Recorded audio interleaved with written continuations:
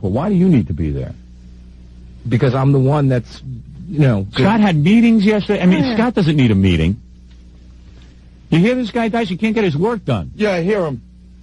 I hear that I'm waiting out there. You hear me? Come on. Sit down and get into it. No, but I'm saying. Oh, big deal. You waited 5 minutes. I'm waiting over there to Donna Comedy. The Donna Comedy, and I'm listening to the guy that's fixing faucets. Yeah. Not that I got anything against him. Hey, Scott. Yeah. Nice fella. If you know we're going on vacation. Well, you moved your vacation back. That's true. That's true, but you should start working. We didn't do it yesterday. Yeah, I mean, we announced this like 3 weeks ago. I know. I've been working on Best Stuff since the last vacation. How many days in 3 weeks do you work? There we go. What's 3 times? What's 3 times 5? Answer me. 3 times 5 is 5. Whoa. How much is 3 times 5? 15. All right, 15 hours. Okay. If you did an hour a day for 15 days, you would have had 15 hours done. That's correct. 15 hours. Good. Very good. So why didn't you do it? Because there's other things that I do besides. Like what? What do you do? What do you do? Yeah, tell Who Dice keeps what you do. in business? Howard. Who makes this station run? Howard. What do you do? Tell me what I don't your want to day hear is this. like. No What do more. you do? I just want it done. All right, very good, Scott. And I don't even know what you're talking about. You want to hear the Woody Allen movie, Dice? Let me I play heard it on the way in. If you want to play it again. All right, Woody Allen. I did hear it. All right. You heard what happened with Woody Allen? Yeah, I heard what happened. What do you think of that? He popped the Woody. Bop. No, really. What do you think of what happened with Woody Allen? Be honest. Hey, look. Don't you think that's sick?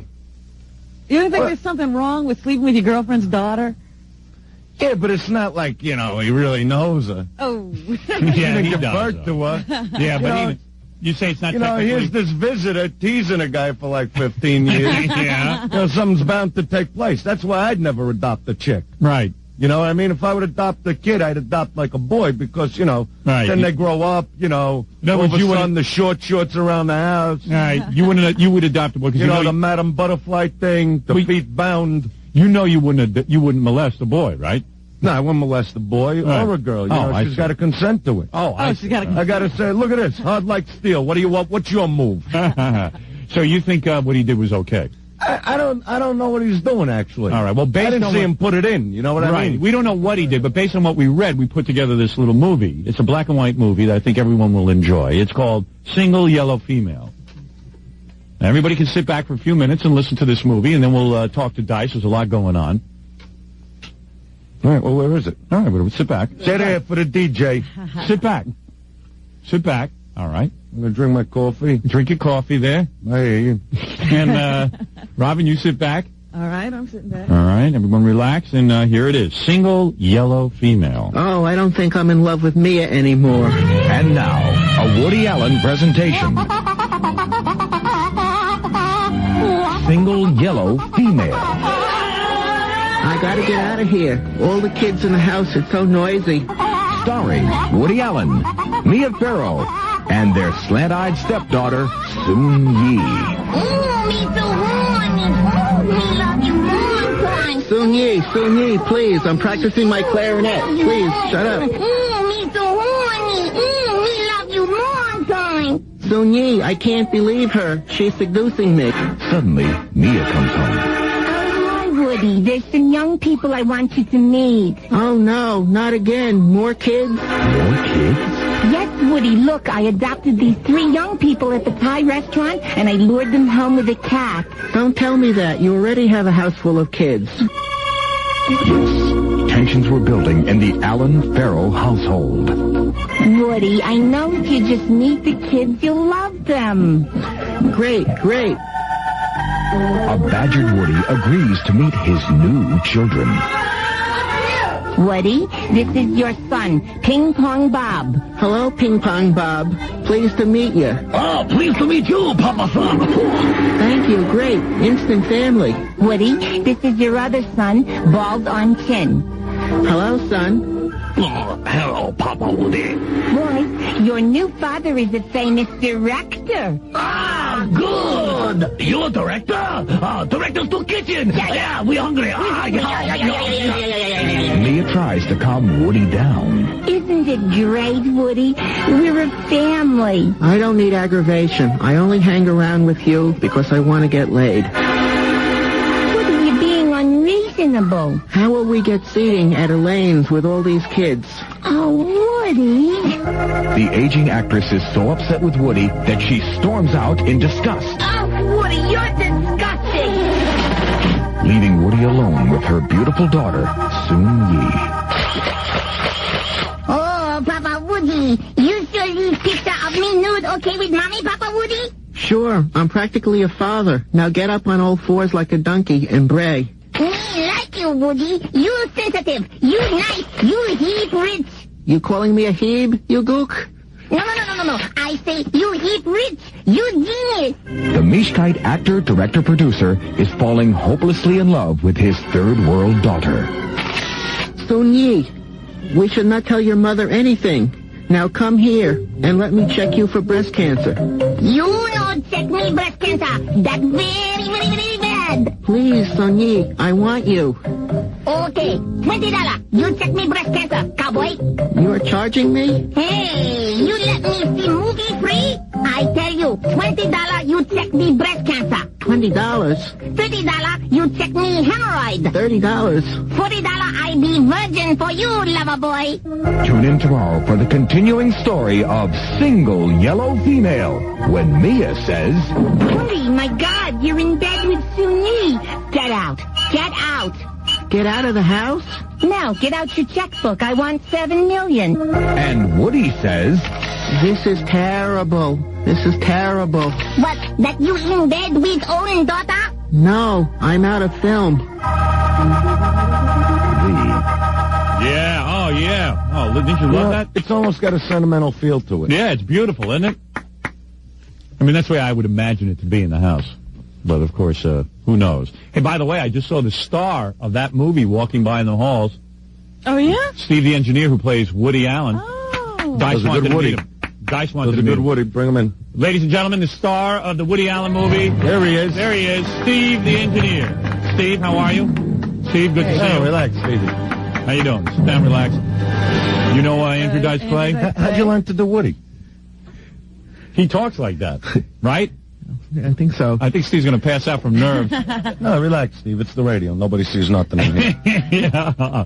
But Steve was in there with us, and this was his first acting. You never acted before. No, not before. Excellent. He's never been Excellent. in any. He's never been in any of the bits or anything. But I asked Steve, and he was gracious enough not to bust my balls and say, "Oh, I don't want to do it" or anything. That Steve You said. said right away yes? Steve said, "If I can help you, I'll help you." Thank you, Steve. Thank you. You want to do a little bit of your Woody for us? Do the Woody. Do the Woody thing. I'll give him his best line. Steve's a company man. I'll tell you that. I'll be the girl. I'll be the Chinese girl. All right, you're the Chinese girl. And you'll be Woody. All right, and I'll give you your best line. What was the good line from it? Don't call me a heeb, you gook. Okay, hold on a second. All right. All right, you guys, you say you I heeb can't rich. ad-lib. You can ad-lib. Go ahead. Yeah, I'm good at that. Okay, go ahead. Yeah, you start it, Woody. Don't call me a heeb, you gook. All right. Don't call me a heeb, you gook. See, I'm authentic. Yeah, that's very good. That's real Chinese. Anyway, Steve the engineer, everyone. Works hard around here. Doesn't get a lot of credit.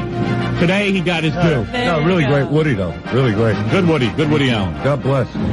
But Steve naturally has the tone. I don't know if I could put Steve in any other bits except for the Woody Allen bits. Yeah, I don't know if Woody's going to make it into all your bits, but... No, he's got to work on things. Maybe he could do other impressions. Yeah, but you're not interested in a life of show business. Am I correct, Steve?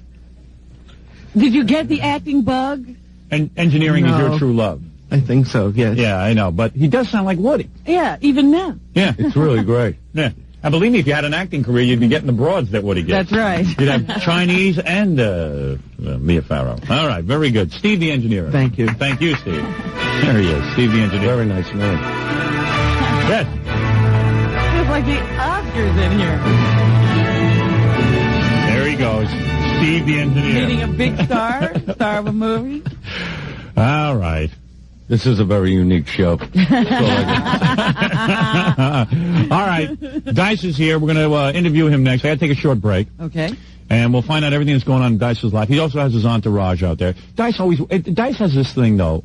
Like, I went to see him at Westbury. Backstage, you got a guy with a video camera. Mm-hmm. He always has a video camera on it. Yeah, I videotape everything. He's So like just, I John believe in Lennon, it. you know, he's just doing his whole life. Yeah, it's like, you know, this way you watch the tapes. It's fun. It's funny. So Dice said, can I bring the guy in with the videotape into here? I said to Gary, tell Dice no. It inhibits us. I don't want to end up on.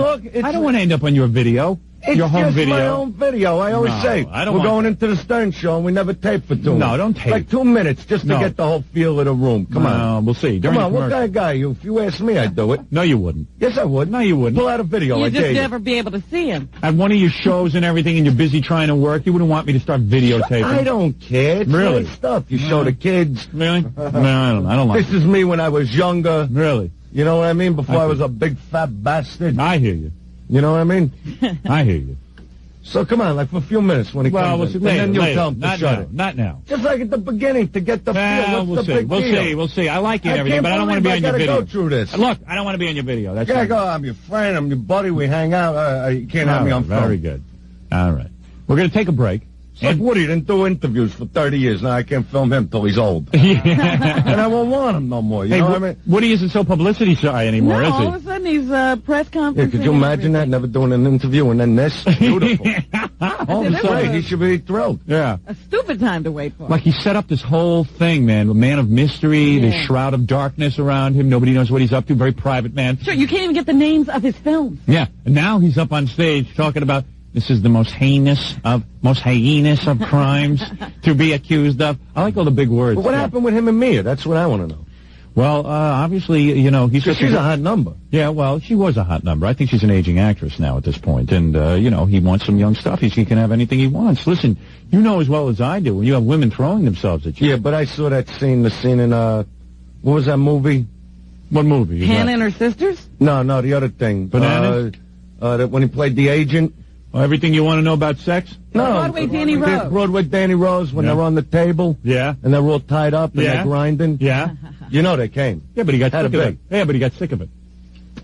Guys get I sick of don't it. I bet you Richard Gere, I'll bet you Richard Gere Good slice, you never get tired. probably does Cindy Crawford twice a week. Looks And like that's they're it. having a good time. If I it's don't good, know. it's good. You know what I mean?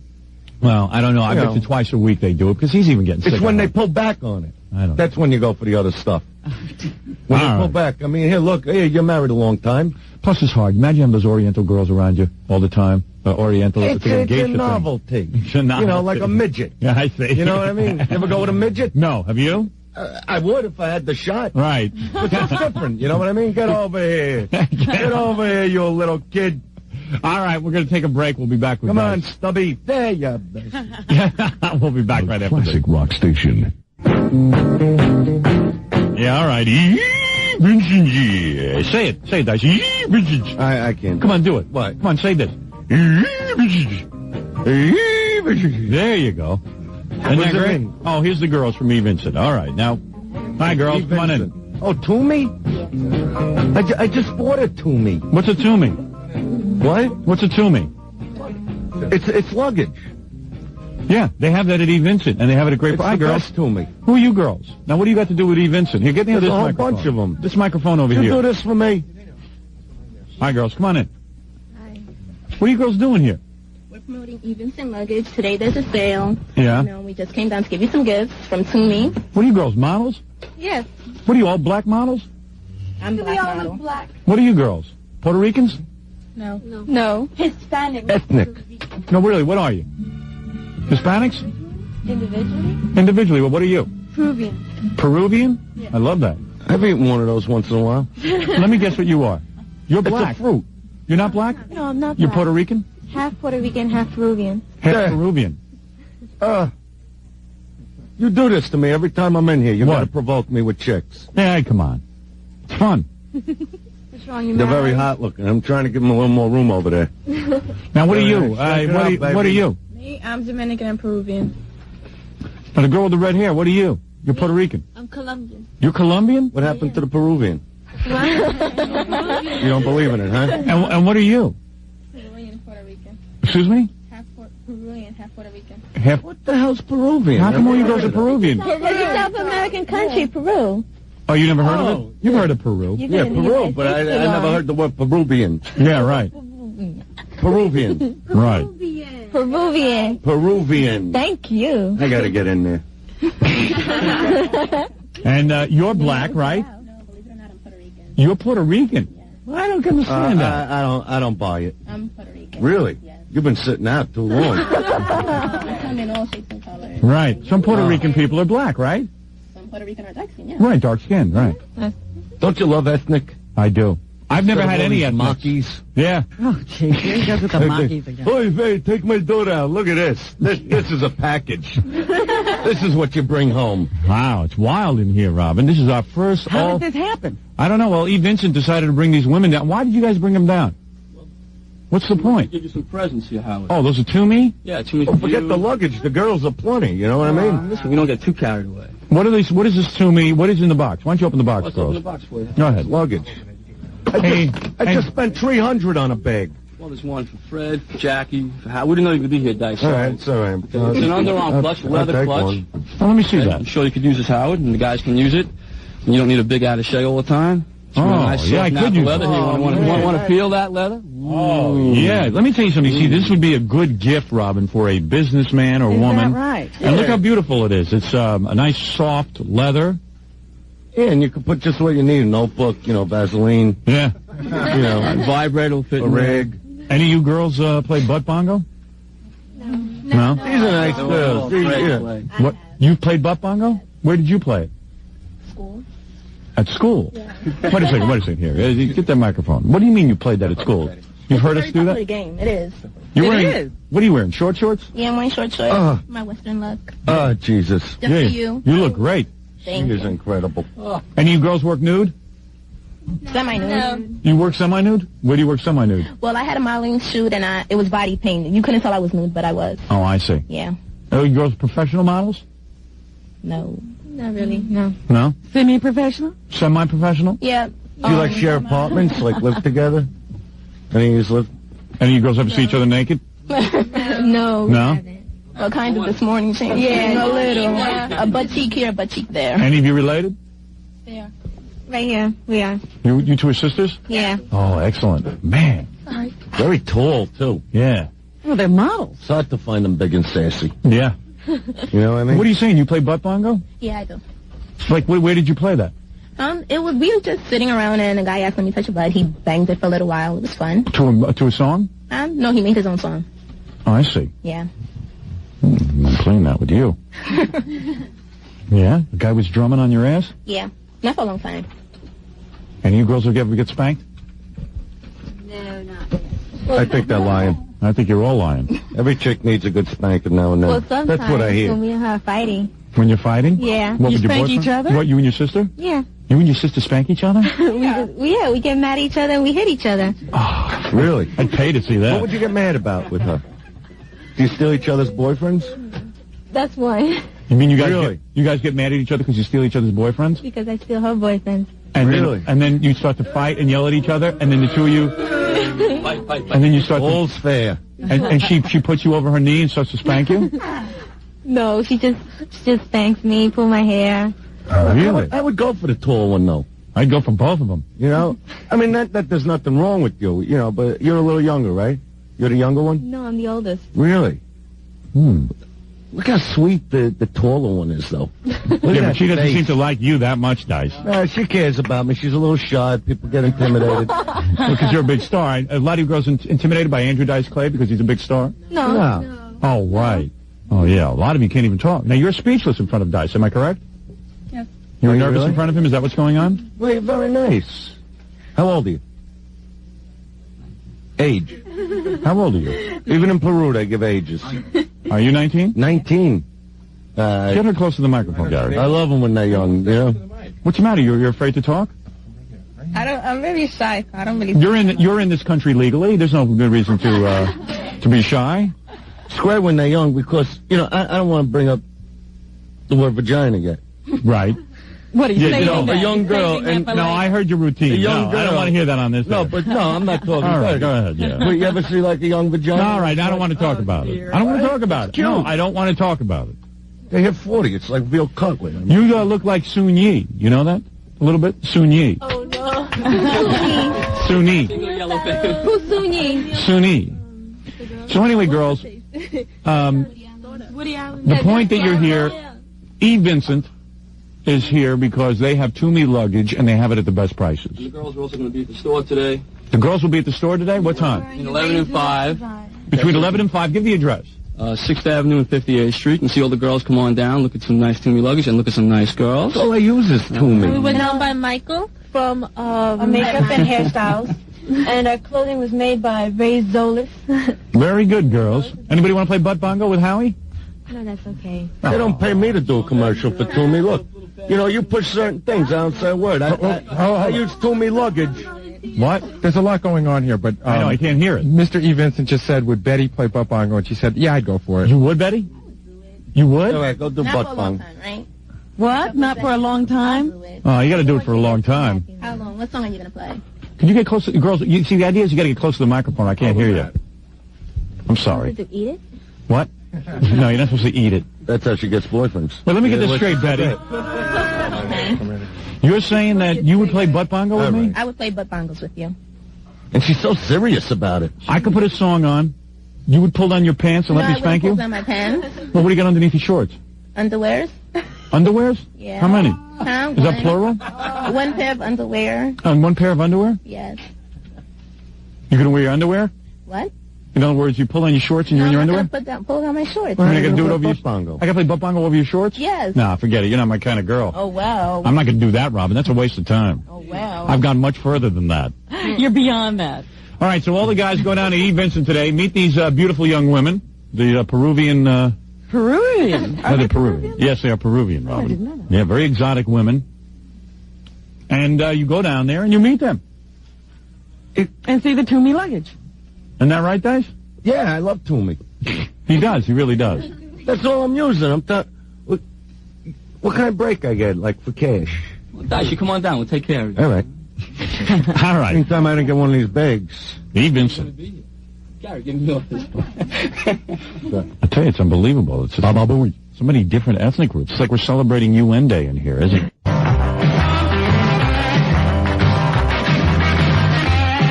Weekend rendezvous. Attention, all Jews. I'm sorry, what is this? Play for pleasure. Play for pleasure? All right. Listen, play for pleasure. Dice, you know what that is?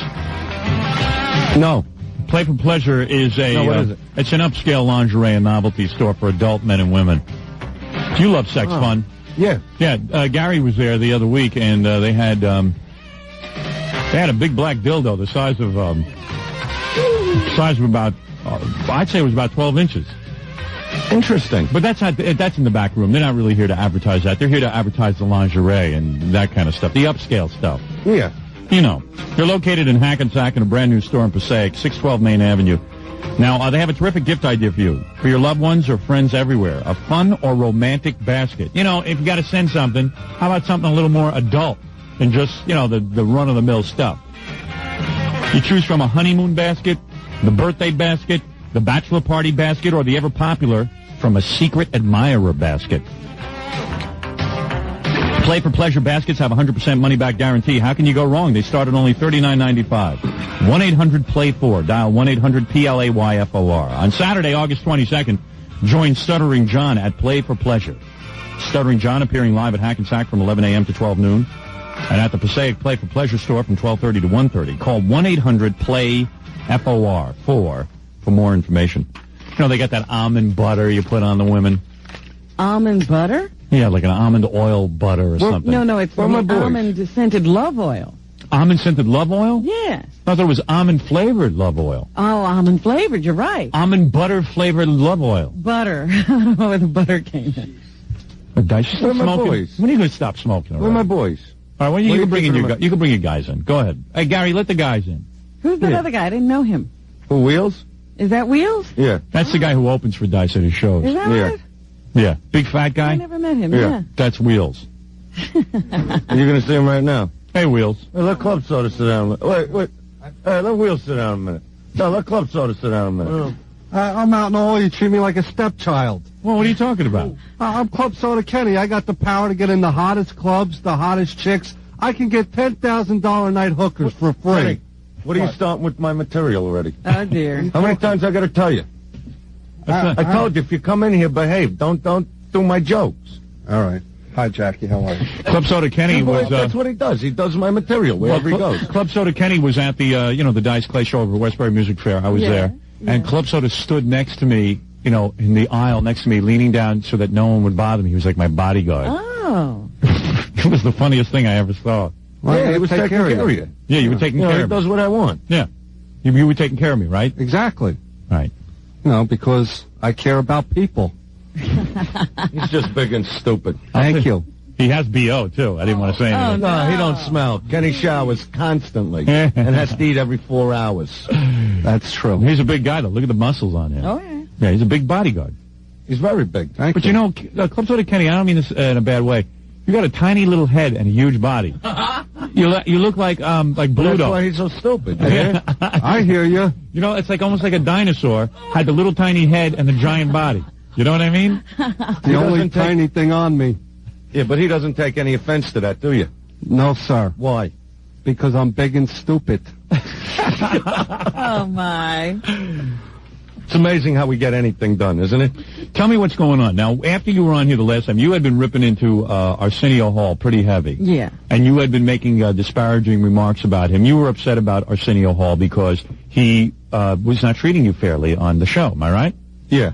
So what happened? Was there any fallout from that? No. Say that. No, my tongue cuts like a razor. Right. You know what I mean? I had to bleep him off. You know, I let them all come. And then I hit back. Right. You know, I'm a funny guy like that. Right. So Arsenio, there was no fallout. Now He just stopped talking about you. Right. Now, you're not allowed on the Arsenio Hall show, I guess. No. You're not allowed on the Tonight Show. Jay Leno doesn't put you on. Well, you know, I guess he took offense to the giant head jokes. Right. Because he's another guy. He's the opposite. Well, I didn't like the way Soda. he treated you. I mean, I called you. I told you. Well, I didn't mind, but I did agree with you that the intro... I mean, you fly out. Right. You know. I hear you. I mean, and he knows it's ratings. Right. You know, and then you come on and he gives you like this crappy intro. Yeah, it was a bad intro, Rob. You know, I and agree then he with that. just sits there like a big, dumb pumpkin head. Right. And you're going, oh, thank God you got a thing to say. You know, that you got like an act happening, and you're wailing, and he's just sitting there because he don't want to make like he, what's the word, condone? Condones Like he condones what you do, you know. Right. In the meantime, he's thrilled because it was the biggest show he had since that dumb, boring show started. Right. Well, thank you. That's what I think. Now, I'm not kissing ass here. I'm just telling you the way it is. I'll tell you straight out. You like the appearance. Because I'm an upfront guy. No, you like my appearance on the Tonight Show. Yeah, I know it was that. good. It was strong. It was a good, strong appearance. It was like you were on without a host. Right. You know, my own show. I took over. You know, because if he does laugh, Leno, his shoulder pads will fall out of his shirt. Yeah, but you got to admit that... You ever see that body? Pumpkin head, stick body. But you got to admit, it takes I got nothing against that if that's the way the man was built. Yeah, but it takes a good host who can sit back and let a guy take over, don't you think? I never even asked your question. But don't you think that's okay? I mean, what kind of an intro is the always annoying Howard Stern? That I didn't like. What about saying the world's biggest DJ's got a movie coming out, ladies and gentlemen, Howard Stern? That's an intro. Yeah, right. Not always annoying. Right. I wanted to bang his head through his shoes. What is it? Club Soda. You know what? I want to change your name. Not Club Soda Kenny. You're now Brontosaurus Kenny. No, it's Club Soda Kenny. No, Brontosaurus Kenny. I give the nicknames. No, this is my crew.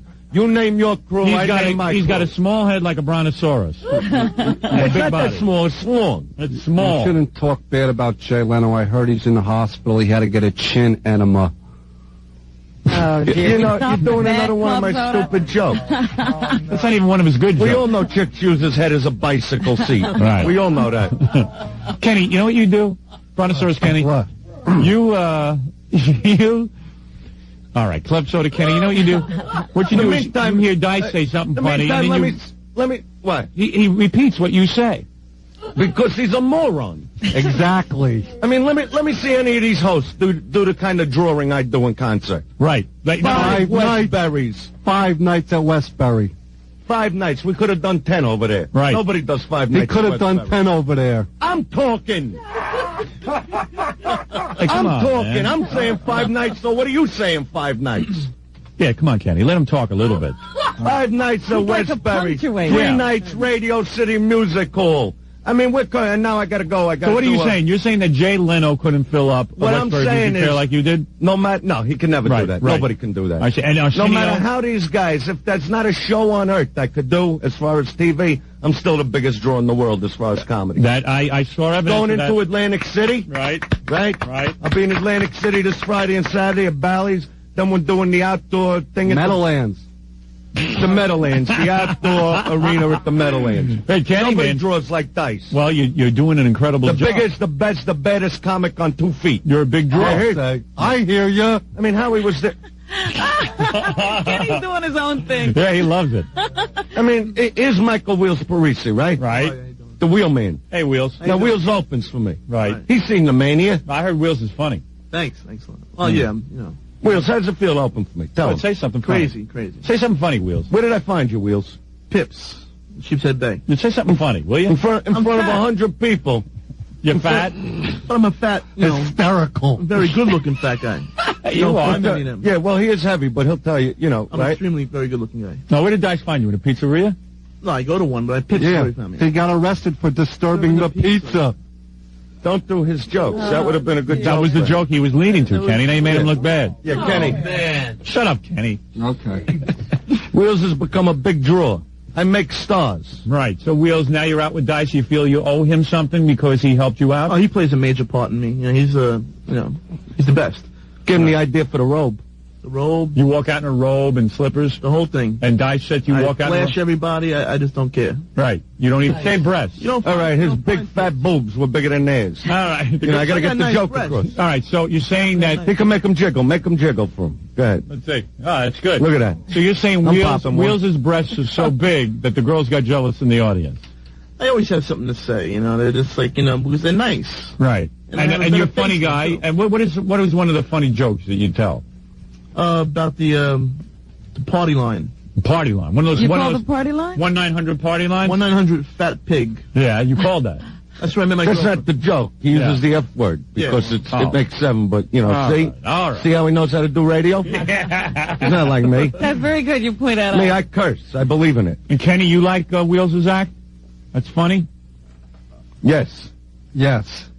Oh, what is it? No, he is. No, number one, Kenny, you were going to, say something derogatory. Here's a man building a career. What were you going to say? You're just a big, dumb, stupid cluck, and the man's building a career. What were you going to say? Let Kenny speak.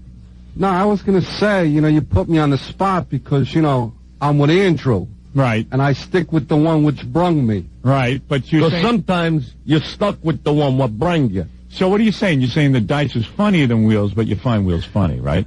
Well, Angelo's the undisputed comedy king. Angelo. He calls me Angelo. Oh, okay, Angelo. You can't keep up with the names around. No, they constantly change. These guys are like lovers. That's making up love names for each other. But no, you're a Angelo. Angelo. So anyway, Dice. Angelo you can't Dice go on. Clay. You can't go on Jay Leno. You can't go on Arsenio. Don't need him. Don't want him. Don't have no interest. Well, I'll tell you something. I am going to be I got to talk to the company here, but I'm going to try and do the MTV Awards. They've asked me to do it, and that's something I'd like you to should do it. Mm-hmm. I'm going to do that. That fits you. I'm going to come out as Fart Man, though. I'm not going to appear as myself because I've put a ban on me appearing. Well, when you came to the show, then I do a preview of Fart Man. Right off the top of my head. Go ahead, do a little of that. All right. A preview of Fart Man. Hey, you, stop, or I'll fart. There it is. You know what I mean? All right, we'll come back. Dice, we have news to do. We're going to discuss some of the current events that are going on. We're going to find out some more. Well, you must be watching the Republican convention, Dice. Yeah. Constantly. Your views. You see the whores walking around there? There's a lot of hookers at the... You've been taking out the broads? Yeah. Hey, look, I don't care about world affairs. I don't care who's president, as long as I'm getting in there. You know what I mean? I got you. So one thing I miss about the road. On whether the Dems or the Republicans have the better-looking women. Is that what you're saying? That's all I care about. Now, come on, be serious. You're going to vote, right? Yeah. Yeah. Who are you going to vote for? Whoever you go with. I'm going for Clinton this time. Really? You like him? Yeah, I'll tell you. No, I don't like him. He wears a nice suit. I don't like Bush. That's You know Stuart Bannon? Yeah. You do? Who is that? He's the real estate guy in L.A., Yeah. Stuart Bannon. Yeah, I know him, yeah. Stop now. Talk about something normal. Come on. All right, we're going to take a break and we'll be back. He's a right guy after. that should be, Stuart Bannon should be president. All right. Best real estate guy in L.A. And I'm not talking about houses and stuff. Right. I'm talking about a real estate magnate. So you'd like to see Stuart Bannon. Yeah. Be the president of the His United wife, States. Myrna, the house, the car. You got And you would like to see Myrna as the first lady. Yes. Myrna Bannon. first I mean, this lady, guy Myrna? straightened me out. All right. You know, He got your life together. when I was like suicidal and stuff. Right. When was that? When were you suicidal? Well, you know what I go through when I get drunk and stuff. I got to tell you what happened with Norm Crosby. Yeah. All right, let's save that story. We got to take a break. Oh, right, we'll Jesus, be back. what I went through with him. We'll be back right after this. Hi, this is... Yeah.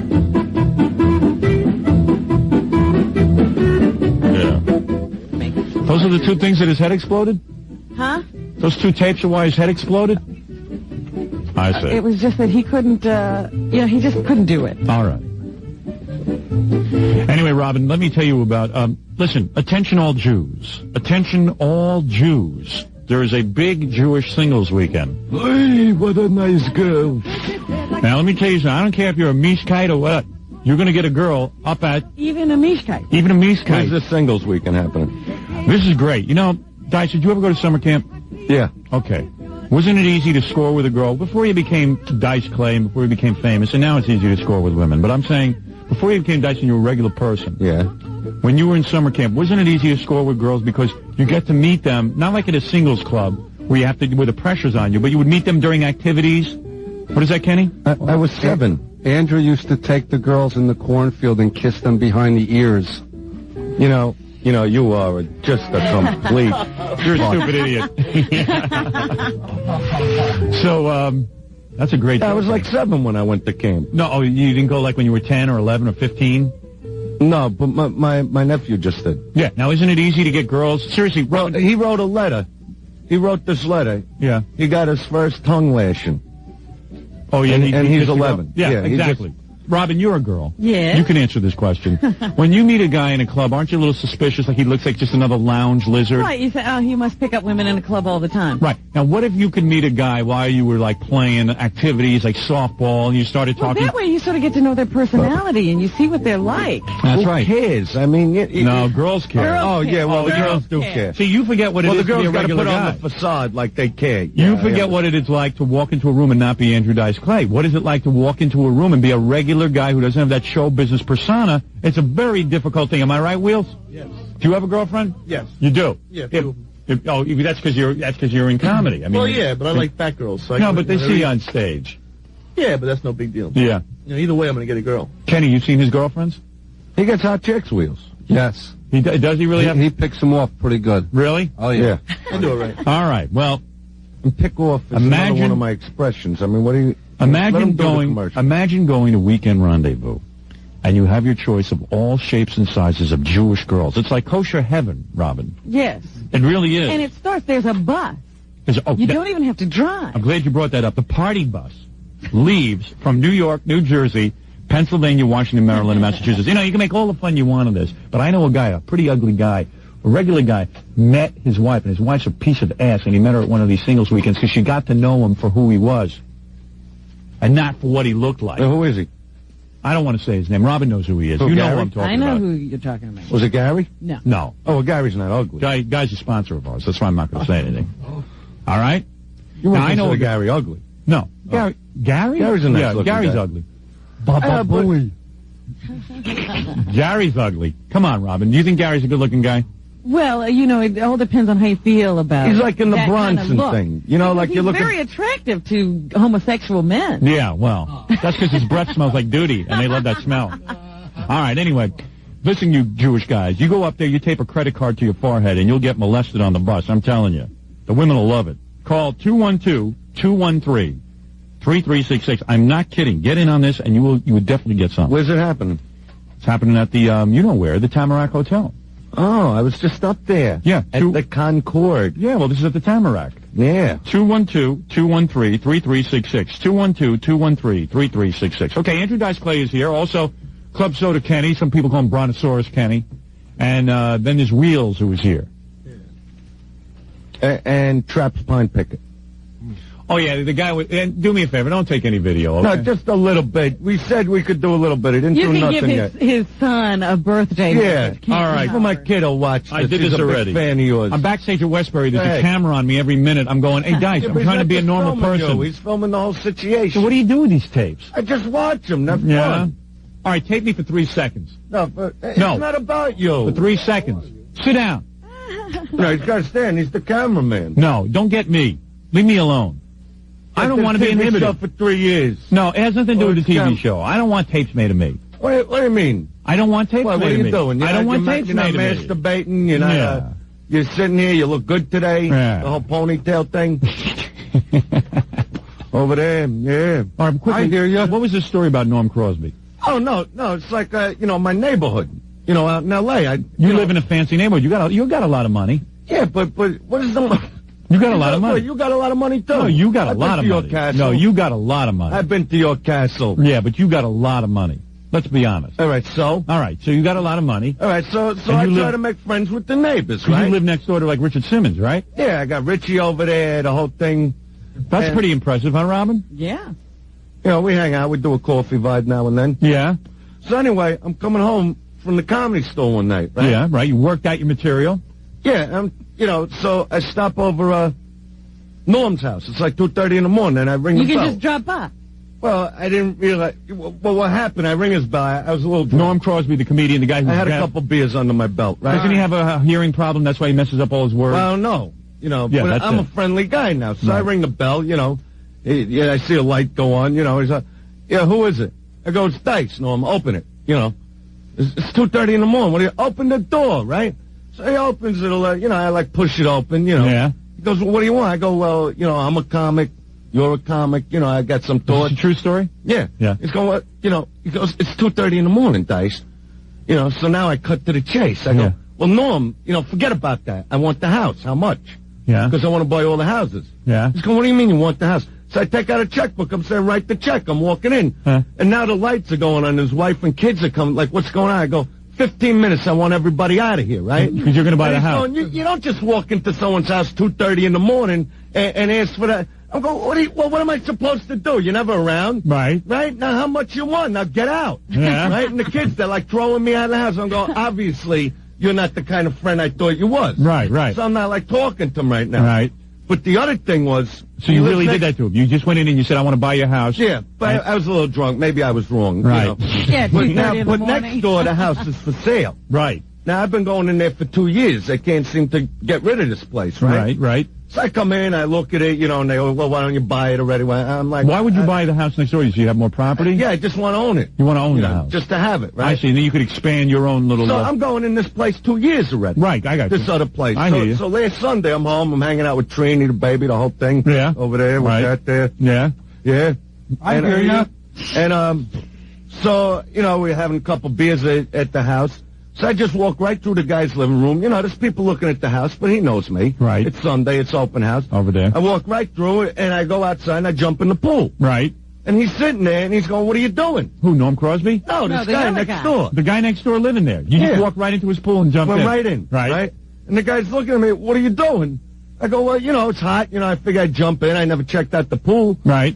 He's going, you don't just come in some... I go, well, why not? What do you care? I know what the house looks like. Did you really do that? Yeah. He goes, I got people looking at the house. You don't just jump into someone's pool like that. It was an open house, wasn't And it? I'm going, all of a sudden, now I can't come over. I go, well, obviously, I'm a nice guy. Right. I want to be a friend. You don't want me in your pool. Let's not talk no more. Right. It's like you can't be nice with nobody. That's why I hate about L.A. He swore to me during the commercials that these two stories are true. Are true. That he didn't. But I mean, like, if he you says he know me- harasses his neighbors. Like, if you knew me, wouldn't Right. you just come over, like, if you were high and say, Dice, I'm going to... What do I got to make a big entrance? I walked in. I dived into the thing. You're lucky you haven't been shot.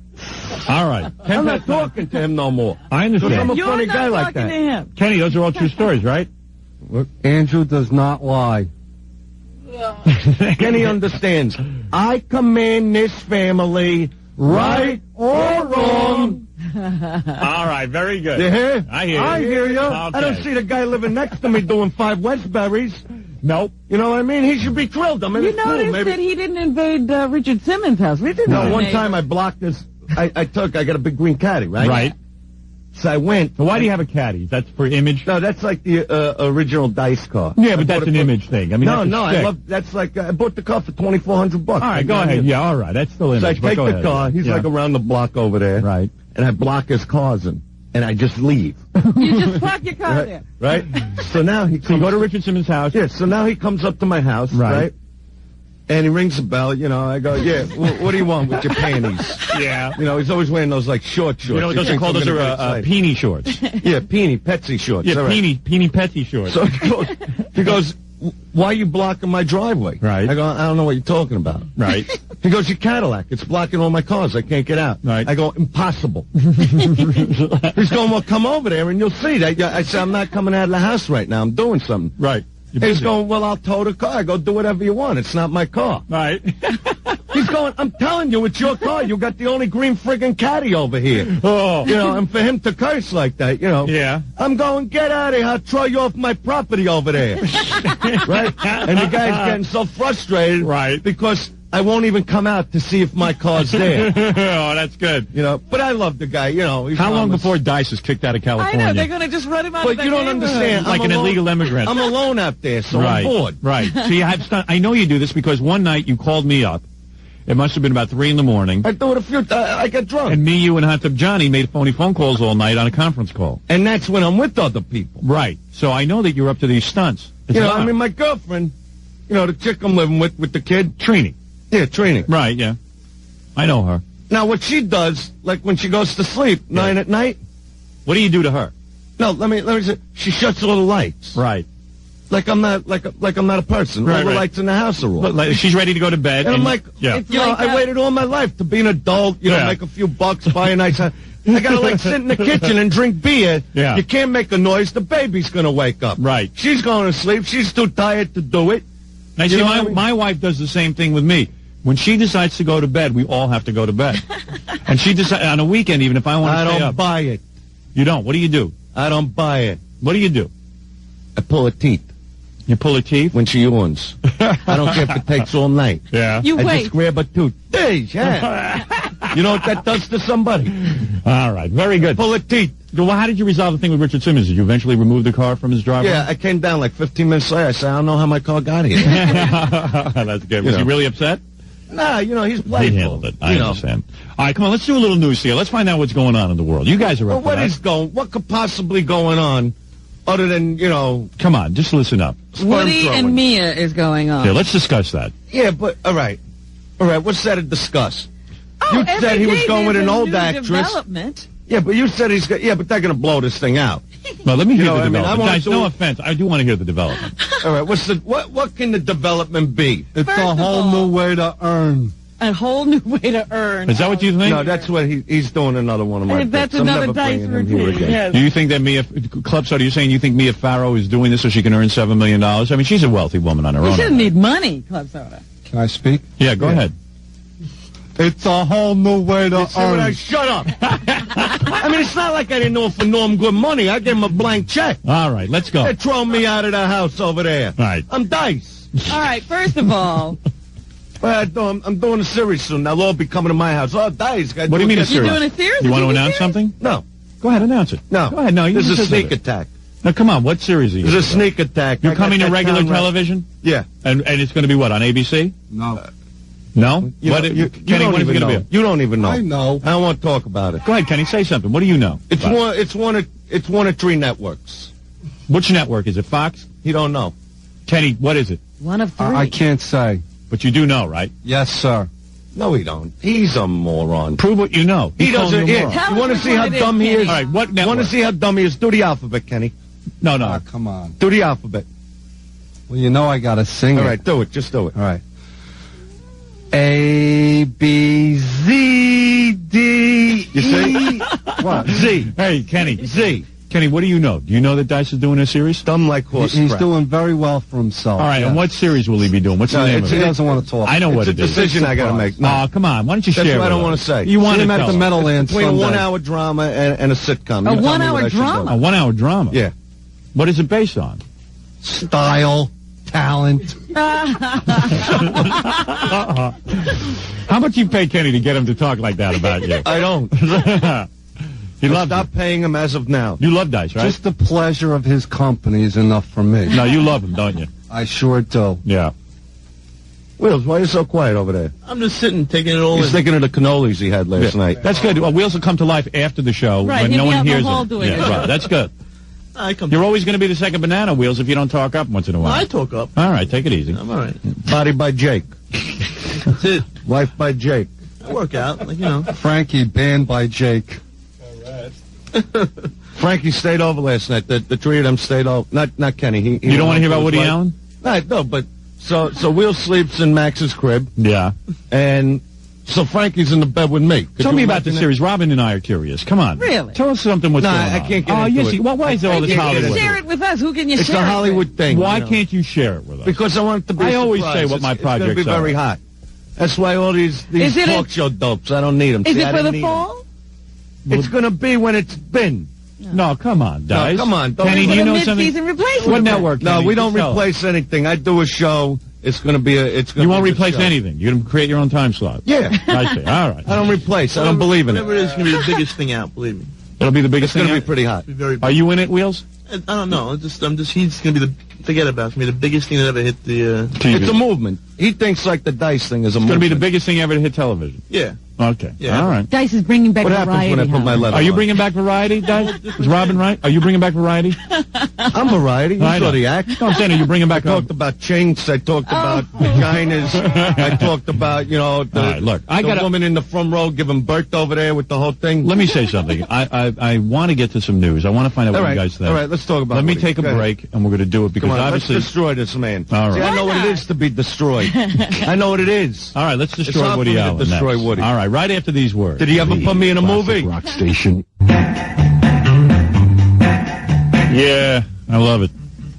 I really do. I really love it, Robin.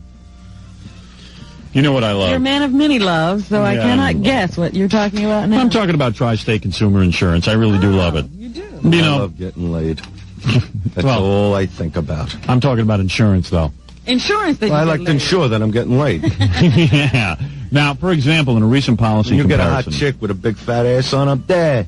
For example, in a recent policy comparison No, for we don't Queens, want it over sun. State Farm's This is a very insurance. serious topic. This is insurance. I don't know that okay. they All appreciate this. State Farm insurance premium was over $2,300, and Tri-State came in with the same premium, $1,176. What's your premium, Kenny? What does that mean exactly? No, in your insurance. You have insurance? You have car insurance? No, sir. The Andrews Company Corporation takes care of all that kind of Oh, business. really? Yes. Yeah. I have a company car. Well, why don't you get some Tri-State consumer insurance? Listen to this. $1,200 a year they save you. Town Car Jack just called. You know Town Car Jack?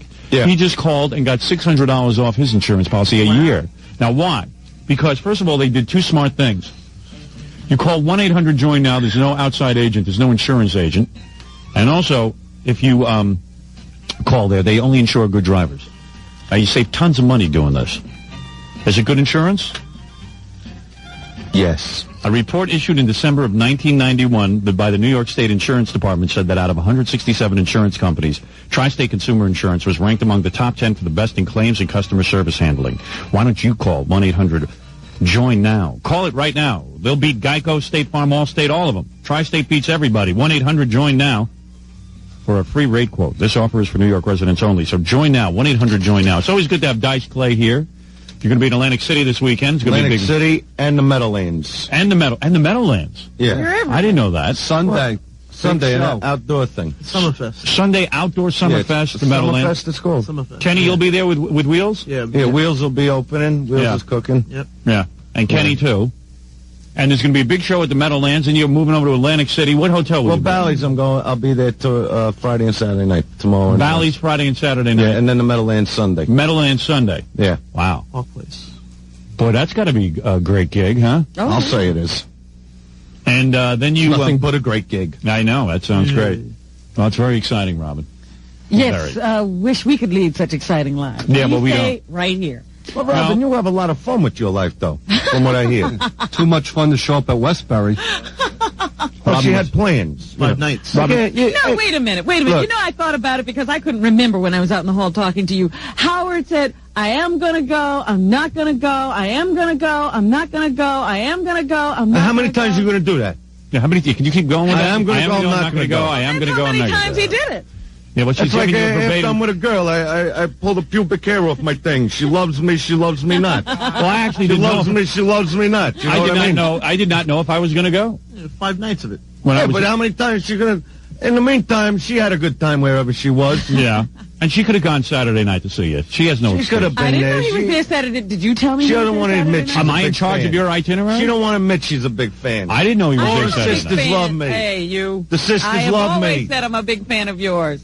Well, let's do some news. Yeah, you're not a big fan of my news. Right. I like your news, but that's like, how many times am I here? You know what I mean? We should blow off the news for you. When I call you drunk, you blow me off on the phone. I know when to talk to. I know when you've had enough. Sleeping. It's enough. You were drunk. All right, let's go to the news. Let me just update you. First of all, right. Mia Farrow does not know where her 19 to 21-year-old daughter is. Nobody knows her look under age Woody. either. That's a good idea. Yeah, so nobody's got to look there. She sent one of her other daughters, Lark. Lark? Yeah. What's she naming those kids? You don't name Oriental kids Lark and Daisy. Soon Yi's the only one who's got the normal name. Right, yeah. Dark. I guess you already had one. Lark and Daisy. Yeah. You know what it is? Soon Yi was 6 when she was adopted. Yes. Mia got the other ones when they were babies. Right, so she got to name them. You don't look at a Viet Cong and say Daisy. Because I saw her on the news. They say, here's Daisy, and it was a really... And see what she looked like. Anything? Yeah. Who? Soon Yi? Yeah. Soon Yi's not even good looking. That's what I can't figure it out. I mean, she's okay. Well, see, Woody couldn't even get one of the good-looking daughters. I'd still take Mia over them. What's his problem that he can't get one of the good-looking? Lark laughs at this. She says, first of all, Soon Yi never had another boyfriend. Wow. So this was easy picking. You're not kidding. So you're saying for 13 years of their lives, Woody was daddy around the house. And she called him daddy? Sure. I mean, that was a father figure to them. I don't know whether they called him daddy, but she says he was a father figure around the house for 13 years of her life. And she says that Woody and Mia were still together when she found out that he was sleeping with Soon Yi. Right. And then he told her, look, honey, we're going to make a movie together. You either shut up your mouth about this or all bets are off. And she said, well, I can't do that. And he said, well, I guess I'm going to have to do what's good for me. I see. So he filed for custody. Mind you, that he also started this affair with Mia's adopted daughter about 2 weeks before the adoption was finalized. Wow. Between he, Mia, and those other 2 kids that he adopted with her. I'll tell you something. Come on, that's a little weird. So there was a relationship between Woody and Mia ongoing while he started sleeping with her daughter, is what I'm trying to establish here. You can't tell me that's not wrong. Much fun. Come on. Wish I was doing that. I'll tell you something. I don't call her Soon Yi anymore. What do you call her? I call her You Lick Dink. Oh, jeez. You see, if I say something like that, you beat me. What, we cut you right off. You Lick Dink? No, but you know what it's saying. No, it's not. It's saying You Lick Dink. Yeah, but what does it mean? You Lick Dink means nothing. It sounds... what are you, the FCC now? No, but if I would say something like that... What, You Lick Dink? Say You Lick Dink. No, don't say what you're going to say. I eat ass. Don't say that. You know what I mean? No, I won't call her... From now on, we call her... I eat ass. We call her Lick Some Jew. Okay. All right? All right. Lick Some Jew. So anyway, Lick Some Jew has been found by the Post, even though Mia can't find her. Right. She's not at the school they thought she was attending. She's at another school. She was taken away from a camp by a big black limo a few weeks ago once Mia had this big confab at the house to try to tell her she had to leave Woody alone. Right. Apparently she chose Woody. Wheels, you ever have an Oriental? Yes. Oh, you have? How was that? I like it. It was nice. Yeah? Yeah, but then you hang out with them. It's not patches like a horse's tail. You mean a girl? Yeah. Oh, no. I thought, every Sunday I go out. Oh, Chinese food. Well, you gotta, clarify it. I don't know what you're talking about. I'm always thinking about food. Clarify. I've had an Oriental once. Okay. Yeah, in a limo. You get in there? Yeah. I always get in there. What do you mean you always get in there? I always get in there. Every time. Like what? Like what do you do? You give him that look? Go down there. All right, come on, guys. All right, guys. You do that I don't in know a why nice you get into these conversations. All right, go ahead, Robin. I'm sorry. Anyway, she's at another school, and apparently the people at the Post got her on the phone and tried to talk to her. She seems really undisturbed about all the shenanigans that are going on here in New York. You're saying that the New York Post called Lick Some Jew? Yes. And got her on the phone? Right. Well, why can't I do that? And she started giggling every time they asked her anything, and she didn't seem concerned. That's the kind of girl you want to be with. That's like fun. Yeah, giggling. Now, the Farrow camp has also said that she has a learning disability. Oh. And her sister says that she's very naive. That's even better. However, Woody's camp says, hey, how stupid could she be? She's in college. How many kids does Mia Farrow have? She's got 10 or 11. Don't you think that's a weird thing when a woman adopts 10 or 11 kids or has some of her own, adopts? I mean, don't you think that's a little weird, like she has to fill up some emptiness in her life? Well, seriously, come on. I wouldn't do it, No. You like like with Trini, if it ain't popping out of her, you don't want it. Yeah, what am I going to do with it? Right, I understand. I might as well bring homeless people into my house. Well, that's what they are. Homeless people. No, but I mean, like, grown up ones. Right. Why waste time? Throw them in the shower. Oh, stinky friggin' bums. Oh, no. I hate street garbage. I'll work for food. Yeah, here's an apple. Build me a pool. Those idiots. That's why they're homeless. Right. Meanwhile, the videotape that was leaked... You like that show, Comic Relief? It was all right. Yeah. I didn't like it that much. I didn't think it was that good, be honest. The homeless don't even know it's on. Right. Well, they're not watching. That's not their favorite show. Yeah, how do you get HBO living in a refrigerator box? Those friggin' bums, they want to stand in front of the schoolyard jerking off in front of 10-year-old girls. What kind of crap is that? Hey, you and Whoopi should have a good time on her talk show. Are you going to do Whoopi's talk show? Yeah, I'm going to do her talk show. Yeah, that'll be good. At least once. Yeah. I suggest you bring this up. You ought to talk to her about the bum. I want to see all the money they're giving. Yeah. What are they asking everybody else for money for? Right. Robin gets like $10 million a movie. Give a buck. Right. Why do we have to pay for it? The guy only wants some Wonder Bread or something. I hate the bums. Right on. And you feel embarrassed when you walk by him. When they got the cups and the jiggle, you feel like, oh, don't look, because then he's got you. Like you owe him something. Right. What'd he do for me? In Beverly Hills, you got bums with Armani suits. You got some change? Yeah, shove it up your ass, you bastard. All right. I don't go for that. I don't go for the phony crap. What? Yes. That the I don't go for that. videotape of Mia interviewing her 7-year-old daughter about what might have happened between her and Woody. Tell her to go jerk him off. I'm sick of this Woody thing. Over some Woody. Did he ever do anything for me that I should talk to? Do you ever call up a Dice to one of my movies? Never. No, it's always the Yenta crap. Yeah, but wait a second. Robin brings up a good point. There is a tape. Excuse me. He's banging the tree of them. He's banging everybody. Excuse me. There is a tape of this. But can I say something? It's always the guy that looks like he ain't doing it that's doing it. Yeah? Right. Me, so I'm you the think type that you think, oh, he's a pig, he's disgusting, he's always jerking off all over. All right, come on, don't use those words. Woody Allen Don't use that word. Mr. Nice Guy, all right. And he's banging anything. I'm going to lower his microphone. He's getting all upset. He's out all right. He's not listening. You're not being part of the news. All right, I'm in there. All right. Now put the mic back on. All right, now you're back in there. Anyway, I'm sorry. In the videotape, the little girl is describing an incident that apparently happened in Mia Farrow's Connecticut home up in the attic. Whoa, now let's hear the incident. Come on. Did I say a word? Well, they don't describe it. They don't go into detail about what the 7-year-old says, but she does look very upset, and she's using her hands to show what supposedly happened to her. Well, I can't put that on the air. Come on. What's the matter with you? Use your head. I got your microphone off now. I had to bleep you. All right. Now, Woody... Put it back on. It was the times.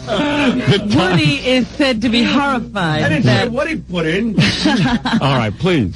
Is horrified that the tape was leaked to the press. He says, who do you think leaked it? The only people who had access to it were Mia Farrow and the authorities. You think the authorities leaked the tape to Channel 5? No. You heard? Hey, that was a funny joke, man. Maybe the funniest you've ever told. But I'm going to tell you something. I can't put that on the air. That's for the clubs. What did I say? You put that on in the club. You do that. You do that tonight. You do that at the Meadowlands. Falls on the chin. All right. That's called double entendre. Anyway, Mia falls on the chin. That's a Chinese name. Falls on the chin. Another one of Mia's friends released the letter that Mia wrote, and she said she was as close to a meltdown from this incident as she'd ever been over anything. Oh, I'm sure. And that he's ripped her family apart, and she realizes that she spent 12 years of her life with a man who did not hold the same value. Well, he really is. Isn't that funny? No, come on. He really is wrong to take up with her stepdaughter. You know that, and I know that. Yeah, I know it's wrong. All right? Now, what if your daughter, right? Let's say you had a daughter. Yeah. Okay? She don't leave the house till she's 30. That's right. Wouldn't want her with Woody Allen taking nude pictures, would you? What would you do to Woody? Woody Allen could support her. Right. Oh, that's all right. No, I'm not into incest. I mean, I joke about it because the melonheads in the Midwest do that crap. You know what? A guy like Woody Allen should know better. Hey, let me tell you something. You know what this Mia Farrow ought to do? You want my advice? What? You buy yourself a kimono, honey, and paint yourself yellow. Because that's the only way Woody's going to look at you at this point. Thank you. Do you hear me? I hear you. Of course. All right. So I hear you. Yeah. I hear you. Yeah. I hear you. Right now, they're looking forward to a court date, and Court TV is trying to get their cameras in. Court TV. Dice is trying to get his camera in there. All right, let's take a break. We'll do more news when we come back. Andrew Dice Clay's here. He's at the Meadowlands this weekend, and Bally's Hotel. That's right. In Atlantic City. To Maxon. To Maxon. Move to Maxon. Make you move to Maxon. That's right. I don't know what kind of car you're driving, but if you're thinking of buying a new car, please call Maxon. They have the guaranteed lowest prices. That's what I like about them. Guaranteed lowest prices. Not all of us can be as wealthy as Andrew Dice Clay with his homes and cars, and he's a big entertainer. I'm just talking about you. I'm always talking about you. You know, you're the one with the you got to start in, too. You're the one with the TV show. Make you move to Maxon. Oh, some TV show. Couldn't get a dime out of those like guys. his. That expansive. If you're interested in a new Honda, Pontiac, Buick, Jeep, Eagle, or GMC truck, why don't you call this number right now, because this is going to be the best deal of your life. 1-800-YES-MAXON. Kenny, you're from this area. You know Maxon, right? Yes, right on Route 22 in Union. I pass by it very often. They have big stock. Right. That's their secret. You just hit it right on the head. You know, Guy says you're stupid. You're not that stupid. You understand that it has big stock. Yeah, but what does that have to do with Gold's Gym? Because the more they have in stock, that means the lower the price. Am I right, Kenny? If you say so. Right. You could drive that beautiful new car right to Gold's Gym and work out. Let me ask you guys something. I love Gold's Gym. No, you guys know so much. Come on, Dice. Stick with the program. What's wrong with Gold's Gym? You like to work out, right? You guys know. And, of course, the Paddock in Brooklyn. All right, you mentioned all your clubs. But I like Gold's. What would you pay, Robin? I'll talk to you. Robin, what would you pay for a 92 Pontiac Le Mans? Le Mans, nice car. $20,000. You're talking about buying it. I'm talking about buying a Le Mans. A brand new Pontiac Le Mans. You say 22, Kenny? 20K. Can I say something to you? 20's good. I owned the Pontiac Le Mans. What did you pay? Me and Johnny both had the same car. All right, what did you pay? I think it was $650. No, come on. What did you pay new? I didn't buy it new. I was 18. It was a 69. Oh, it was an old car. I'm going to tell you the price. But it drove beautiful. I'm drove beautiful. Johnny bought the same one. I'm going to give you the price right now. 20. I say 20. I swear it says on this paper. Now this could be a typo. $5,588. No. That's what you it says. Get a Le Mans for that. What? That's ridiculous. If you buy a used one. No, this is a 92. Well, that's probably the down payment on the thing. No, it says a 92 Pontiac Le Mans. It's a typo. You know it's a typo. Yeah, that can't be right. I got to call them. If you could buy a Le Mans for $5,000, I'll take 50 of them. All right, hold on.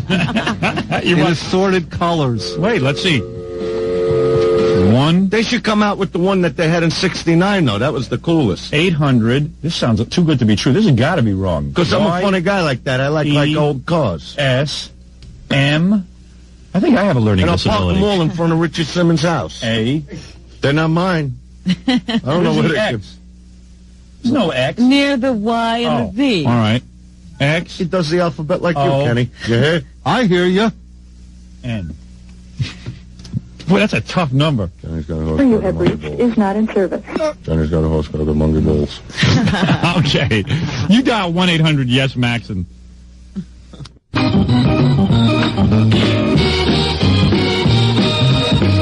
You don't want to get in there now, right?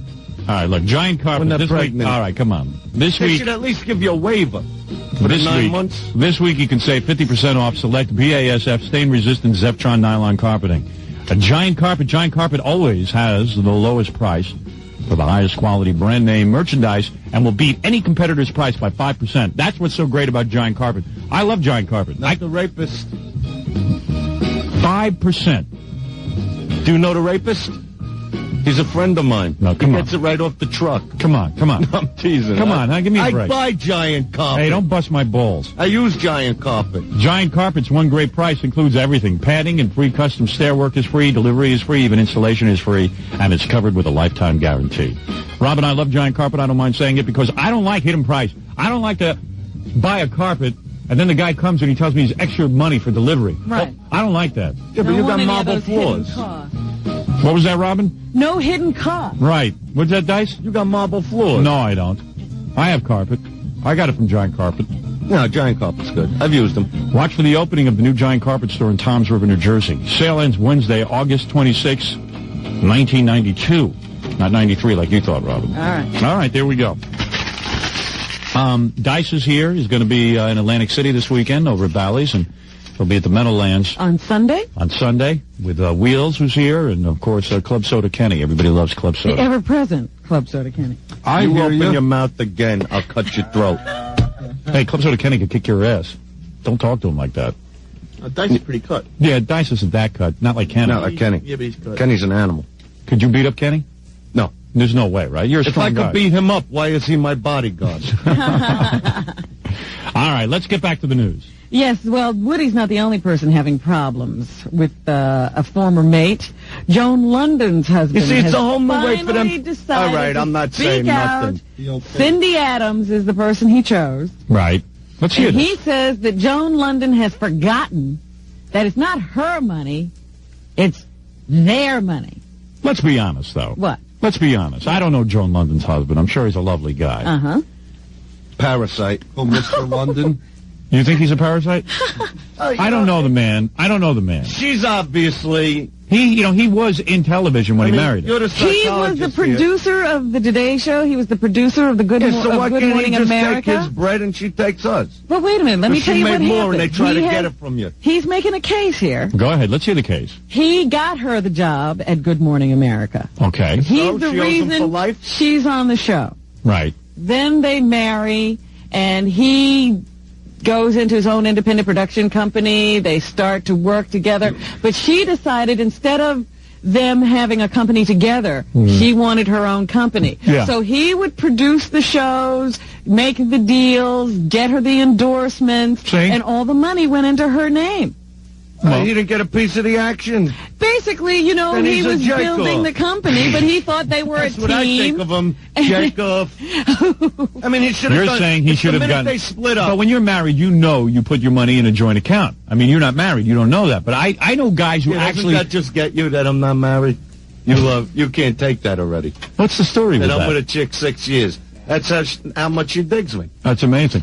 I didn't have to marry her. She had your baby, and you didn't have to marry her. That's right. And she never questioned for a moment whether she should go through No, with the but baby. we're getting married soon. You are getting married. Yeah. You're going to marry her. Yeah, pretty soon. Yeah. Yeah. You fool around, though. Never. What? These guys are on the road with me. Really? Yeah. He fools around with those guys. What's wrong with Kenny?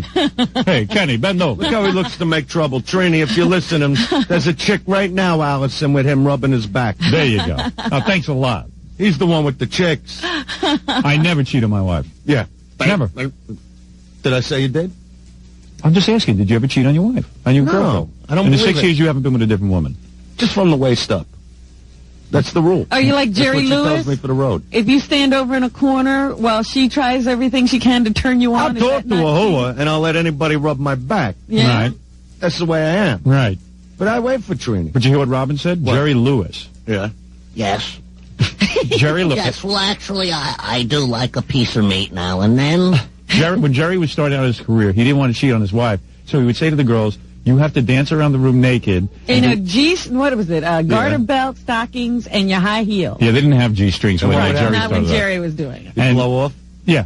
Right.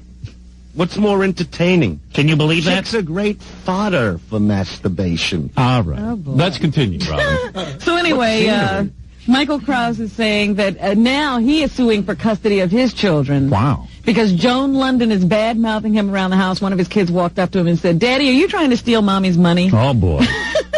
They all do that. The minute there's money involved. You get divorced, they go after you. Parasites, leeches. Well, I don't know if it's Somebody just true else. in this case. And she's denying him Well, access let me to the ask you children. something.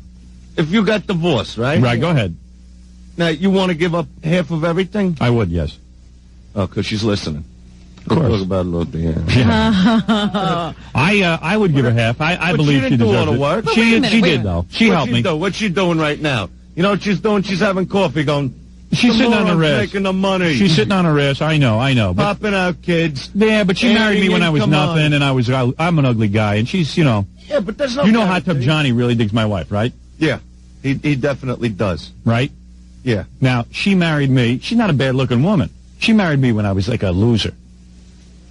So you got to give her some credit. So you throw a few dollars. I don't know. I like you don't want your children to be taken care of, Dice? Yeah, sure. But what does that have to do with the girl? She's got to live with them. They got to work. They could work. Let her get her own show. Let her go Allison show. Let her do Westbound.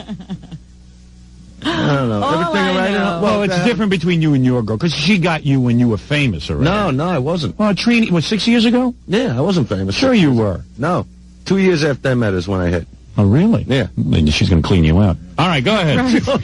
All right, she already has. Doesn't even matter that you're not married. Right. But anyway, so Krause says she was trying to deny him access to the children. She told him she was not going to let him see the kids if he continued to get support money from her, because he's got to pay her she's got to pay him $18,000 a month. Well, why shouldn't he be allowed to see his kids? Well, I'm just telling you what Jones said. That's why he's now filing for outright custody of the children. Yeah. And he also says that she made him stand on the lawn and wait for them like a stranger. He wouldn't even be allowed in the house. Well, I can't blame her for that. You know, I hate these self-made women. You see how they get? Yeah. You know? They get like guys. Yeah, but they always go back to the original profession. Which is? The oldest profession for women. What is he talking about? I don't know what he's talking about. I'm not going to get involved. He wants to stick his big dumb foot in his stupid little head. Can you believe Club Soda Kenny is like, he gets a microphone, he's speaking to millions of people, and that's what he has to say. I don't understand. The oldest profession. Like they're all hookers. Right. Oh, thank you. Well, that's how these executive women are. They try to make it to the top, and you know how they make it to the top. Then once they get there, they go back. That's my routine, Kenny. You're doing another one of my routines. I have nothing to talk about in Atlantic City because of you already. And Kenny does all of Dice's material. I guess. He's a moron, I'm telling you. You know, it's like you have no personality of your own, Kenny. You steal Dice's personality. It don't make me a bad guy. Well, that's true. That's true. He's not a bad guy. I think he might be retarded. I'm a retard. He is a retard. You hear you? He's a big, bulky, friggin' retard. I'll say. Well, we can't avoid it, Howard. When we come back from commercial, because this is Freddie putting up the sign, we have to talk about the Republican convention. Penis by Jake. Yeah, who cares if they listen? What happened last night and what's going to happen tonight? Because I didn't see any of it. I want to hear. I'm going to fry this guy in a minute, I'm telling you. All right, you guys take care of that. We'll be back right after these words. Your vote.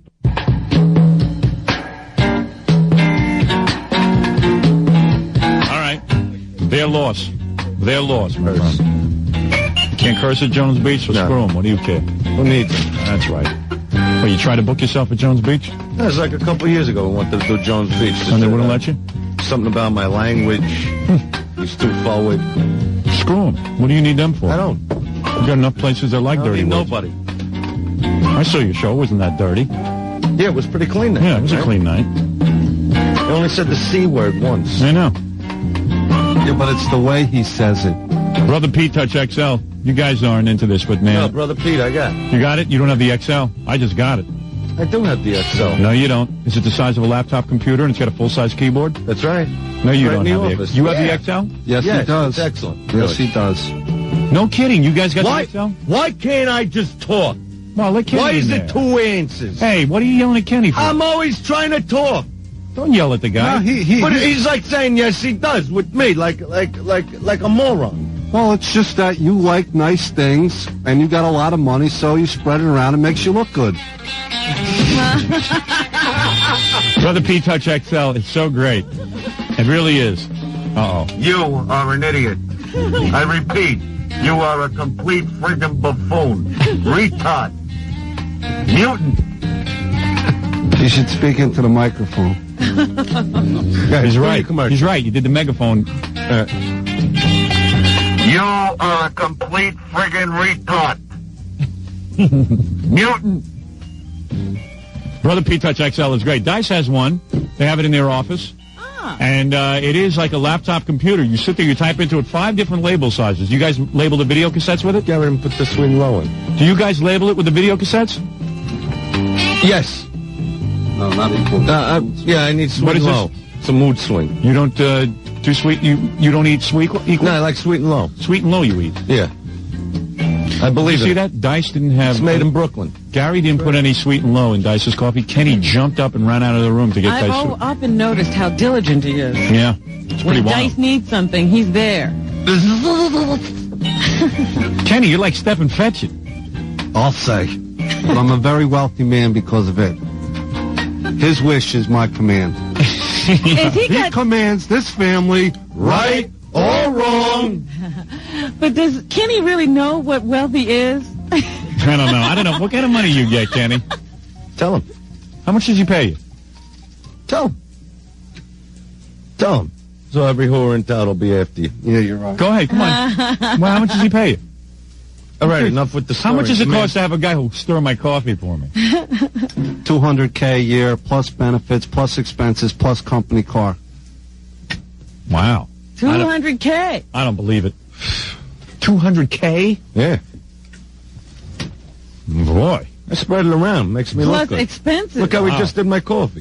Yeah, it's true, boy. I'd stir your coffee, too. You're not kidding. Give me that job. I'll stir it with everything.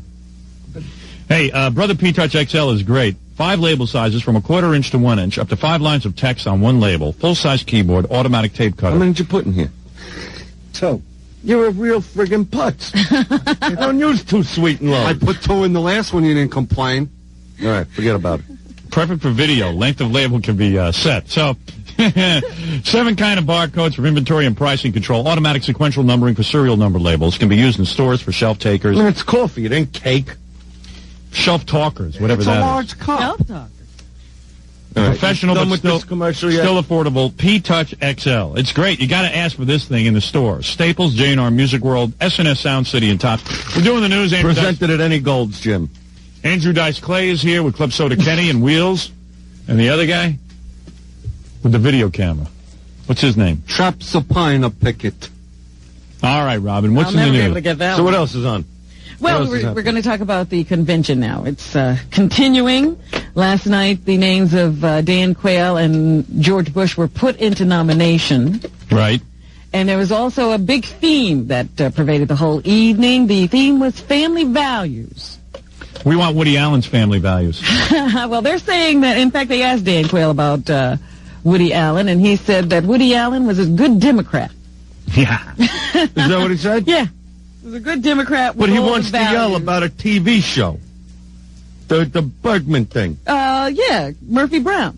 But real life, he don't care what's happening. I think that was a slight. He was saying he was a good Democrat. Those Right. are the kind of family values you find in the Democratic Party. He's making a put down. Yeah, but still. He's saying that anybody who's into some kind of perverted relationship is a Democrat, and everything, and anybody who's a great church-going person. That's a stupidifying comment. Aren't they trying to make it look like anybody who is like every derelict, Yeah. no good, filthy, rotten wretch. scum is a Democrat? I don't want to call myself a Democrat. I don't think I'd call myself a Republican. But it is an interesting way of how they're handling this. Mm-hmm. What they're trying to do is say anybody who's not religious or God-fearing or is just a skunk and really... upstanding or moral. Yeah, is really a Democrat. Yeah. Why can't they just vote on, like a New York Jew? If Dan Quayle was asked about Dice Clay, Yeah. he would say he's a good Democrat. And like a New York Jew like Woody Allen that's is a... real nice, well, Quibbins. I'm not saying that. Dan Quayle is saying it. How do you know? He probably digs the act. Like a New York Jew. You know what goes on at all those parties they get at the White House? Like a New York Jew would be a Democrat. Who was a popping from Petsy to Petsy over there? Because the guy's like a heathen, you know what I mean? Doesn't believe in Jesus He's Christ. not a real Christian. Yeah, and then, you get in there against prayer in the school and all the important things. Right. So Quayle is painting this whole thing like if you're not into prayer in school and you're not into like all these great family things, all these things that aren't going to help us. Yes. All these things that are just sort of crap issues. Won't make one bit of difference to the deficit or the economy. That's the only thing that's really coming out of this convention. You got Pat Robertson up there. Did he make his speech? He made a speech. I have a little bit of Pat Robertson. May I play it at this point? Just so you can hear Well, the thank kind of you. thing he was saying. I hear you. I hear you. All right. Here we go. It sounded like... We will not rest until there's a new birth of freedom in America. I hear you. Until our families are strong. Until parents can have the choice, true choice, in the education of their children. I hear you. Until parents with children receive the tax relief they richly deserve. until we honor the elderly and protect the unborn child in his mother's womb. I hear you. All right, Kenny getting swept away. You know that, Pat Robertson? You were there. Right there. Kenny gets swept into The it. crushing burden of federal debt is lifted from every family in America. Until we restore the greatness of America through moral strength. I hear you. Kenny, it's just a tape. You don't have to react to it. I'm very politically correct, though. Very what? Very politically correct. Okay.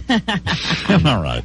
So, in other words... Basically, once again, hammering home that moral streak, you know, that we've got to have, you know, good, strong families and morality. Yeah. Which has what do they think? Every family Christian sucks? ethic. Well, you know, that's the point.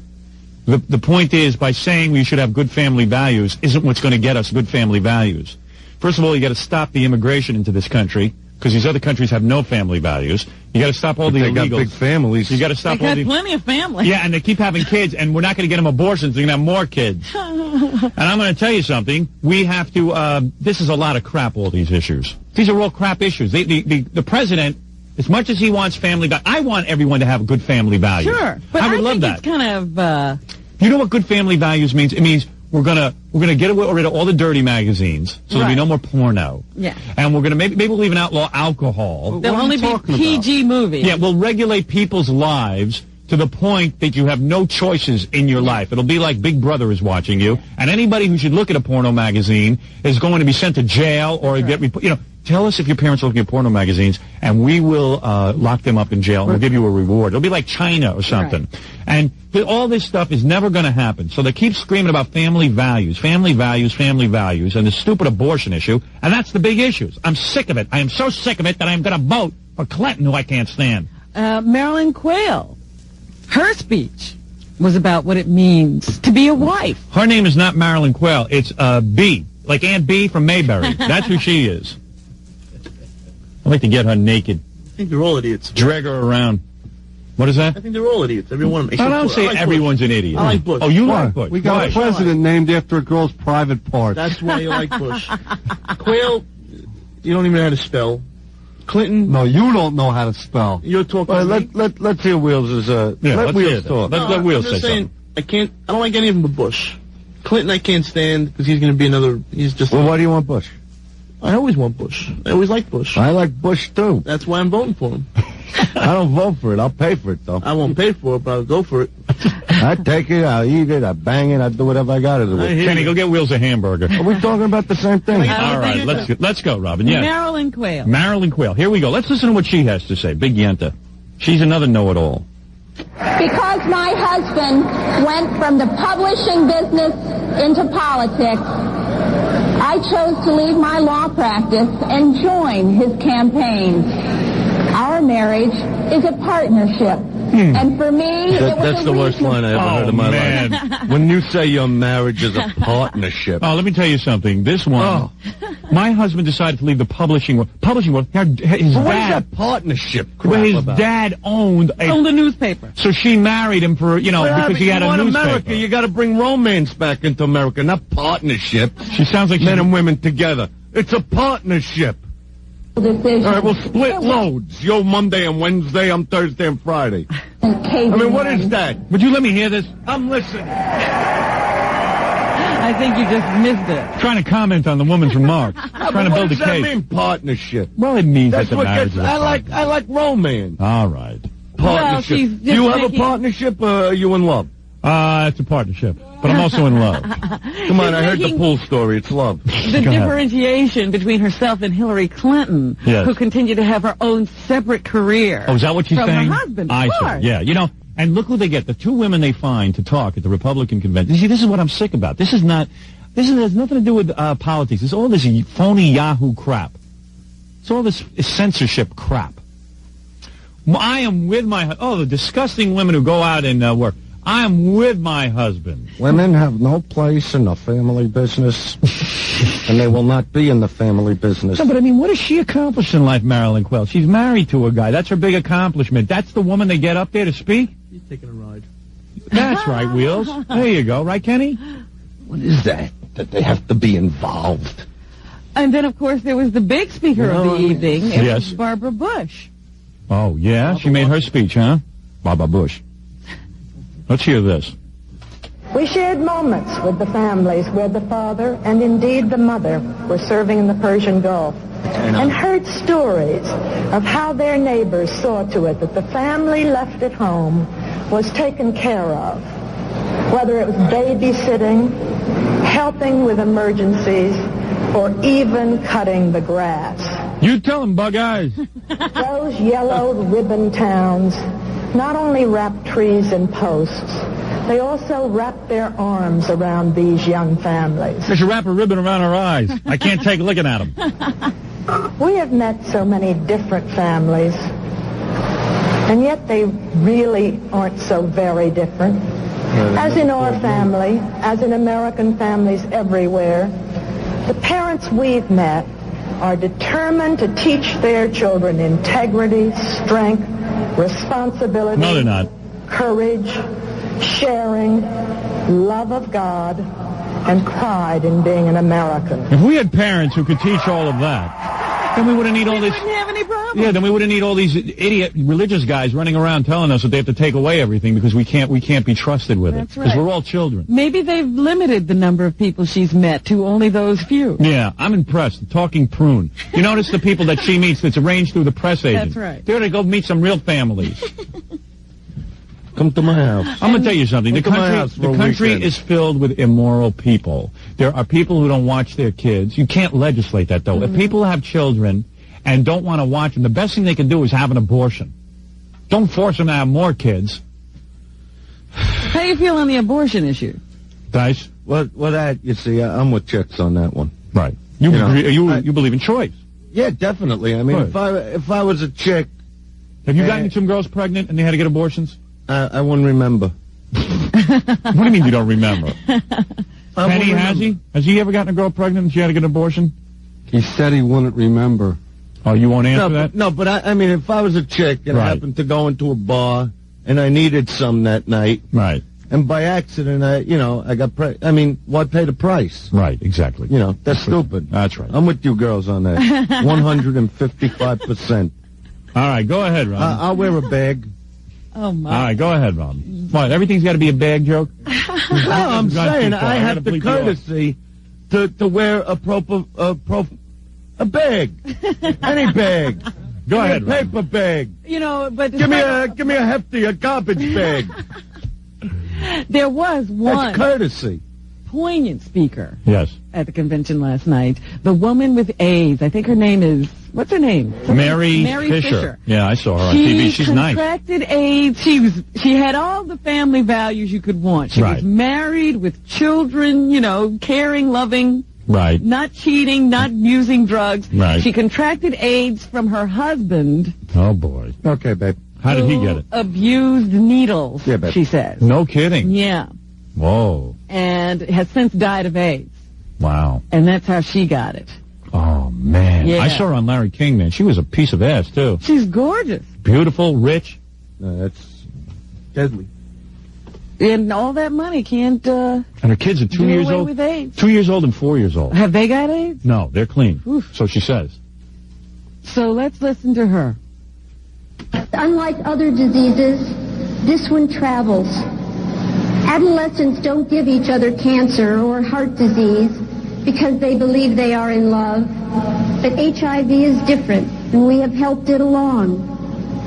We have killed each other with our ignorance, our prejudice, and our silence. So there. Yeah, she's in, don't you remember Larry was interviewing her and that guy called up with a Howard Stern question? Yeah, It was pretty funny. Man. Well, what do you think of Howard Stern? Yeah, no, they called up and, I forget what he asked. he said, he goes, I'm HIV positive as well, and she was like real sad and everything, and then he goes, but don't you think we'd be better off if Howard Stern was in office?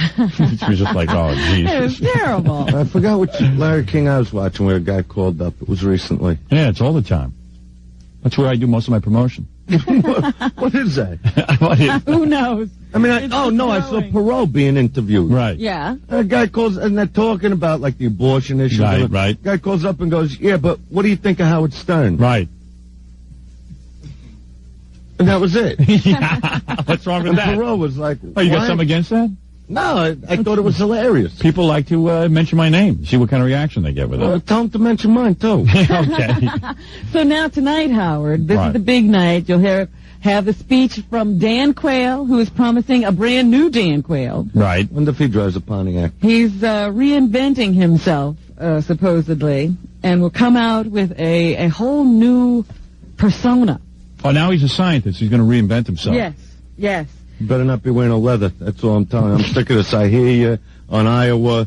I hear you now. Quayle's going to wear leather. Everybody's taking me. They take my whole friggin' act. How's he going to come up with a new personality? He's got to sew a new head on his That's so shoulders. stupid when somebody says I'm going to have a new persona. Yeah. What does that mean? Yeah, I'll be a new phony? Yeah. New How can you have phony? a new persona? New line. In other words, the persona he has now. The gloves and come out swinging, he says. I see. He's even going to You challenge can go Albert back Gore up and down all day long. to 2 debates Wow. prior to the presidential election. Well, So there you we'll go. be able to hear Dan Quayle, and then, of course, George Bush is supposed to have to deliver the speech of his life tonight. Yeah, babe. And we'll see if he manages to do that. Of course, the national anthem always starts off the evening proceedings. Tonight it will be sung by Sandy Patty. Well, what am I going to get a shot Wait a to do second. that? Who is Sandy Patty? I know somebody named Patty Sandy. You think that's the same person? No. Sandy Patty. Oh, I know is, Patty Sandy. A religious gospel singer or something. I was never even asked to do the national anthem. Patty Sandy. Yeah. Sandy Patty. Well. And the Pledge of Allegiance will be led by Shannon Doherty Oh, of Beverly Hills 90210. is she the one with the dark hair or the dark-haired one. Yeah, she's sweet, man. You won't be able to see 90210 this week. Why? You don't know? No. Oh, maybe I shouldn't break the news to you. What's wrong? Uh-oh. They're about to, in fact, Luke Perry's about to get it on with the blonde, and he has to tell Shannon Doherty what's going on there. You're going to be upset. What? Why? Nobody taped it. Nobody taped what? 90210. Why? It just was an accident. What do you mean nobody taped it? At your house. Who told you that? My wife? I was talking to her, yeah, at the time That's she Allison. discovered. Oh, man, that's she's my the wife. one That's with my the partner. That's my partner. Yeah. Oh, so you mean All she day watched long. it? She saw it, but I don't get to. I don't. You get got to be up 4 a.m. to come here. Yeah. And she sits around all day with coffee. Yeah, she can't tape Couldn't 90210. tape a show. Yeah, that's worth giving up half your assets. Yeah, that's my That's partner. a smart move. That's my where business you partner. want to be. You know, I swear to God, all I say to my wife is keep the house stocked with a couple of pieces of food that I like to eat, and then also tape my favorite show, Beverly Hills 90210. Well, if you two would ever learn to work the timer, she wouldn't have to make sure she's That's standing her job. there at the thing. That's her job. Why do I have to learn it? The man's here. She's up all morning Did long. she see in the Beverly Hills 90210? Did she see She was it? talking to me. I don't think she was watching the She show. should be under the Dice And what are you training doing program. away? What are you doing up at that Get her time? under the Dice training program. She'll What do you tape mean, what every am I show on doing? TV, whether you want to see it or not. Right. It'll be done. Dinner on the table. I bet you when your wife forgets to tape her show, she flinches. Oh, yeah. I What is it, make Gary? them jump. Listen to me now. Your wife didn't get the show, but luckily your driver got it. Oh, good. Oh, The driver. Well, then you're He safe. should be your partner. You know what? Safe. That's Get my your partner. ass with him. You're not kidding. I wish I was married to Ronnie, the limo driver, who masturbates into gloves. So there you say. Don't knock it. All right, Robin. And let me see what else is going on in the world. Did you hear about that house blowing up in Nassau County? Yeah, propane. Happens. What are they doing with gas tanks outside the house? Because they're trying to heat their houses with propane, gas tanks. I saw that neighborhood. Very fun. It was amazing. One of the guys who was in the house said that he was bounced naked into his backyard. He was standing in the bathroom shaving. Yeah. When half the house disappeared. Can you imagine that? The house blows up and you wind up naked out on the lawn. That's amazing. Come on, how funny is that? Think he cut himself? Oh, I think so. No, he said he didn't get a scratch. Hey, Wheels, you cut farts like that, don't you? Forget about it. But the other thing that made me... I thought the Weather Channel has updates. how big was this house, Howard? 14 people lived in it. Wow. Oh, yeah. It was one of those houses where there's a bunch of people living there illegally. It's right across the street from, like, the town of Hempstead's building where they've been trying to evict people from the building. They can't. They got propane tanks in there, 100 gallons of propane or something. Sheesh. It's wild. So they said the age range was from 2 to 60. Imagine that. And a guy was shaving, and he flew out of the house naked? Naked. I mean, he just literally went through the roof naked. That's right, landed in the backyard. I wish I had that on video. I know, we didn't get that on tape. But, I hear you. It was incredible. So anyway, and in Mineola, a Nassau County judge has upheld the indictment of Amy Fisher, charging her with attempted murder and assault in the shooting of her alleged lover's wife. This is the case of Mary Jo Buttafuoco, of course, and Joey. Fisher's attorneys had filed a motion seeking to have the charges against the 17-year-old dismissed on the grounds that the evidence was legally insufficient to charge her. But a judge says, oh, yeah, there's enough evidence there to go to trial. So she will be in court at some point in time. There's a workshop on gay parents out in Queens. I don't need that. The borough president, Claire Schulman, has asked community school board members to attend a workshop on gay and lesbian parents. The September 1st forum is called Gay Daddies and Lesbian Moms. How can that be? Well, yeah, how do they have babies? Yeah. You know what I mean? I mean, how do they do that? Hey, Kenny, you should go there and learn to be a gay parent. There you go. There you go. I am very happy. Kenny, you got kids? Yes, two sons. I don't believe in girls. You what? You don't believe in girls? What do you mean you don't believe in girls? I'm a funny guy like that. We'll try to have some boys without right, one. Look, I gotta go. I can't take this. Kenny's ruining my good time. I just can't take this. I just want to go home. Kenny, you married? Yes, but I'm separated from my wife. She's not here right now. Oh, boy. And finally, Howard? Yeah? In Salisbury, I don't know what Salisbury we're talking about, but a young student secretary said she knew it would take more than whiteout to correct her typing and spelling errors when she met the judge. The judge she was working for, whenever he found incorrect spellings or typos in her memos, he would put her across his knee and spank her, sometimes bare bottom. Great. The judge would do that to his secretary? Yes. She said, I wanted to be a good secretary. He was teaching her. And I guess that I felt I had to do it. Well, I read something about that in the Times. Yeah? Yeah, that he all right, I had to worked for this lawyer. And the lawyer says that he didn't sexually abuse the secretary. And two other clients have also said he spanked them. He doesn't consider that sexual abuse. All right. So, short of firing her, he said, he asked her what he could do that would make her pay closer attention to her work. Couldn't get a new secretary. No, he wanted her, he didn't want to fire her. He wanted to discipline her in some way. I can't believe she went for it. I read it in the Times. So she described to him how her father used spanking to discipline her, and he said, well, okay, let me try it. Wow. So I guess she just laid over his lap and took a few whacks. Now she's testifying against him. Well, hey, she's How do you feel? I'm not going to get into it. Well, Robin likes spanking. Yeah, she likes it. Right? Not on the job. When was the last time you had a good spanking? Oh, it's been a long time. Can you imagine that? Robin was like naked and a guy was spanking her? I was not naked. Who said I was naked? Yeah, but he he pulled down your pants, didn't he? Did he pull down your pants and your panties, didn't he? And your panties. I love that. Robin Quivers getting spanked. Look what they do. I got to interview him. In front of you. You know what? I got to call him on the phone and interview They do him, it right. Well, I wish you could find him. I don't know where he is. You can't find him either? No. All right, look. What do you want to do? You want to get out of here? Yeah, we're going to get out of here. How much more of this can we do? Yeah, how much more show can we do? People, I go through this every time. You read the paper, you're going to see it on the news, and now you got to Nah, come on. You know it was fun. I had a great time here. I always have a great time here. Well, Dice, it's good seeing you. Kenny, good seeing you. I was supposed to interview David Faustino. I just... What happened? Well, we were supposed to interview him at 9:15. It is now 10:25. So, Why don't you take some calls or something? Yeah. A couple. All right, maybe we'll let David Faustino in, too. Gary, get him on the line. We have to call him? Yeah. He's the kid from Married with Children. Yeah. He's got a rap group or something he wants to mention. You're on the air. I'll let him promote it real quick. You're on the air. Hello? You're on the air. Hello? Hello? Who's this? Yeah, it's Howard. You're on the air. Hi, Howard. How are you? Come on. What's new? All right, thank you for the call. That was interesting. You think? You're on the air. Guys, I apologize to you for calling you a dick. Oh, God. That's Celeste. Who is that? That's Celeste. I picked up the wrong line. That was our hotline. I don't know how she gets the number. I guess the disc jockeys who bang her. Is finally a girl apologizing to me and you cut her off?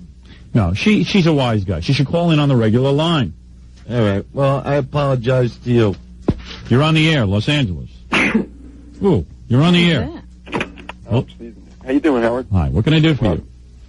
Listen, I just wanted to speak with you for a quick moment.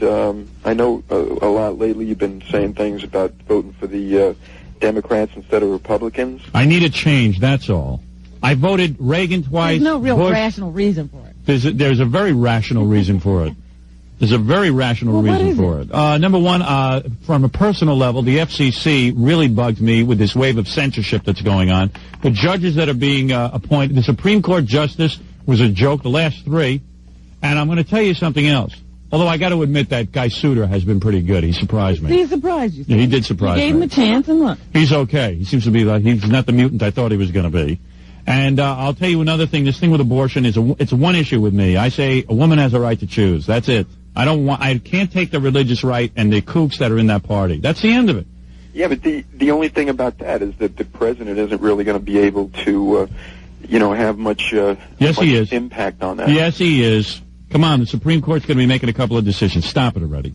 You know he has an impact on that. Country's gone way too kooky onto the right side of things. Yeah, but most. And I'll tell you something, Bush. I don't blame Bush for the bad economy. The economy goes in ups and downs all the time. You know that. Yeah, no, we're in a down. We'll go up again, and you know what? Let it go up under Clinton. Who cares? Yeah, but he's going to do the same stupid thing. He's not going to, he's going to try not to tax a lot. He's going to try and, get money into the private sector, all that kind of crap. The same thing. I would do the same stupid stuff. Yeah, I think the main issue, though. Everybody understands the Reagan philosophy, and we're going to go with it. Both you and Robin are people of means. Don't you think that by having the House controlled by the Democrats and also the executive branch controlled by the Democrats, that they're just going to go crazy and spend a lot of money? I don't see any difference now under Bush. I don't see that they haven't stopped going crazy. People don't realize that spending programs, domestic programs, have only gone up under Bush. I mean, vote for me. Write me in for president. I swear to God, I'll go in. You wait and see. I can cut everything. I'm completely heartless. I'll cut out every damn program in the country. Well, you guys will pay no taxes. In fact, there'll be a tax decrease. If you want a tax decrease, you vote for me. Well, the real problem, though, with the government is the spending. The only spending I would do is the wall I build around California so that all the illegal Mexicans can't get in. That's the only spending I would do. You're damn right you're with me. How much does a wall cost? How much does a wall cost, Kenny? Club Soda, you were in construction. I'll build it for you. Thank you.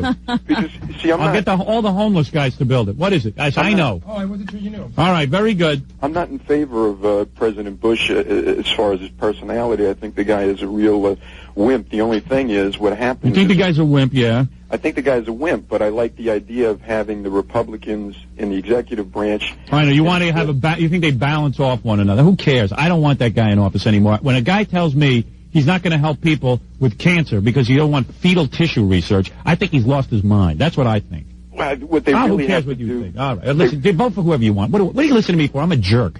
No, I don't know anything. Because it concerns me a little bit when, you've obviously got a lot of influence and power. No, listen, I'm not a girl. You don't have to impress me with all your intelligence. Why don't you go one of those 1-900 numbers and impress those broads with your opinions. Howard, again, you have a lot of influence and power, and I'm not if I can get Bush out of office, I'm glad I got some influence and power. You know, Howard, you're saying all that stuff about the FCC and the Democrats. Thank you. I mean, with Albert Gore as a running mate. At least he's the vice president. It doesn't seem to me Clinton is going to have any broader view. Let me just say something. He said he'd appoint Governor Mario Cuomo to the Supreme Court as somebody who's okay on this choice issue. Maybe we'll get a couple of liberal guys in there. I'm going to have to go before the Supreme Court. I know, Dice, you're bored by this, but in a couple of years, my case is coming up before the Supreme Court. I'm going to be honest with you. How many appointments is the next president going to have? Not many. He'll have one that we know of. One, yeah. Well, I'll take it. You want to give that to Bush or you want to give it to Clinton? I'll take a shot with Clinton. All right. I don't know that the Supreme Court would come down against us. Yes, they would. You think so? Absolutely, they would. They would say what I do here every morning is obscene. And I know it's not.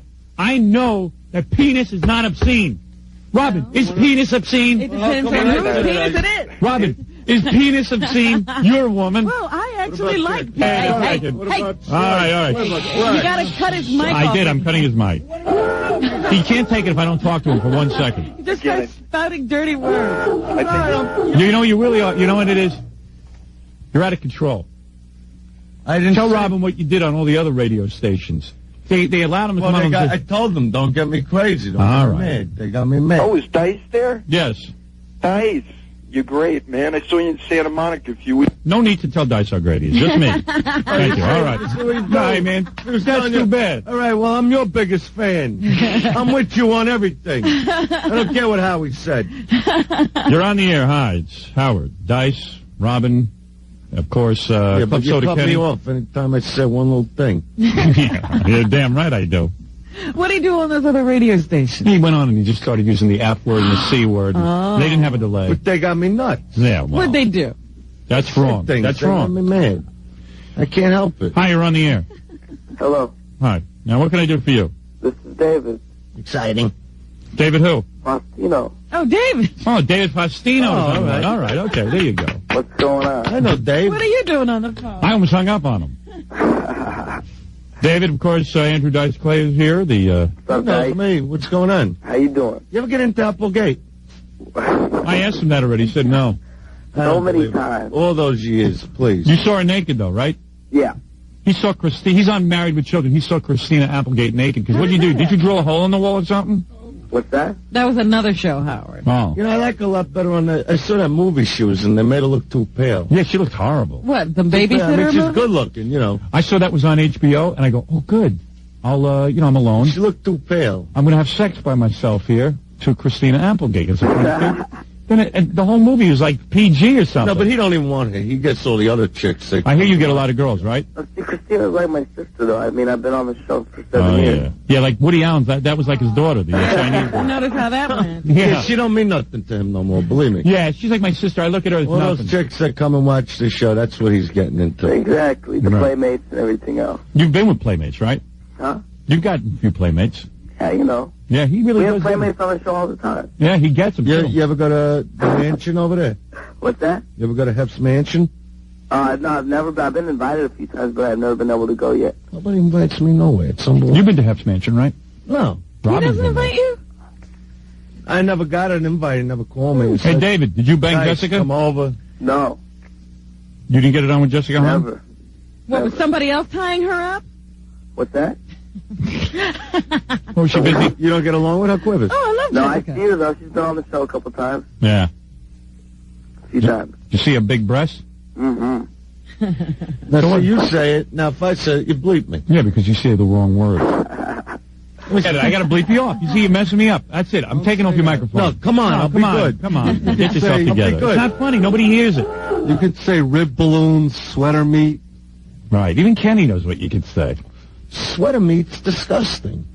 So, David, what is it you're promoting? You're promoting a rap record? Say, Promoting a rap record and a couple of clubs. friggin' boobs. Is that all right? Is that all right, or did you That shut was me fine. I shut you off. Oh, Nobody knows what you're going to say. We can't trust I you. can't trust I'm not you. going to curse. I won't do that to you. Hey, David. Yeah. I'd say what you say. Hey, Dice, how about letting this guy promote his record? That's what I he's didn't know all he's about. promoting anything. All right. You thought he was wasting time. calling I in to thought he talk. heard that I was on, wanted to rap with me. All right, let me hear it, David. Let me hear the rap record. You got You it? got it. Oh, I do? They gave it to you on a card. Let's hear it. Oh, you're kidding. No, I'm not. How come you know that and I don't? Because I saw them hand it to Why would you want to rap? Why do you do I want to wanna rap? Aren't you a white guy? Yeah. So why would a white guy want to rap? Why do white guys have to become rappers? Well, you know, I've it's been like into every... rap. I've been. Black people know. Because how to I rap. notice young people now, a lot of It's not young for white any- guys. It's not for any. It's for anybody who wants to do it. Well, Yeah, it isn't. A lot of white guys now want to be black. I swear I see this. They Well, hate they blacks. always have. The white guys hate the blacks. They always hate them. Mhm. But now they run around, they listen to rap music. But you know... They wear their hats backwards. Right. They wear their sneakers untied. I see it. Ronnie the limo driver's son was running around with his hat backwards. Sure. He's got a hair and a buzz cut. And that's Right. exactly Because why I he's turned into black hip- 2 What? years ago now. What are you saying? He's into rap. He's into hip hop. Rap isn't music. Yeah, it is. No, come on. Be honest. It definitely is. But this is not a new trend, Howard. Whites have always stolen our slang, our music, everything. Oh, what he was spokesperson? Greatest drummer in the world, Buddy Rich. Oh, please. Greatest Hey, you know what? Jewish guy from Brooklyn. He stole it. You want to tell me about rhythm? You know what? You know what rap is to music like the comic strip Nancy is to comedy. You know what I mean? That's because older people don't understand it. Oh, you're an older people, Howard. All right, you How ready? come Dondi don't age? All right, here we go. You ever read Dondi? Yeah. The kid hasn't aged a day. How come I'm 34 and he's still 5 years old? Because he's a cartoon. I don't buy it. All right, David Faustino now. Dondi, he's getting in everywhere. I'm going to listen to David's rap record. All right. This is called I Told Ya. And my rap name is D Little. D Little. D Little. It's going to get confusing. All right, can you stick to one name, either D Little or David Faustino? D Little when I'm rapping, David Faustino when I'm acting. Do you perform live this song? Yeah. Why do you have two different names? Why do you have a rap name? Yeah, why do you have to have a rap name? Because it's something funky that you can, you need some kind of That's funky why name. when you're a kid and you go on TV, it just screws you up for life. Screws your head up, right? Yeah. It does. You see, You tell him. start saying things like this, right? Guys, tell him. You waited. Your parents didn't rush you into television. You know, that's rough. You're not a dope addict, are you? No, I'm not a dope addict. All right, good. Because when I see you seem like a nice kid. Yeah. I'm a nice kid. I always bump into this kid. But why would somebody... Explain this to me, Dice. Why would somebody have a different name when they're... Like, when I take a dump, I don't have a different name. This is a show big, well, what are you going to call yourself?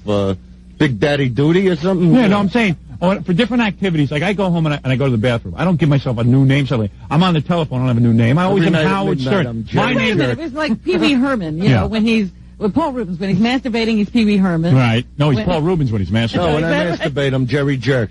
Jerry Jerk. So you have a different name when you masturbate? Yeah. Well, how come when he was masturbating it was Pee Wee that died?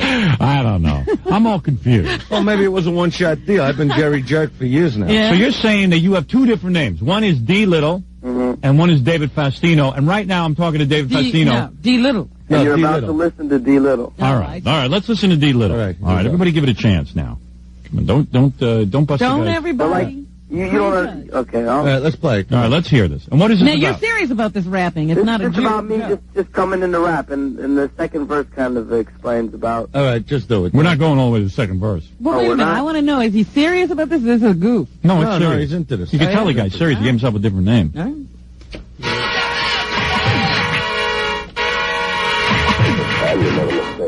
I hear you.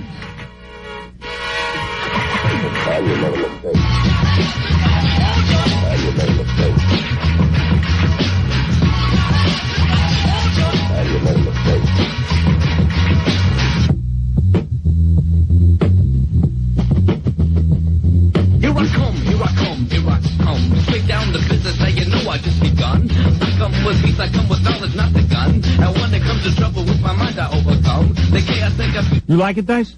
Yeah, but it don't sound like him. It doesn't sound like... That's D Little. That's D Little. That's not Dave. That's D All right, Little. do a little without the record. Let me hear D Little. D Little just woke up. D Little's Come on, do a little. I want to hear that voice. He doesn't believe it's you. You don't believe it's me? That's me. Let me hear you do a little of that. Okay.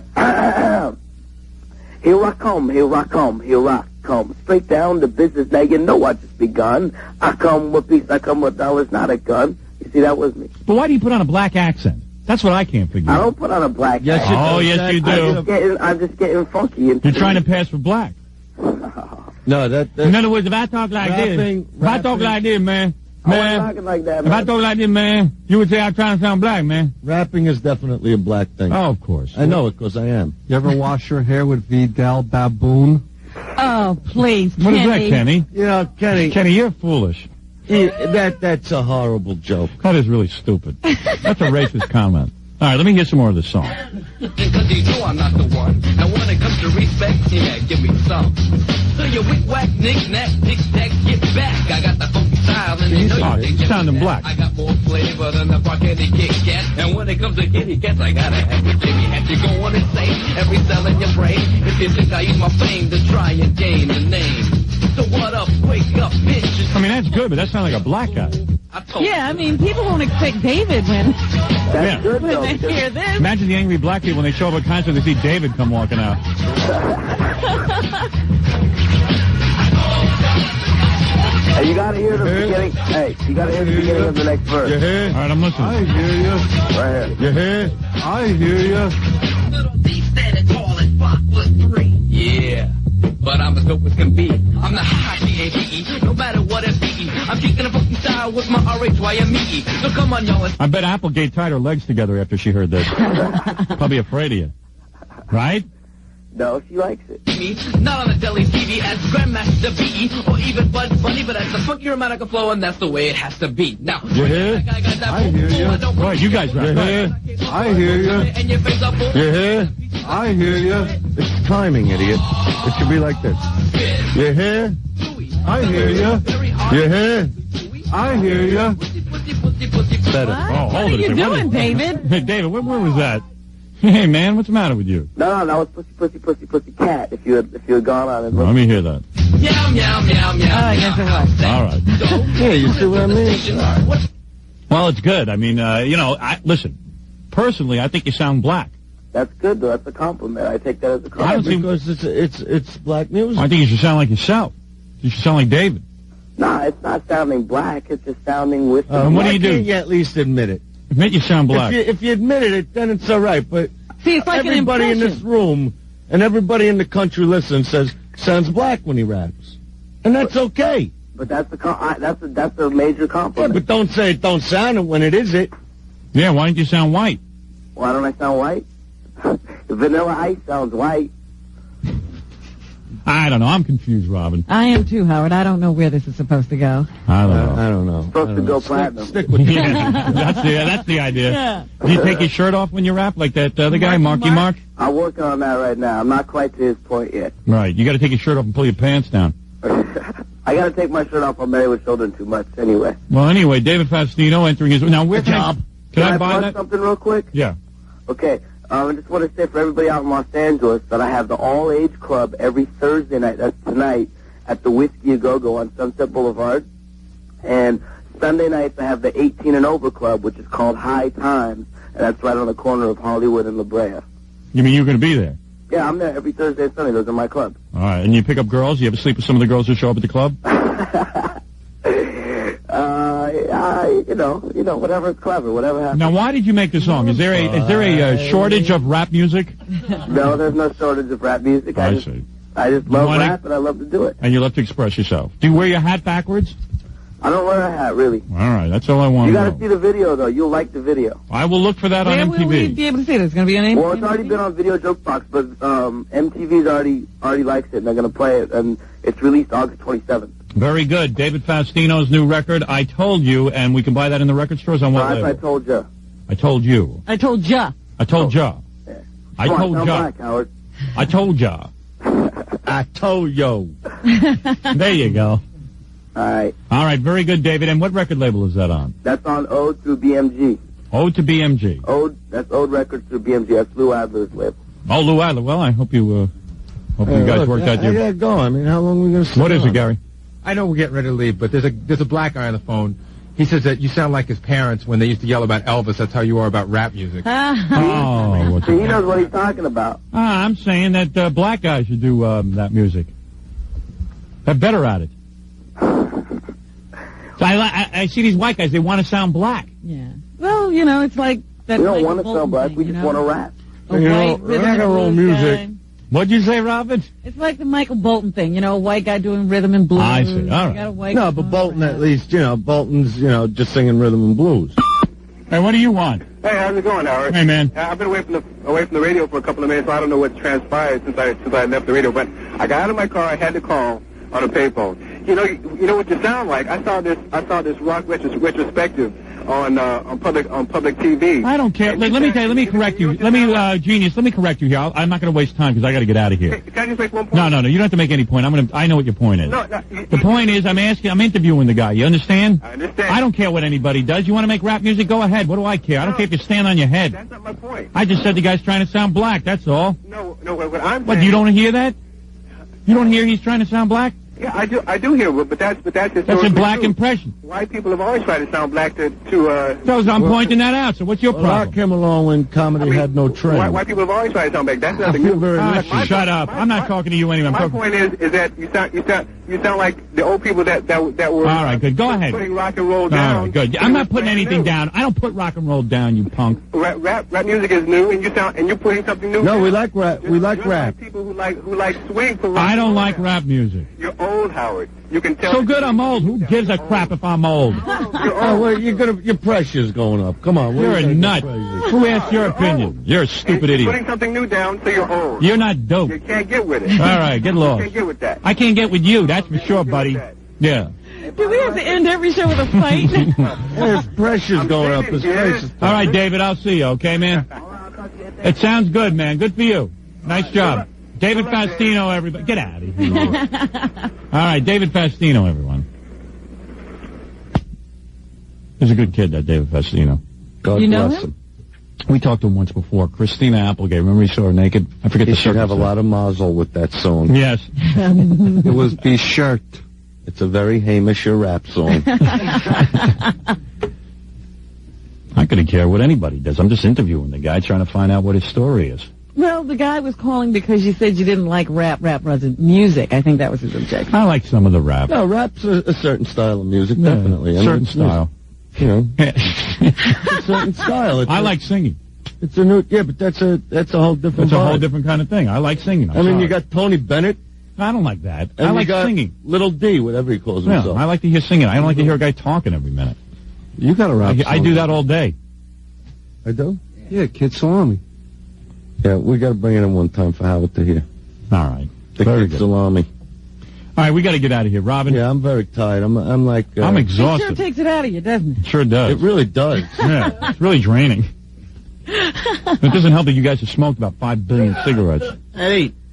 8 What? cigarettes. 8 cigarettes. Man. That was you alone. I got such a headache. All right, everyone go see Dice. He's going to be... He's all over. He's somewhere, everywhere. He's going to be Atlantic City this weekend. He's going to be... Where else is he going to be? Meadowlands Sunday. Don't miss it. It's a big surprise. Summerfest.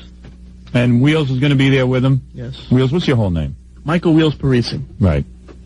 And he's a Nassau County native to boot. Club Soda... Downtown Ronnie manages me. Does he? Is that right? You hear? I hear you.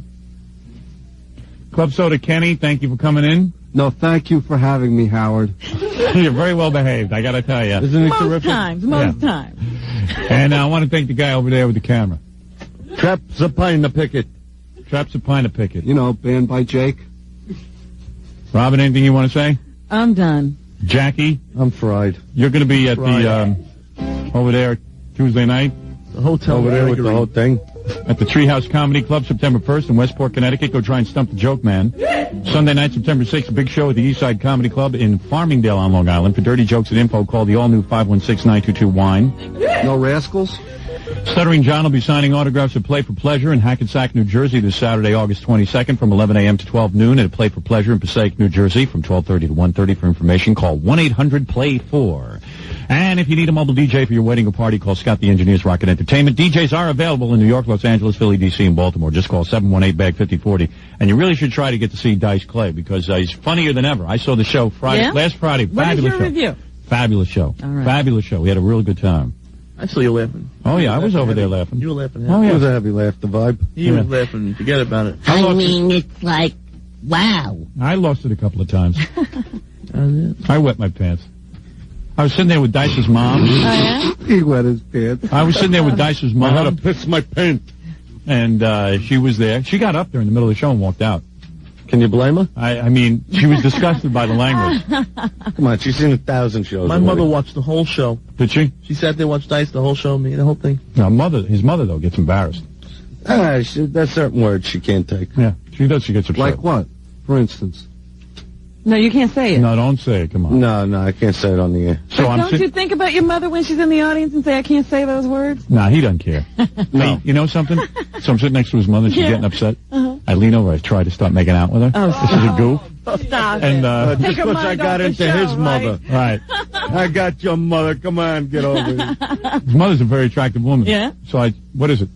I insisted that the show was over. Yeah. But Leonard Marshall insisted that he had to dog you about something. Oh, come on. What about tomorrow? I gotta go. Yeah, we gotta Come on, go. let's get out of here. Enough of this crap. What number is he on? The one that's blinking. There's 2 blinking. There should only be one blinking, 260. But I'm telling you, there's 2 blinking. Okay, I didn't see that. It's 260. You say, baba booey, baba booey, baba booey, baba booey. Leonard, I gotta go. I gotta go, man. It's not. What, do you forget about your friends now? Hey, come on, man. Huh? You over there with all those white girls? Is this a black and white issue or what? He left his wife, Leonard. Now he's with all the white girls. Oh, here you go with Well, that his crap. wife was white, Howard. You act like Yeah, I know. he left the You guys know Leonard Marshall, the football player? Hey, Howard. What? Yeah. What's this how you been dogging me, man? I thought we were buddies. I'm not dogging you. We never mentioned you. I'm not dogging you. Why didn't you come to see me, man? Where are you? I'm in training camp. Why don't you come and see me? Why don't you come down here? We want you to come out here. I told you the fella's been waiting for you for 3 years, man. Oh, man. It's too crazy in here. Call me tomorrow. All right, look. Yeah? Put Gary back on. I lost the hotline number. All right, I'll give you the hotline number. Call me tomorrow so I can talk when these guys aren't here. Okay. Hey, you want to come on Dial-A-Day tomorrow? Tell Dice I said what's up. Hey, want me to set you up with a girl tomorrow? No, tell Dice I said what's up. The guy's talking to you, Dice. You're dissing him. What? Like Wait, a I didn't football hear. player. What? You dissed the guy. No, I didn't hear what You're singing through his rap, and you're also didn't trying mean- to say hello to you. Hey, Hey, what's going on? you. I hear you. What's been happening? What do you mean what's been happening? I'm all over the joint. Huh?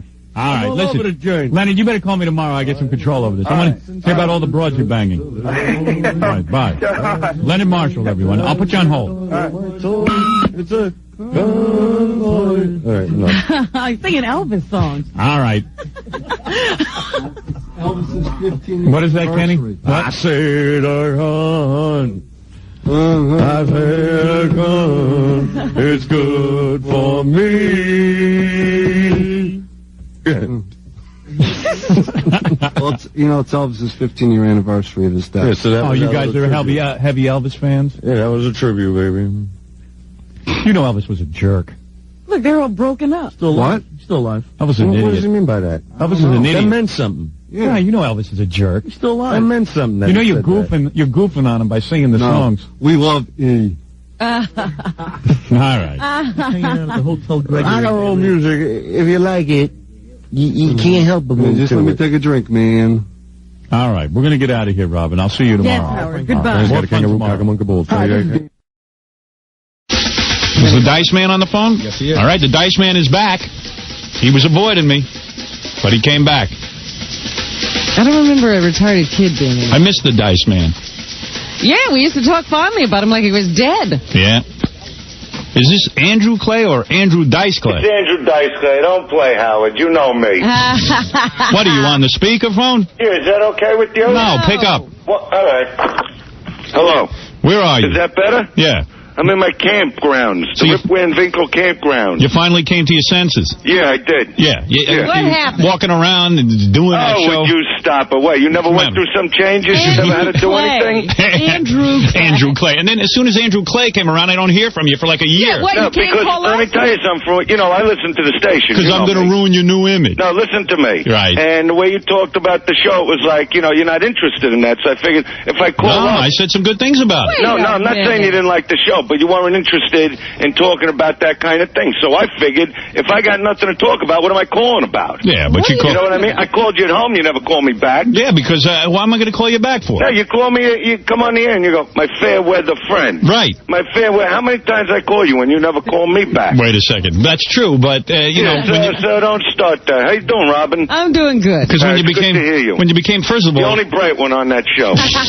First of all, let me just say something. Go ahead. That show that you were doing, Yes. you had to get rid of the broad. It was all wrong. The show was wrong. Do you Yeah. understand? Right.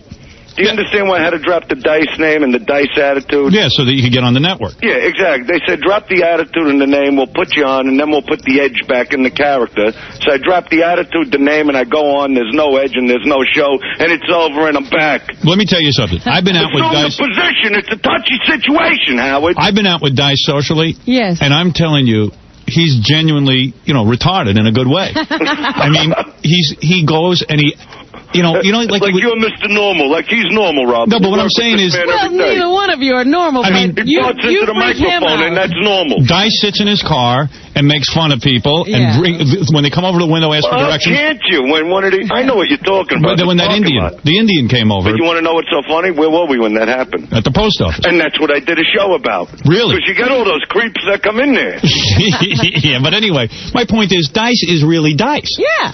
So all of a sudden, they tell him to calm down. They stick him with that. All of a sudden, I was thinking that there was really no Howard, Dice. You ever making your mortgage payment? Yeah. Oh. And Dice, by the way, Dice off the set, I heard you were difficult, man. Really? What do you mean? I heard you were yelling and screaming at everyone. I would yell a little bit because, it's very frustrating when they send down a script. And I'm going, all right, I understand you want to lay back a little on the character. Right. But this isn't, Daddy knows best. You know what I mean? That's who you were becoming. This isn't Fathers Know Best. Yeah. This is, let's start giving the character a little meat to bite into here. Right. Other than the steaks I was eating every day. And then night. meanwhile, they got Dice coming home at night, right? And you got that fat cow, what's her name? What's the woman's name? I don't know what you're talking about. You know. Don't pick on Kathy. All right. Kathy Moriarty is a great actress, and I won't pick on her. All right, but let me pick on her. No, don't pick on her. That's wrong. See, that's not being a gentleman. All right. You got to be a gentleman. It's all right to want to bang them. Right. But don't pick on her. All right, I won't pick on her. Let me just say something. Dice would come home from work in the TV show, and he'd be all sexed up, asked to have sex with Kathy Moriarty. Can't keep his hands off her. Who's going to buy that? Talking about? Who's going to buy that? What are you talking about? They're forcing the Dice, man. You're talking about the show. That's what I'm talking about. Oh, all right. You're still on the show. I'm on the show. I want to talk about current. You know what bothered me, assume the position. No, wait a second. No, talk about... What bothered me was that he'd come home and he would give advice to the kids about how to live. Yeah. I'm like, come on. That's not Dice. This is Andrew Dice Clay. Right. Exactly. And that He's got no advice. That was my argument with the producers, that they didn't put any, they didn't put any balls in the character. I mean, look at Married with Children. Right. And I used to say to the director and the producer, let's do what works. Right, and then he gets scared because it's CBS. You take the leather jacket off my back. What do you got? My back. Right. You know what I mean? Hey, you got it? I hear you. Hey, but meanwhile, so Dice... he was giving him the business, because weren't you, showing up and not even rehearsing and stuff? No, that was actually a time I had to walk off the set because I wouldn't do something they wanted me to do. What they want you to do? They wanted me to make, our kid was kidnapped. No, our neighbor's baby was kidnapped, and we blame our daughter for it, like it's a joke, like a one-liner. Right. And I said, I understand what I do in my live act, but whatever comes out of my mouth in my live act, I decide to do. Right. I said, grown adults, I said, you won't let me do a stupid boob joke. Right. But you'll let me walk into my apartment with my wife that we ransacked before our daughter came home. Right. And make believe our neighbor's kid was kidnapped and then start laughing at her. So then you said, hey, I'm not showing up. Yeah, I couldn't do the mental abuse thing. Right. That I couldn't do. There you go. That's where I draw the line. You know me. Yeah, I hear you. Don't push the issue. Touchy situation. I heard you were mad at Jackie the Jokeman. Yeah, I was a little mad. He's better as a puppet, you know what I mean? What happened? Mad at me for what? Well, that stupid ass. I don't even... Is he there? Is he allowed to talk today? Yeah, he's allowed to talk. I mean, he comes on. He comes on. What are you talking about, man? I'm going to tell you what I'm talking about, so shut up. I'm listening to the show, and I am a listener of the show. Right. Because I enjoy you. And I enjoy Robin. But this idiot comes on who never talks to start with. The puppet's got half the brains that he's got. Right. And he comes on and he goes, because you said something like Dice called my house. Right. And he says something to the effect that, I was wondering how long it would take him to run back to you. Like I ever ran to you. Right. I don't need you. I like you. Right. We're friends. Understand? Right. Jackie has to chime in. Why do you open your mouth like that, Jackie? In other words, he's instigating something. Yeah, that's stupid. I mean, I called you to wish you a Happy New Year. I figure I'm not going to stand on ceremony. Right. 3 days later, the show's canceled, and Jackie's got to come on and open his friggin' mouth. Jackie's happy that you did that. When did I ever hurt him? What did I ever do to him? Hacky loves that. Yeah, that's why he's in the position he's in. I don't run Tower for nothing, Jackie. Right. You're his pity case, not me. The day Howard decides to quit radio is the day you're out of business, so shut your mouth. Are you done? Jackie, tell him what you meant. I don't care what Jackie said. Jackie got nothing to say. When you want to come up against the best comic ever, you want to open your mouth on this radio, I'll bury you. Don't ever come up against me. I am the best, not Johnny Aces, and it's a touchy situation. Serious, I get crazy with that stuff. This is supposed to be my friends. I was wondering when he'd run back to you. Stupid ass. Stupid ass. Oh, eat me. See, Jackie? Hey, now say something. See, everybody's a big shot when they think you're not there. Right. Well, I'm there. Right. I'm there to stay. All right, I went through some changes. Right. I'm allowed to do a sitcom. You do any sitcoms? You do any HBO specials? Who's the only guy ever asked you to open in Vegas? Me. Nobody else. Me. Right. But then you weren't even allowed to go. You had to ask Howie, can I go? No, you stay here. I pay you. You do what I say. You listen to me and shut your mouth and pay attention. Oh. Well, in all fairness, Jackie... Play the puppet. I'm telling you, the puppet's got brains. All right, Dice, it's over. It's over. Everything's over. Everything's over. Nobody wants to open Jackie, their you mouth. have nothing When they to come say? up against me, they realize he's the best. He's the best there ever was. I don't remember saying it, but I'm sure I did say it. You said it. Believe me. You know how Howard likes to play back shows all the time? I'll get the tape. He's got it there. I got the tape. No, I'm saying it. And I could probably tell you the friggin' Big date. Mouth, I said I'm sure I said it. What? I was fooling around. You fooling around. You fooling around when I couldn't answer you back. I don't go for that fooling around stuff. Right. You know what I mean? Get your head out of a bottle of gin, stupid. Okay, my friend. I mean, I like you. Don't get me wrong. Well, you know that. You know, we've had conversations, and we've confided in each other. That's the stuff I don't bring out. You called Jackie personally? What's that? You've called Jackie personally? No, he hasn't. But no, I never called Jackie. I got nothing to say to him. But you had conversations with him. You know what I mean? We talk about our crash diets. That's about all we got in common. How is your weight? My weight is great. I'm in the best physical shape I've ever been in. No, you will see it on Assume the Position. Really? I train. I don't need like a crap bar that I crap for 30 hours and I lose 2,000 pounds. Right. You know, I train. You're in the gym. And you're still married? Yes, I'm married. And the kid is all right? Yeah. Everything's good? You know, I bang her like a ball against a squash wall. What are you talking about? There you go. I'm crazy about my wife. Sorry, you and you were very nice to Jackie, weren't you? I was nice to Jackie, but of course he's got to open his mouth. Funny, he should I'm telling you, get rid of him, that. keep the puppet. Keep the puppet and get rid of Jackie. Keep the friggin' puppet. I got Stop one making fun of disasters, Jackie. Your own life becomes one, you know what I mean? And I'm going to be that disaster. Yeah. Wow. He's the only guy in the world. The building blows up. Jackie the Jerk-Off, man. That's who he is. That's who he got. You want the fans to start calling you Jackie the Jerk-Off? I can make it happen. Believe me. You're lucky I'm doing this on the radio and not tonight on HBO because your life would be miserable. Are you going to talk about Jackie in your special? Well, there's a big segment on Jackie, actually, because it's something I focused on. Nothing would make him happier. I know, nothing would make him happier. Believe me, what I'm doing now is very sweet and tender compared to the bit I put together. Let me ask you something. I don't waste the material on the air. Now when you come back to the Palace Theater tonight, yes, are you going to be talking about everything? Yes. Let me tell you something. You're going to be talking about... I laid back. You know me. Right. You know, you had to play a game. There was a lot of, crap going on around. You wanted to be a mainstream star. I had to lay back, so I hung out in Florida like I was 210 years old. Right. Lived in a condominium where I got into a fight with a 90-year-old guy at a pool and pushed him in the pool and he nearly drowned to death. That's when I figured it was time to leave because, people go to Florida like to relax. Right. All I'm doing is fighting, kicking people's cars. It was a nightmare. And was it hard doing this TV show every week? What was hard was, the promises that are made, like how we're going to put the edge in the character, let's get the sponsors, let's get you on the air, and then we'll worry about it. And what'd you have to do, memorize the lines? That was one episode where when I told him, I go, at the end of the episode, I put on my leather jacket, and I walk in the room, leather jacket, like it's a gun. Right. People get away with murder. I put on a leather jacket, they want to hang me. And what? And you memorized all the lines and everything, or they yes, said I memorized the lines. They said you didn't want to memorize the lines. I might be stupid, but I'm not a moron. No, but they said you didn't want to memorize the lines. I didn't want to memorize the lines. Where'd you hear all this? I read it in the tabloids. I'll tell you why. Why? Because I hated the lines. The lines were terrible. So you would the writers were good. Right. They were forced and they were pressured to write the kinds of lines. I'm telling you, Mr. Stern, it's a touchy situation. Hey, you know what was funny? When you had to have that big fathead Rosie O'Donnell on there, and you had to act like you liked her. But I got to be honest with you. Yeah. That was, to me, one of the best episodes because we worked really well together. Yeah, but she had such a big fat head, I thought it would distract you. All right, so she's got a big head. She got a head. But she's a nice girl. Did you weigh her head? Stop it. Look how you want me to rip Rosie O'Donnell. Come on, man. Where's the dice, man? Because that dope, told me, you know how you should do your HBO special? Wearing a postman's outfit.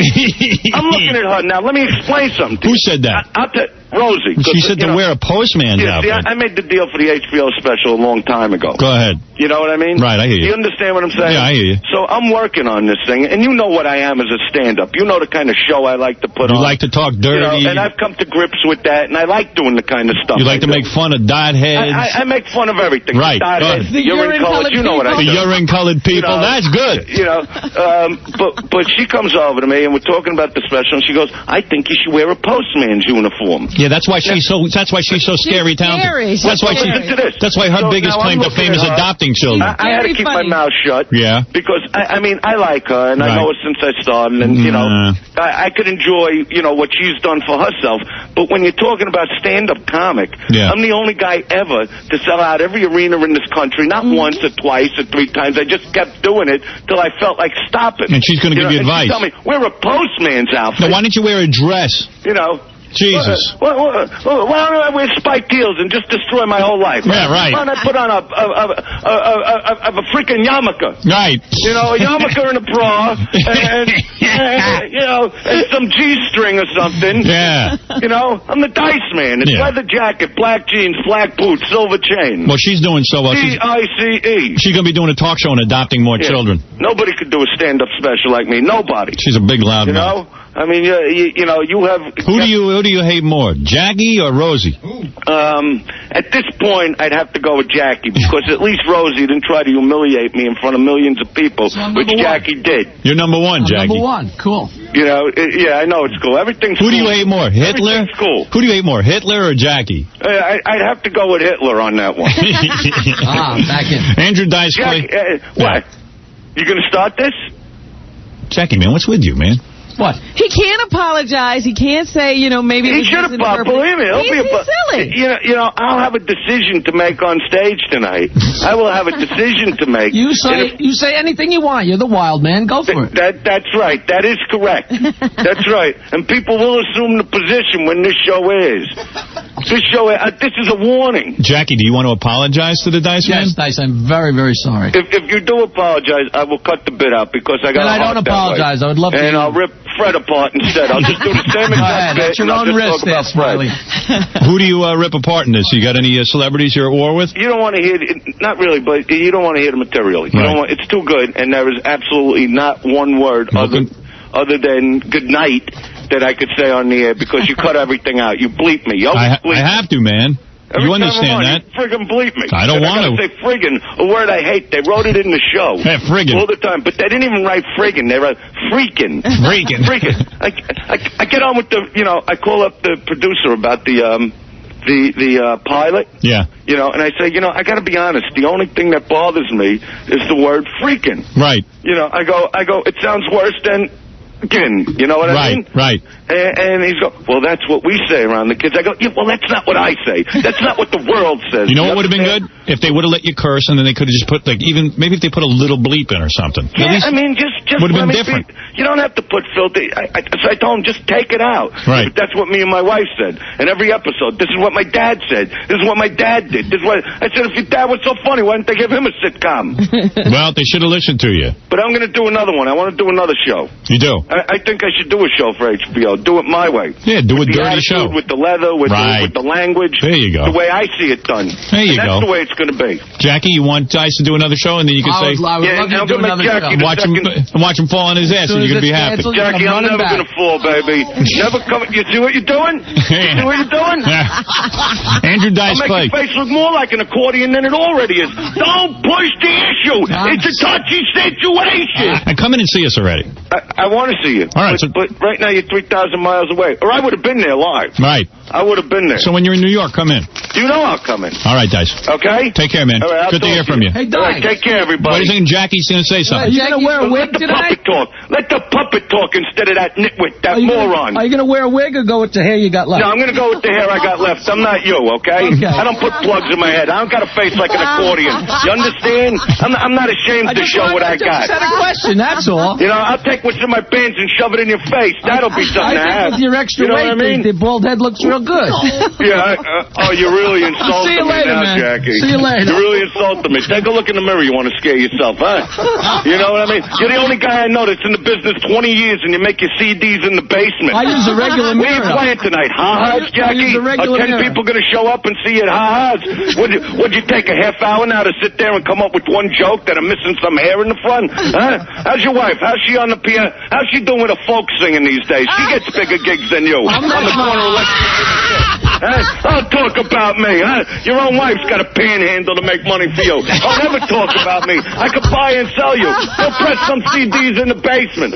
Sell them to the 10 people outside the club. I'm the king of comedy. Nobody else. I'm the king. Not you. When I hang up, you'll first be able to talk about me. That's what you'll do, Jackie. Now I got my head together. I gave you 10 years to get your head together. You're dumb. You're the dumbest thing since apple pie. You should have grew up in the Midwest. That's how dumb you are. You should be a farmer, you stupid ass. Go ahead, go have a drink. Maybe it'll clear your mind. Go ahead, smoke your pot. Don't act drunk. That's what I think. That's my opinion of you. Can't you work it? Assume the position one more time. Robin, I love you. Kiss my ass, Jackie. Tonight you pay. Tonight you get discipline. Assume the position. Assume the position. Are you going to be Jewish or Italian tonight? You have a fag what you are. Spread them. That's what I think. Are you going to be a bald Jew or a bald Italian tonight? I'm the king. I'm the king. Oh, man. Andrew Dice Clay assumed the position. He's back. He's the Dice Man. Yep, he's on fire. I know Silverstein. You got him going, Jackie. Hey, now he's off the air. Now you got balls, huh? Now you're talking. There you go. No, I have nothing to say. I love him. Jackie the joke man. I will admit I love him, and I don't remember saying that, but I do apologize. But Jackie, you had him going, man. That was good. Well, don't apologize. Be a man. Stand up. I think his career's back on track. It sounds like. Yeah, I think Go yell F Jackie to him. The women are saying is sometimes the guys grab their clients and go around my oval-shaped balls. So a lot of companies are now looking at this policy. I didn't realize it, but you go to those strip clubs and you pay for a room and have a party with all your clients. Honey. You can write it off of your income tax. Give a fuck if you're an executive. Suck my cock. Sounds like Dice really has a lot of good new material the way you go in there. I mean, the airbags on your vagina. You're gonna need airbags. I got to tell you something. About 5-6 years ago, me and Norm were in his apartment hanging out, drinking. And we watched the Vegas show at Dice's. And he completely bombs, but we were on the floor rolling around laughing. He had this thing where he calls jerking off whack bag. Yeah. He just kept, like, in between every joke, he falls on the ground and goes, whack bag, whack bag, whack bag. And he goes, you know what? I thought, go ahead, I'm sorry. He goes, my cum is chunky style. You could feed a fucking village in Biafra on one of my fucking loads. Right now, they're running a pipeline from my balls to Biafra to feed a fucking village. Now, who didn't like this? I don't know. Me and Norm were hysterical. It was a Shriners convention. And he's sort of bombing. Yeah, that's who was the audience. You can't hear the crowd. I thought Dice's racial humor used to be very strong, and then he got afraid to do it. He kind of like backed off it. I put a clip of some of that racial humor up on the Dice page. Yeah, I always and Dice goes, no. He goes, I got to go with the sex stuff. And I always liked his racial humor. Here you go. Okay, I'll play a couple of clips. The green one. All right. And then you got these other people, right? I don't know what they are. They're not white. They're not black. They're like urine colored, you know? They walk around with that fucking laundry on their head and shit, you know what I'm saying? See, let me tell you something. I grew up in a neighborhood with black, white, that kind of shit, you know what I'm saying? I could relate to black guys. I can hang out with black guys. I can't hang out with a guy whose name is Ahmad. I can't see saying to my mom, hey, Mom, I'm going to the ballpark. Me and Ahmad are going to play a little basketball. You know what I'm saying? They don't know the fucking language. It's unbelievable. I get in a cab, right? I get in a fucking cab. And I say to the guy, get me to the Theater of Living Arts, right? So this guy turns around with that smell. They never heard of soap, these fucking people, right? With that fucking smell, and he's looking at me. you doing them, you fucking geek, huh? Where did they grow you? What rock did you crawl out from under, huh? They should have a sign at the airport that says, look, if you don't know the language, get the fuck out of the country.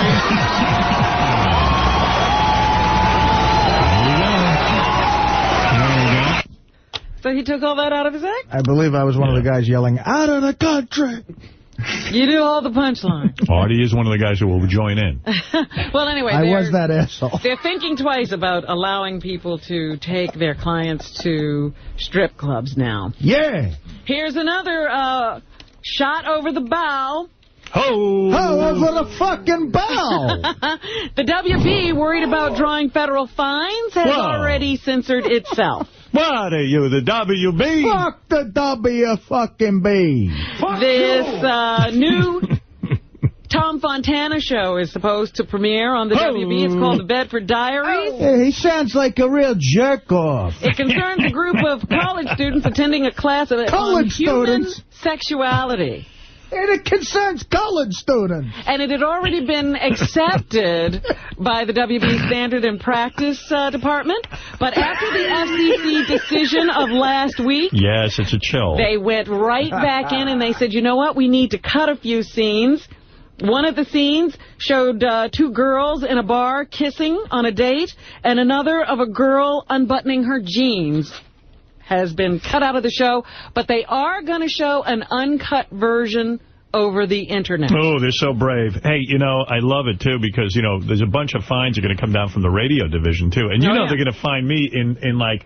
In absentia. In absentia. Like, I left radio, and they're still going to fine me. And you know what? I'm going to tell you, I'm going to go testify in front of the FCC and say Leslie Moonves wrote all that material. They'll be fining you after you're dead for 10 years. I know, I'll be fined forever. I'm like, you know who I'm like? I'm like,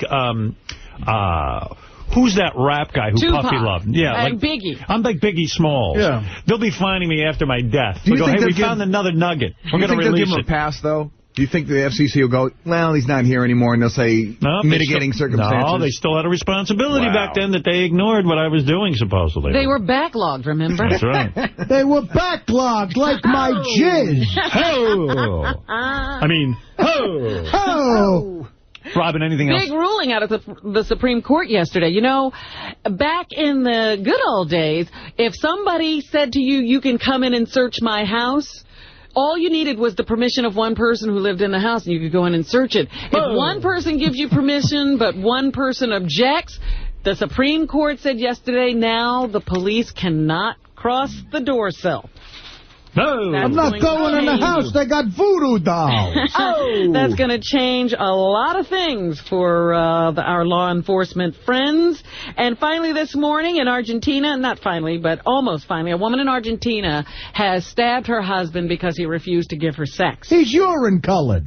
Whoa. The woman was arrested for stabbing her husband because he did not have sex with her. She's 52 years old from Buenos Aires. Exactly. She stabbed her husband in the back, but he was not seriously injured, thank goodness. Is she a homo? She told police she spent the whole day trying to get him into bed with her, and he ignored her. She says, I wore a G-string and high heels in the house, and he didn't even notice. No. I'll fucking X me, I'll fuck you. And finally, Sharon Stone's Basic Instinct 2 arrives in movie theaters, I think, this weekend. I say it makes $1 million. About That's it. Basic It Stinks. Just $1 million. Basic It Stinks 2. Here she says it's easy to be naked. It was pretty easy for me to be naked. It's not that easy for us to look at it, though. You know, I don't have that kind of, whole thing. Whole? Yeah. I just don't, you know, at the same time, it's not like I'm someone who's going to just go be naked. Hey, honey, let's see your ass lips. It's easy for you to be naked. Here's a news flash. It ain't 1911. No reason at all. And she will do nudity for a reason. I'm not a person it's called money. Who's a sensationalist for no reason, but if I think it's for something interesting, then it's... Out of curiosity, anybody at this press conference, or is she just talking to herself? Echoing because the room is empty. There were more people listening to Lisa G interview me about the dice playing. All right, thank you. And that's Sharon Stone, Basic Instinct 2, in theaters this weekend. Andrew Dice Clay is at Governor's. It's good to have him on today. And Andrew Dice Clay, I think, is sold out, but in case he's not, go see him at Governor's. Yeah, he's with our friends Don Jameson and Jimmy Florentine. That's right. And we will see you tomorrow. Tomorrow. Ho! Tomorrow. Oh, okay. TomatoVine.com. Let me just say a couple of quick things here. TomatoVine.com is the way to go if you're looking to really save money.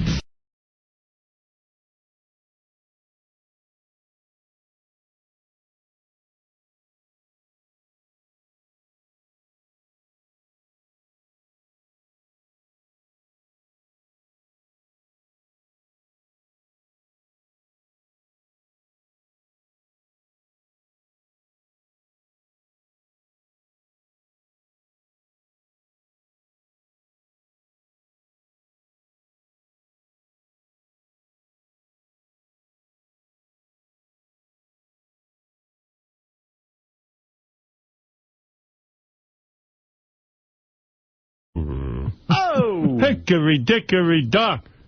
A chick is sucking my cock. Yes. And, of course, the other debate that people are having here, I don't know about you, but I still have trouble listening to or watching anything about September 11th. I do. I don't understand that movie they made. Who would go see that? I mean, they'd eat your kishkas out. Well, they have a trailer running. I mean, and that's a complete surprise. You don't go to the movie expecting to see a trailer about September 11th, and there was one in theaters this past weekend, and some New Yorkers saw it.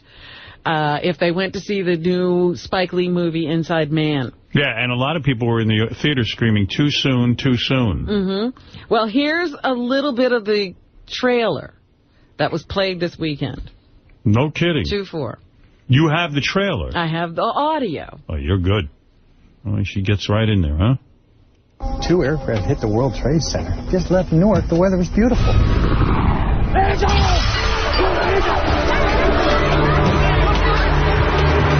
We have a plane headed toward the Capitol. What the hell is wrong out there? May we engage, sir?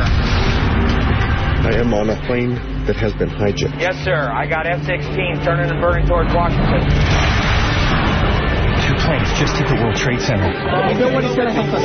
We have to do something right now. Oh, boy. I can't even take Flight 93. Yeah, I can't even take that on the radio. I bailed. Well, no one watched the cable TV movie Flight 93. I watched it. It got the biggest ratings. It was really well done, but sad. Yeah, I didn't watch it. See, I can't watch that stuff. You know, I know. Still scarred. I'm very scarred. Yes, Robin. I know that you have been concerned about the Wonder Woman movie and who will play Wonder Woman. I don't see them making a good movie there. I think that's going to end up the way Catwoman did with Halle Berry. Really? Yep. Well, it's Joss Whedon who did Buffy the Vampire Slayer on TV. Oh, maybe they got a shot. I don't know. He's pretty good. Yeah. He's playing Wonder Woman? No, he's doing the movie, Artie. And now the name that's being floated is Kate Beckinsale of Underworld fame. She's hot. Oh! She's already done action. She's good. All right. Hey, Kate Beckinsale, show me your fucking tail. Oh! Other names that have been attached to this project in the past are Sarah Michelle Gellar. Gellar, yes. Hey, Kate Beckinsale, I want to come on your face so pale. Oh! Charisma Carpenter. Oh! Who was also in Buffy the Vampire Slayer. Yeah. Charisma Carpenter, suck on my wood. Oh!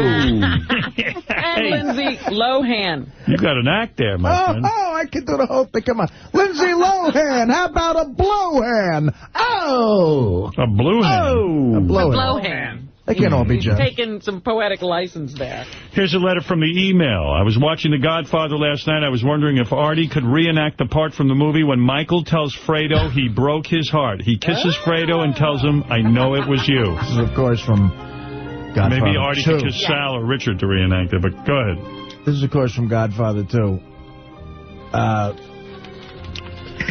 Fredo, come here. What is it, Mike? We're leaving tonight. What do you mean? Hyman Roth's not going to see the new year. What do you mean, Mikey? We're leaving tonight. We got to go tonight. Just come with me. No, Mike, I got to go. He goes, come here, Fredo. Come here. I know it was you. What are you talking about? I know it was you, Fredo. You broke my heart. You broke my heart. And then he kisses him on the lips. And then he runs away. Oh! It was on. Godfather 1 and 2 was on. That was at the party, right? They were at that New Year's and everything was falling apart. Cuban New Year, yeah. Cuban New Year. So you have to remember there's dance music in the back. Right. Corleone, Johnny's godfather.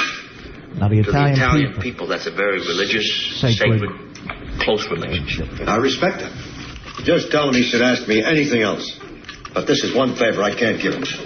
Well, he never asked the second favor when he's been refused the first. Understood? You don't understand. Johnny Fontaine never gets that movie. That part is perfect for him. It'll make him a big star. I'm going to run him out of the business. And let me tell you why. Johnny Fontaine ruined one of Waltz's international most valuable proteges. For 5 years, we had her under training, singing lessons, dancing lessons. I spent hundreds of thousands of dollars on her. I was going to make her a big star. And let me be even more frank. Just to show you that I'm not a hard-hearted man. It's not all about dollars and cents. She was beautiful. She was young. She was innocent.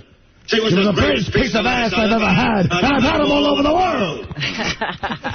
And then Johnny Fontaine comes along with his olive oil voice and guinea charm. And she runs off. She threw it all away just to make me look ridiculous. And a man in my position cannot afford to make you look ridiculous.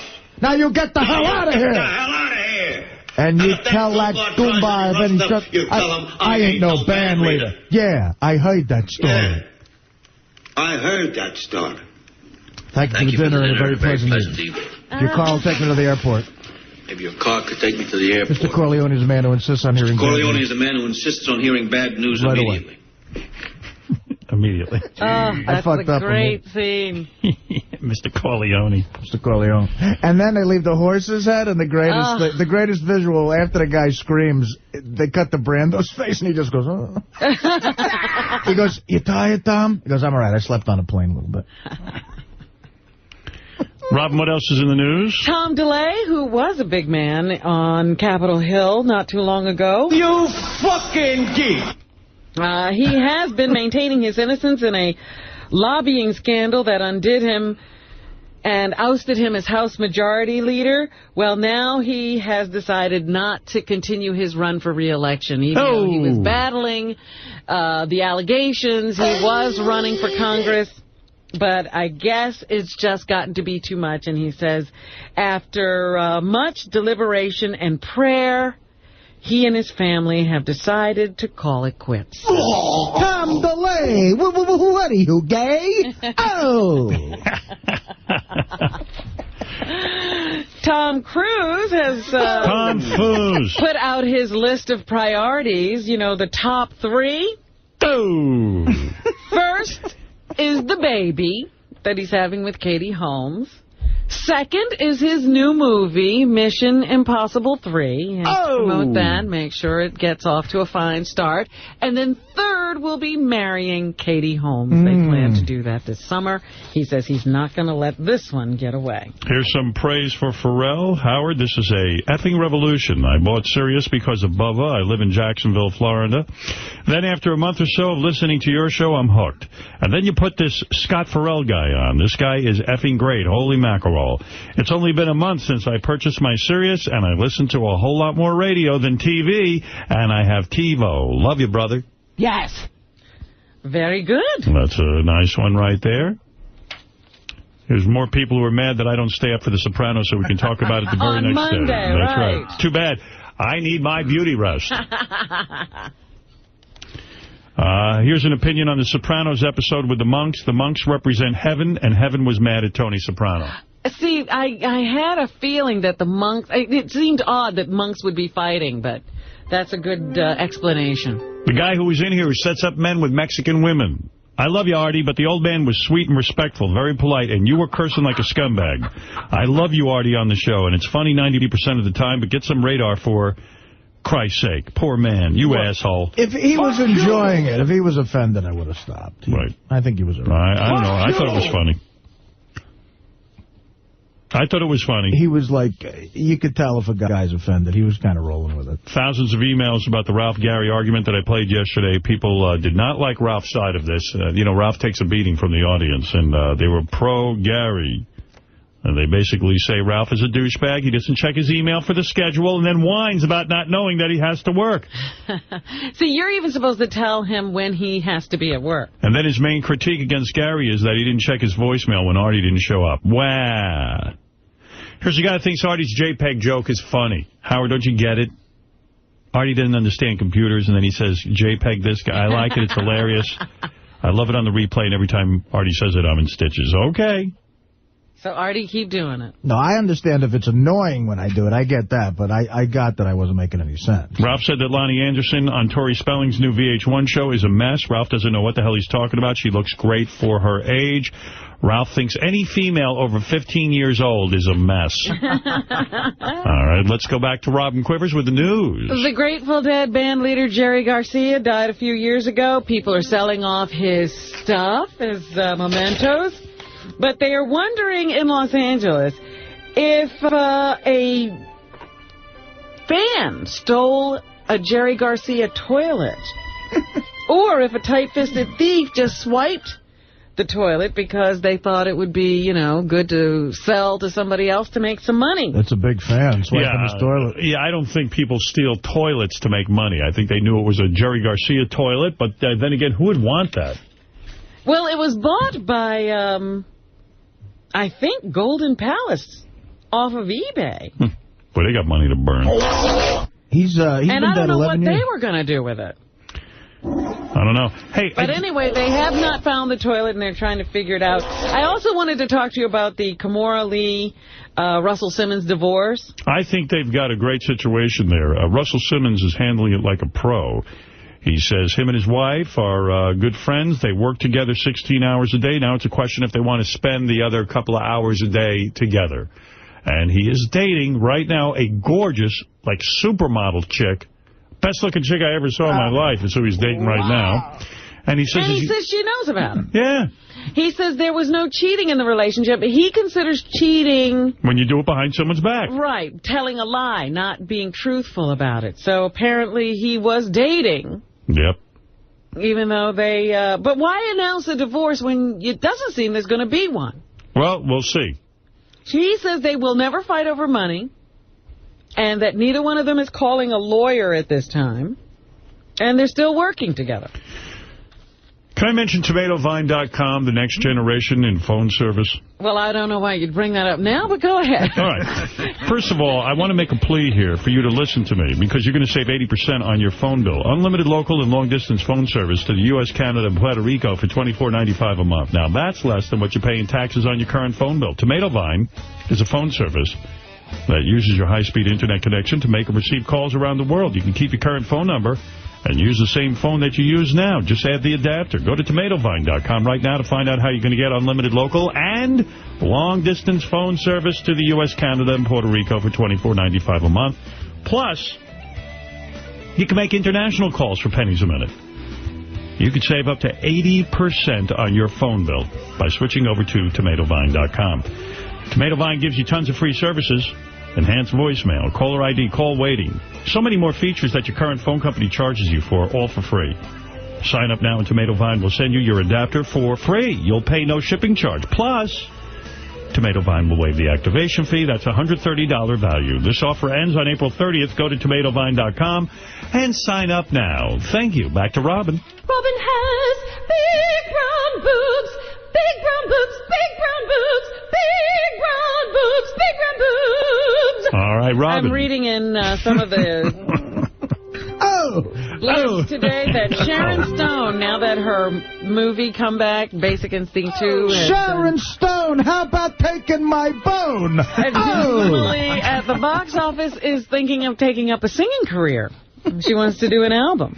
She has no shame. Like, wouldn't you just hang your head in shame if a $70 million production just tanked and only made $3.2 million? Is she trying to see how bad she can suck at something? No. Well, you know, I said she did all that pre-publicity because she knew she had a dog on her hands, and now I thought she'd go away and be quiet, but that apparently is not the case. The other thing I wanted to ask you about with Sharon Stone, when she flew home to California, she flew first class, and she put the nanny and the kids in back in coach. So what?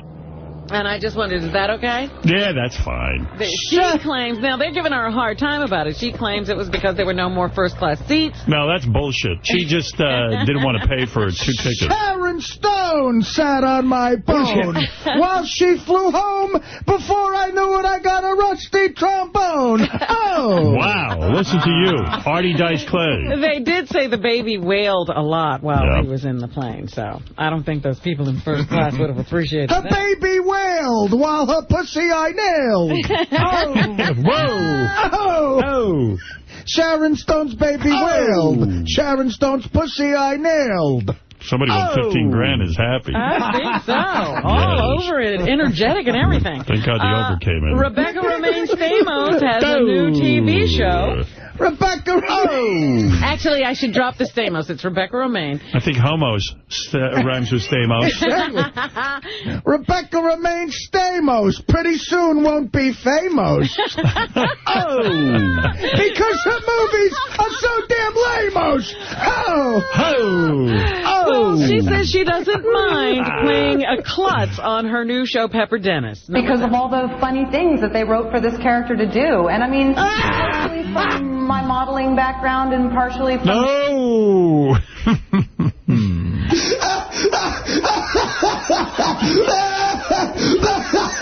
Here is why she's doing TV. I wasn't particularly looking for a TV show. I was just looking for good material, whether it be in the film world or the TV world. And I personally hadn't read a character this fun or exciting in the film world. So I couldn't. She reading that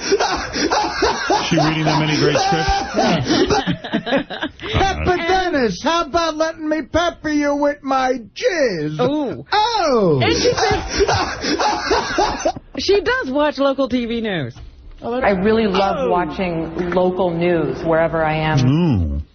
So it's perfect. And for different reasons than I used to watch it. I mean, I love the things that they make local newscasters do are unbelievable. I mean, I saw this one girl on Good Day LA. They made her do a report from a moving roller coaster. Gunfights! So what? Great rap. That's amazing. Gee, that's really amazing. It's a good premise. And here's Jerry O'Connell. I guess he goes on these junkets with her. He and Rebecca haven't set a wedding date yet. We're both pretty busy right now. Wow. Lucky. Rebecca's actually more busy than I am. I don't think Rebecca knew what working on an hour-long show entailed. Yes. So weird, you know. I used to see her and John together. Now Now he's a new guy. That's a new dude. A little tough, but no, I mean, it's going to happen this year. Just don't know when exactly. I'm on the outs, though. Rebecca's too good to do this show. Well, let's see how her new show does. Well, you know, when she really needs it, she'll call in. Yeah. Here's Pepper Dennis is the clip from the show. She entices her cameraman. Now, would you rather be some run-of-the-mill camera boy, or do you want to help this team take down the big stories? The ones that'll get us Sounds like Blue Iris. out of that smelly van and into the studio. Yeah. Studio. No. I'm Anchor. Who do you think's going to shoot me? I'm Pepper Dennis. Every day. I'm getting myself hot. This is great. Oh. All right, thank you. There's a new service now. You know, you could not download movies once they'd been released to DVD for a 2-week period. Try down in my load. Oh! So now, as of, I guess today, you can download the movie once it is released on DVD immediately on the Internet. And the first movie to get that treatment, Artie... Beer League! No. Close! Dirty work! Brokeback Mountain. Here's Heath Ledger. Hickory dickory dock, I saw Brokeback Mountain and sucked some cock. Here's Heath Ledger on the love scenes with Jake Gyllenhaal. It needed a What? It's always awkward doing love scenes in movies, whether it be with a guy or with a girl. No, it's really? Not really. What else, Robin? Here's Jake Gyllenhaal talking about director Ang Lee. It needed to find that person who was going to make it into... Has he gone so gay that he has the gay music behind him every time he talks? Yeah. This is actually from the DVD. You know, they have all that extra stuff. I just erased it. And, Jake Gyllenhaal. The clip featuring Jake and Heath. What are we going to do now?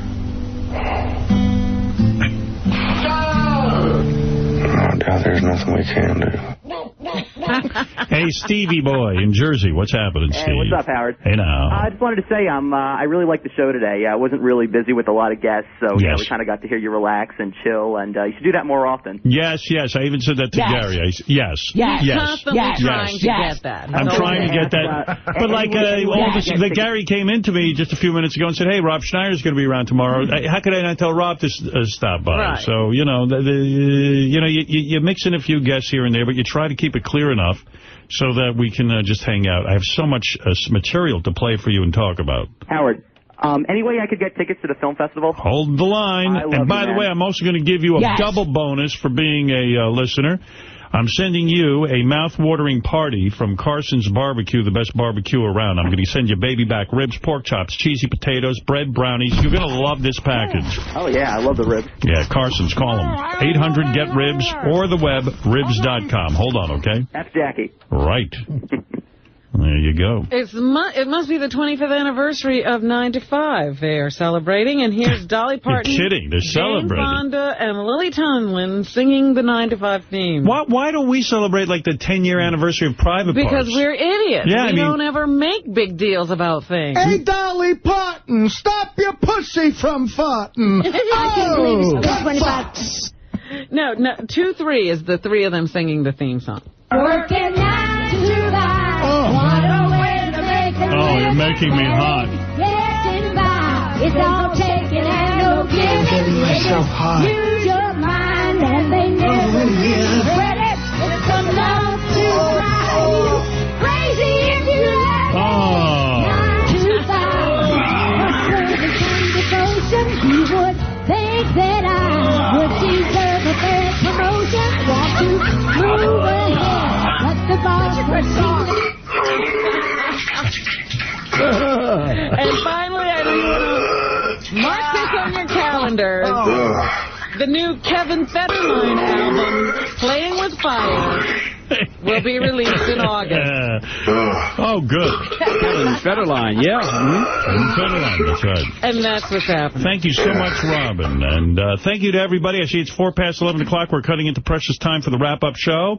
I do want to remind you that tonight at 10 o'clock, 9 Central, not to miss the premiere of the new real-life series, King of Cars. That's only on A&E. You'll get the ultimate inside look at the ultra-competitive world of car sales. See what it takes to seal the deal. Meet Chop, the genius behind the #1 car dealership in the nation. This cat's only 30 years old, but he's already made millions of dollars. And they don't call him the king of cars for nothing. Now, the key to Chop's success, do whatever it takes to stay on top. Chop dresses up his salesmen in showgirl outfits, paints them blue.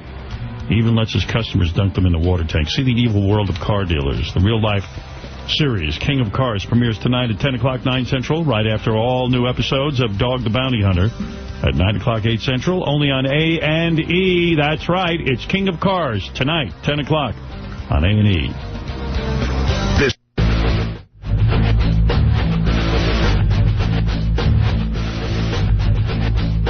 Get ready for King Norris, Saturday, April 29th at the Rail on Main, 350 East Main Street, Bound Brook, New Jersey, 732-748-RAIL, or go to therailonmain.com. Get Vertigo Blues' new song for free at vertigobluemusic.com. Don't miss the stand-up comedy of Sal the Stockbroker Shuley and the Reverend Bob Levy, Friday, April 7th, the Dun Ellen Theater, Dun Ellen, New Jersey, 732-968-9010 for tickets, and Saturday, April 8th at the Big Kahuna in Wilmington, Delaware, 302-571-8402 for tickets. See Ronnie Scoresman H100 and the Scores Girls at Tavern on the Green for a 1013 fundraiser for police officer Richard Going. Thursday, April 6th at 7 p.m. For information, call 516-749-4016. And don't forget BenjiBronk.com. I am who I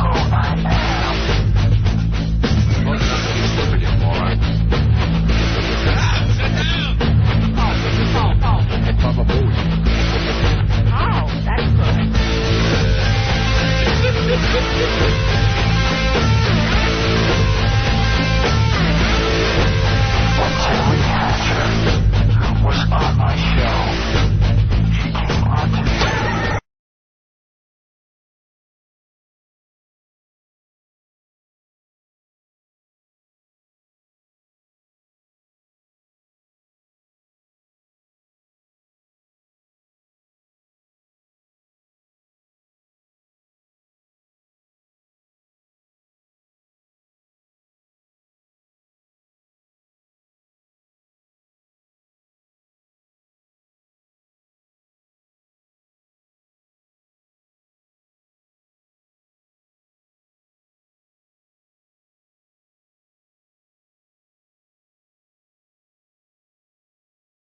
Nah, I didn't write it down. I wrote something else down. Oh, okay.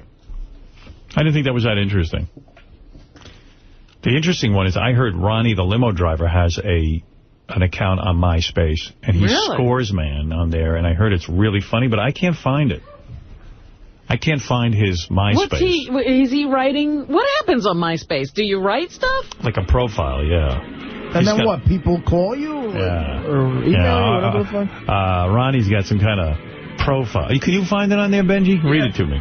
What's he got? What are you talking about? Someone told me you have an account on MySpace. Just go to... Are you off your rocker? You don't? Well, someone else might have put it up. See if there's a scores. I don't even use it. Maybe somebody put something up there, but I don't even use a friggin' computer. I'm worse than just put in the word Scoresman and MySpace. Oh, you shut up today already. You're a psychopath. I just said probably not you. You're a sick bastard. Let me tell you. Why? There's something wrong with you. Why? There's crap missing up in your head. What's your problem? Why? What did he do? Problem? Dude, you had to see what's going on out there with him. What did he do? With Dice and everything, trying to kiss him. That's not true. He's out of his mind. That's not true. You're making that up, Ronnie. You're making that up, Ronnie. And don't come in here and tell Howard stuff to get me in trouble, because I will not take it. Did you try? I thought you tried to kiss Dice. Yeah, I did. You did. He's lucky he didn't get punched out. I'm telling you, he was ready to punch him out. That's what we were going for. Trying to make out with Dice. If I had been a little skinnier, I might have been successful. Honestly, he's right, because someone told me that, like, I have 10 pages on MySpace or something. Oh, okay. People just put shit up. But if you just put it in Google Scoresman and MySpace, it'll come up. All right, what does it say? Well, here's a blog. It's about Robin. Let's see. Yes, Robin is important. Where's my car? Hey, I've been drinking since I dropped you off. So wait, that's a comment. Wait, that's I see. So I thought it was his real account. I forget he lost his mind. No, here's his blog. I found it. All right, it's okay, Benji. I work as a security guard. I said it's okay. No one wants to hear you read. It's just somebody who he wants to meet. Fans of the show and girls who'd like to work at Scores. Right. What is somebody's stolen Ronnie's identity? What is The engineer, my favorite Howard Stern moment is when Dice came by. Okay, because you never knew what you were going to get when Dice Clay walked into the studio. Hey, you know? So, I just loved it every time he came by. Check him out. April 20th, 1992. Look who it is. Look who just dropped in unannounced. Jackie. Oh, Jackie, what's going on? Who is that, Robin? Oh, it's the Dice Man. That's right, the Dice Man. I didn't know you were in town. He's always in town. No, I just came off tour like 6 hours ago. Is that right? He just dropped right in. That's why I didn't guess the Dice Man. Yep, there he is, Andrew Dice Clay. I was trying to think of who was here. Should I bring up this thing we were reading about Arsenio Hall? Yeah. All right. I forgot all about that. Let me bring something get me started, huh? Do me a favor. Let me take a break. You don't like him, do you, Quivers? No. All right. Okay. All right. You know, I was going to ask you.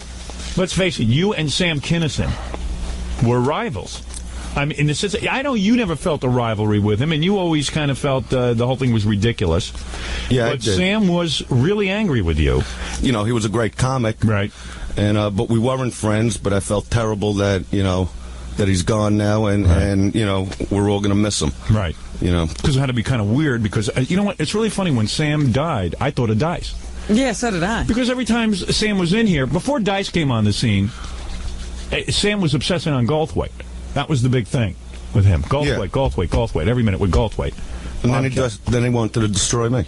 Yeah, then he went after you. But that's all right. That was his thing, you know. But I did say this on the air. I don't know if you know this. I said to Sam once, you know, what are you with this Dice thing for? You guys have very different acts, and it's you know, why are you so upset by him? He says, well, tell you the truth, I'm really not upset with him. I'm just kind of jealous because he did steal a lot of my thunder. I was the one big shock comic, and then when he came on the scene, he stole a lot of my thunder, and you know, there's a jealousy there. So I mean.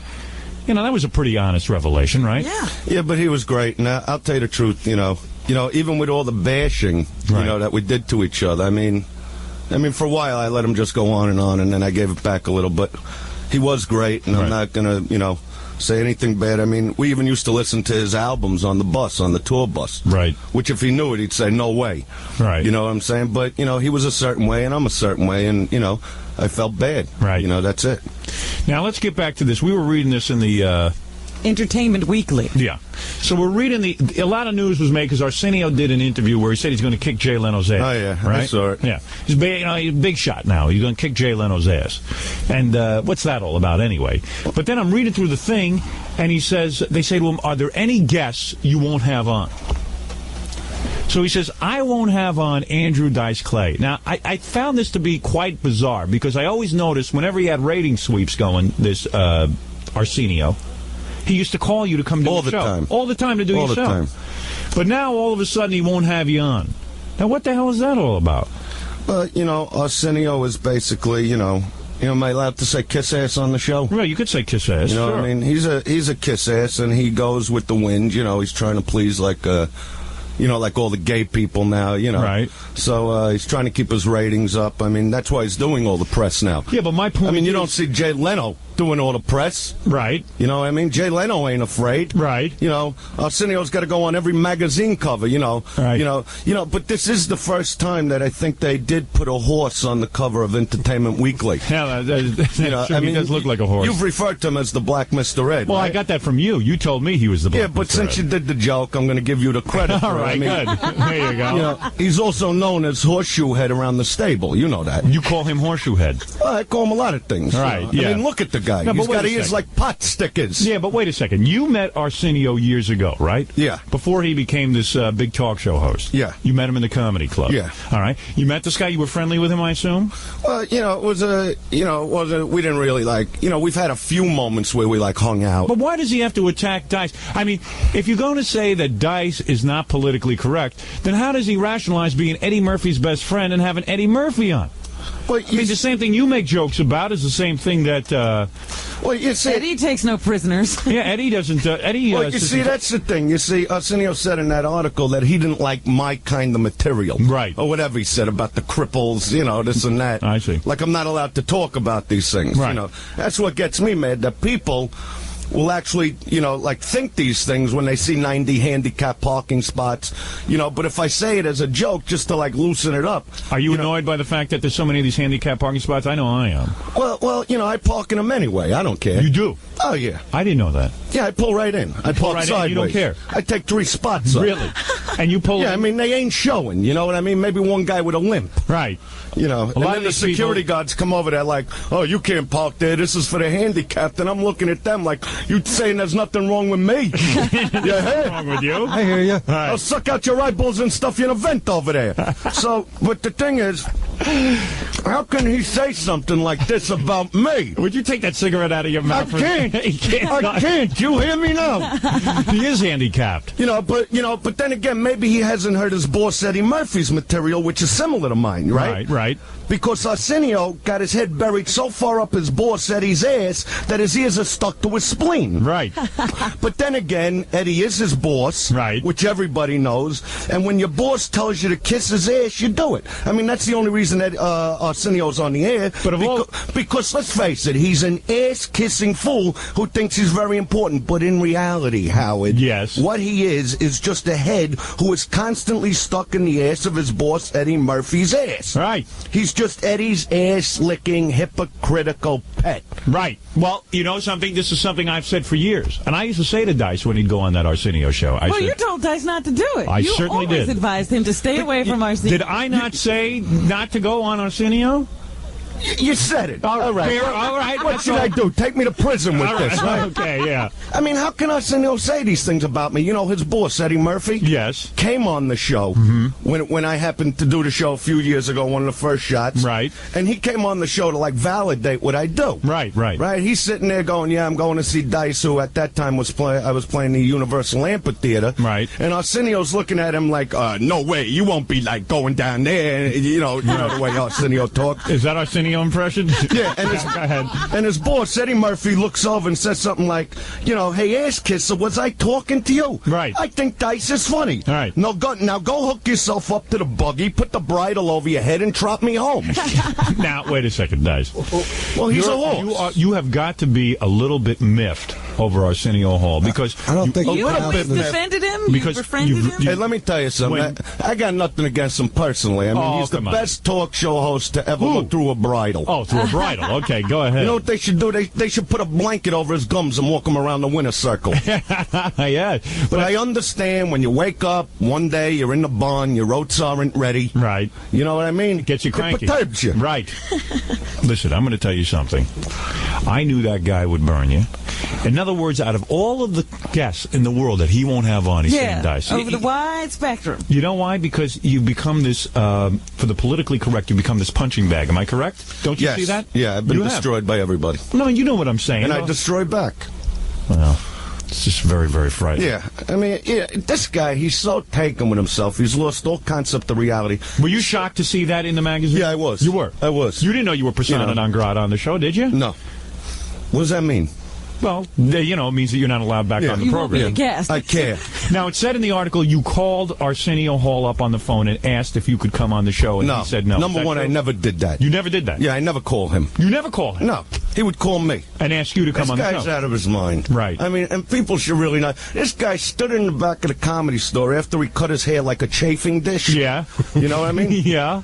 And he's telling me, you know why I do this, Dice? Because when people see it on TV, it's going to start a trend.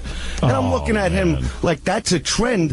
Retards are doing that hairdo for years. Yeah. Isn't it funny how you picked up on it? So, in other words, he's so full of himself that he feels if he gets a new hairdo, the whole country will move in sync and get a hairdo like that. He thinks everything he does. The only thing that horses listen to him. That's it. Well, let me tell you something. He will. He goes to the dentist. The dentist is afraid he's going to get hoof and mouth disease. Well, I'll tell you something. He said he's got to be careful what he presents to America. One could only hopefully be, hopefully someday he'll break his leg and they'll shoot him like a horse. You know what you ought to do in order to... Famous Amos has more to say than this guy. Well, you know what you ought to do? First of all, he's a horrible stand-up comedian, Arsenio. He's not a comic no more. He's not. He used to be a comic. Right. You know, he used to tell jokes anyway. Yeah, right. You know, now he's like just one long commercial in between like news stations. Well, let me tell you something. But wait a minute. Didn't you guys read the article? He says, I can't think of one joke that I have told on this show that wasn't handwritten.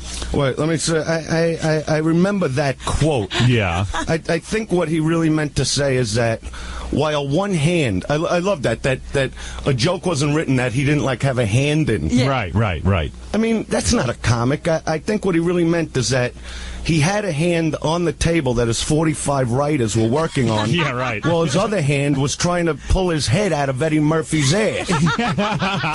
Well, that's certainly interesting. Now, have you spent time with this guy? I mean, have you ever spent time talking to him off the air? And well, you know, when you talk to him, it's like talking to another person now. Really? I mean, he's very taken with himself. Right. Horseshoe head. Yeah. I mean, there were other quotes. You know a quote I love? He goes, wait, this is a good one. Yeah. This is a good one. All right. You know, like, number one, he comes on and he was talking about, like, throughout, like, his first year. Yeah. You know, that he read in one place that he was too black. Right.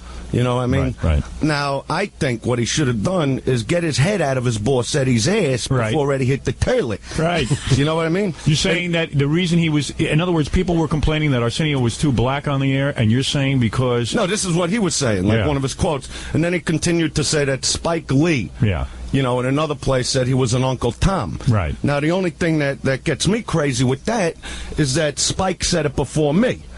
You know, because when Spike get down with the truth, you know, because the Spike is going to diss a homeboy, he's cold. That's right. You know, Dice. Because I'm black. You know Dice, that. No, seriously, you speak... I got a lot of black in me, believe me. You speak the black jive talk. Did you just hear That's that? Right. Did you hear that? Because I am a black man. Would you do that Spike Lee impression again, please, if you don't mind? With Spike get down with the truth, because when Spike is going to diss a homeboy, he be cold.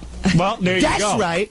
It's like having a black guy in the room with you. Close your eyes. The blacks love me, believe me. Let me close my eyes and hear that again. The blacks call me D-Money. Really? I can see you're really worked up over yeah. I can see you got... I'm not finished with him. You're not? I even got a closing statement when we're done with him. All right, you would like to make a closing statement. All right. But we're not done with him yet. I don't think you're pronouncing his name right. What is his name? Arsenio. Arsenio. Arsenio? Yeah. Arsenio. I love the beginning of a show. You know, the beginning of a show when that announcer comes on. Right. And he comes on, he's like, oh, through the streets of Hollywood and the hills of the Hollywood Hills, it's the Oreo Hall Show. Oh, my goodness. Starring Mr. Big Stuff himself, and here he comes. It's Oreo. And what does he do? Rough. I mean, where does this guy have the unmitigated gall to come against a guy like Jay Leno? Now, let me tell you something about Jay Leno. Jay's a comic.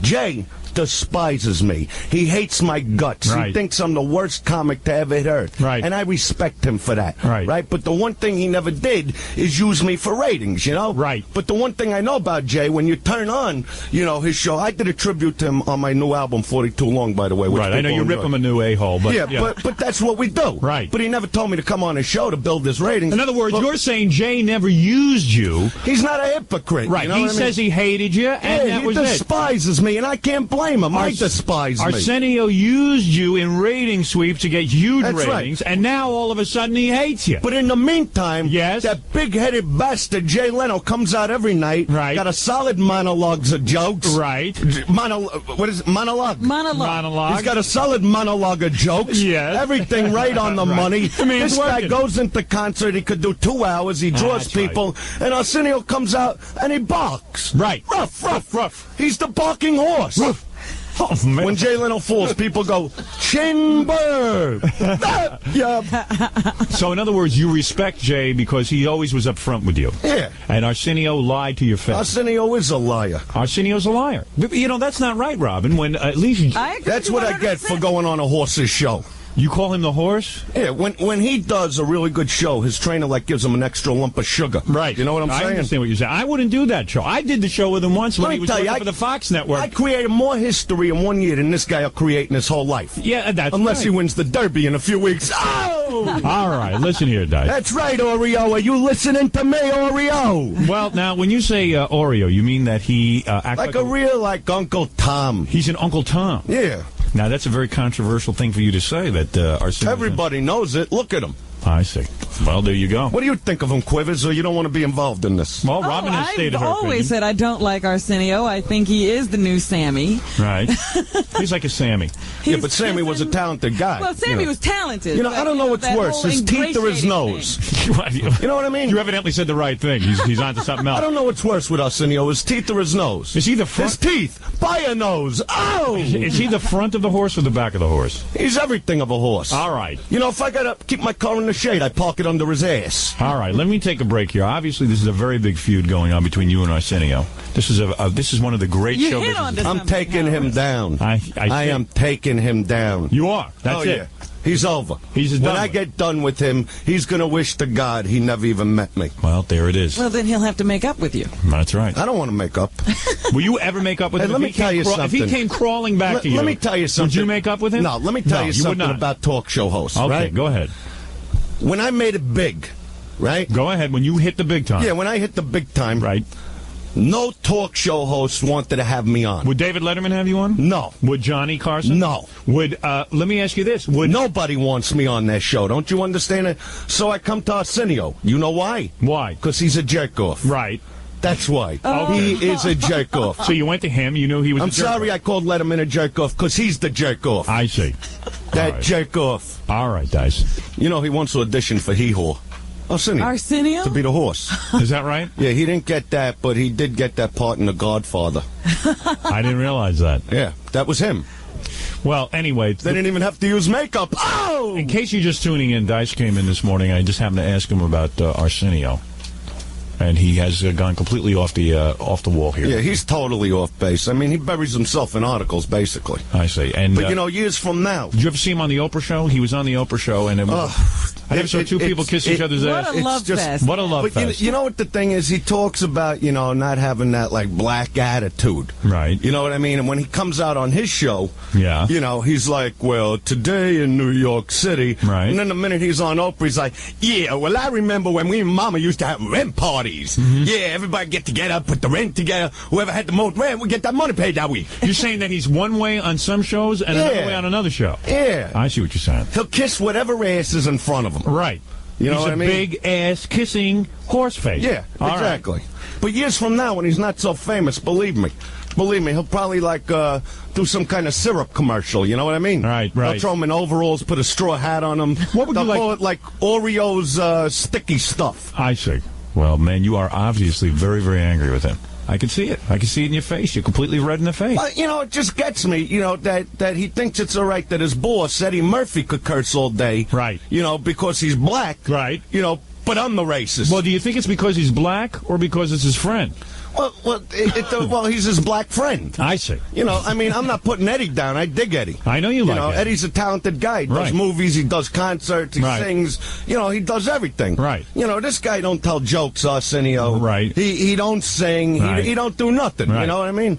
Well, I just don't understand why he would. And he pisses on every white guest. He always pissed on me. You feel it's a racial thing? Yeah, definitely. You feel if you were black, you would have been treated better? Definitely. When I watched him on the MTV Awards. Yes. Right? Any white performer that he had come out, he would be like, yeah, well, here's Joe Blow. Right. But the minute a black performer, like at the end when Prince came on, he goes, yeah, now this what we be waiting for. Right. This what the night be all about. I see. This is what it is. Right. Well, that's why he's being replaced, I'm sure. Is he being replaced? Yes. He says he'll never kiss Dick Clark's ass again.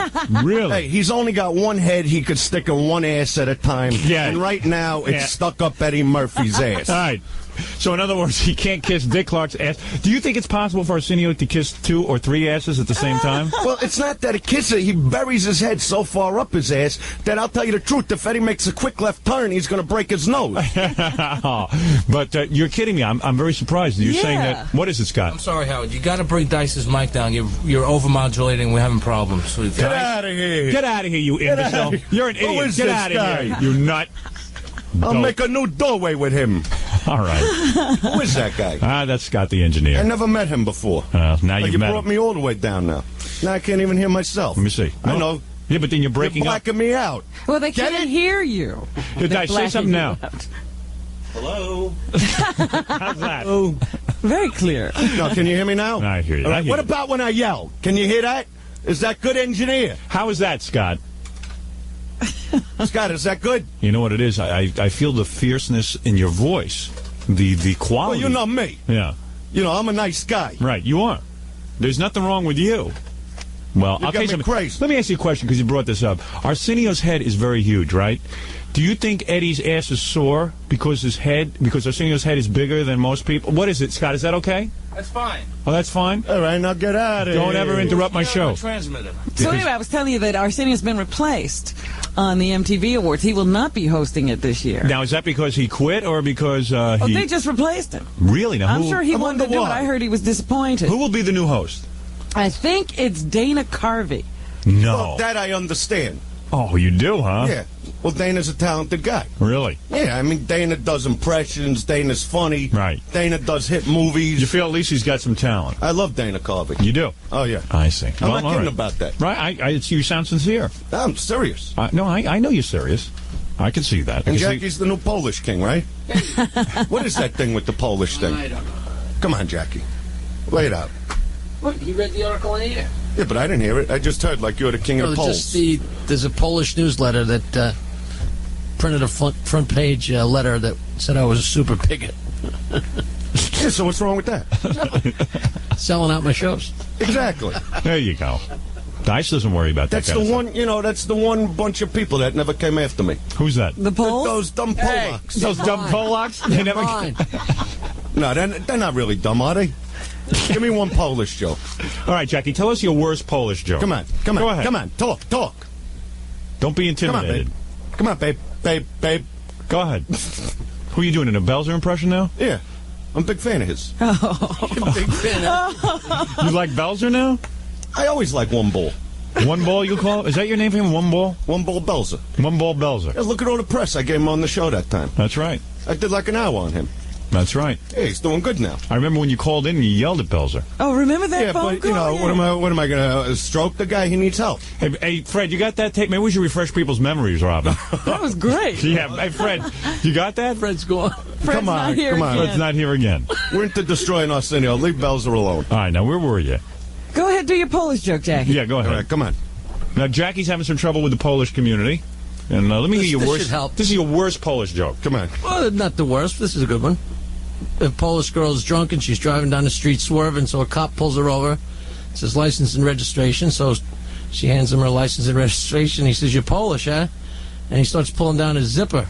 She says, "Oh, no, not another breathalyzer test." And then what happened? Shut up, man.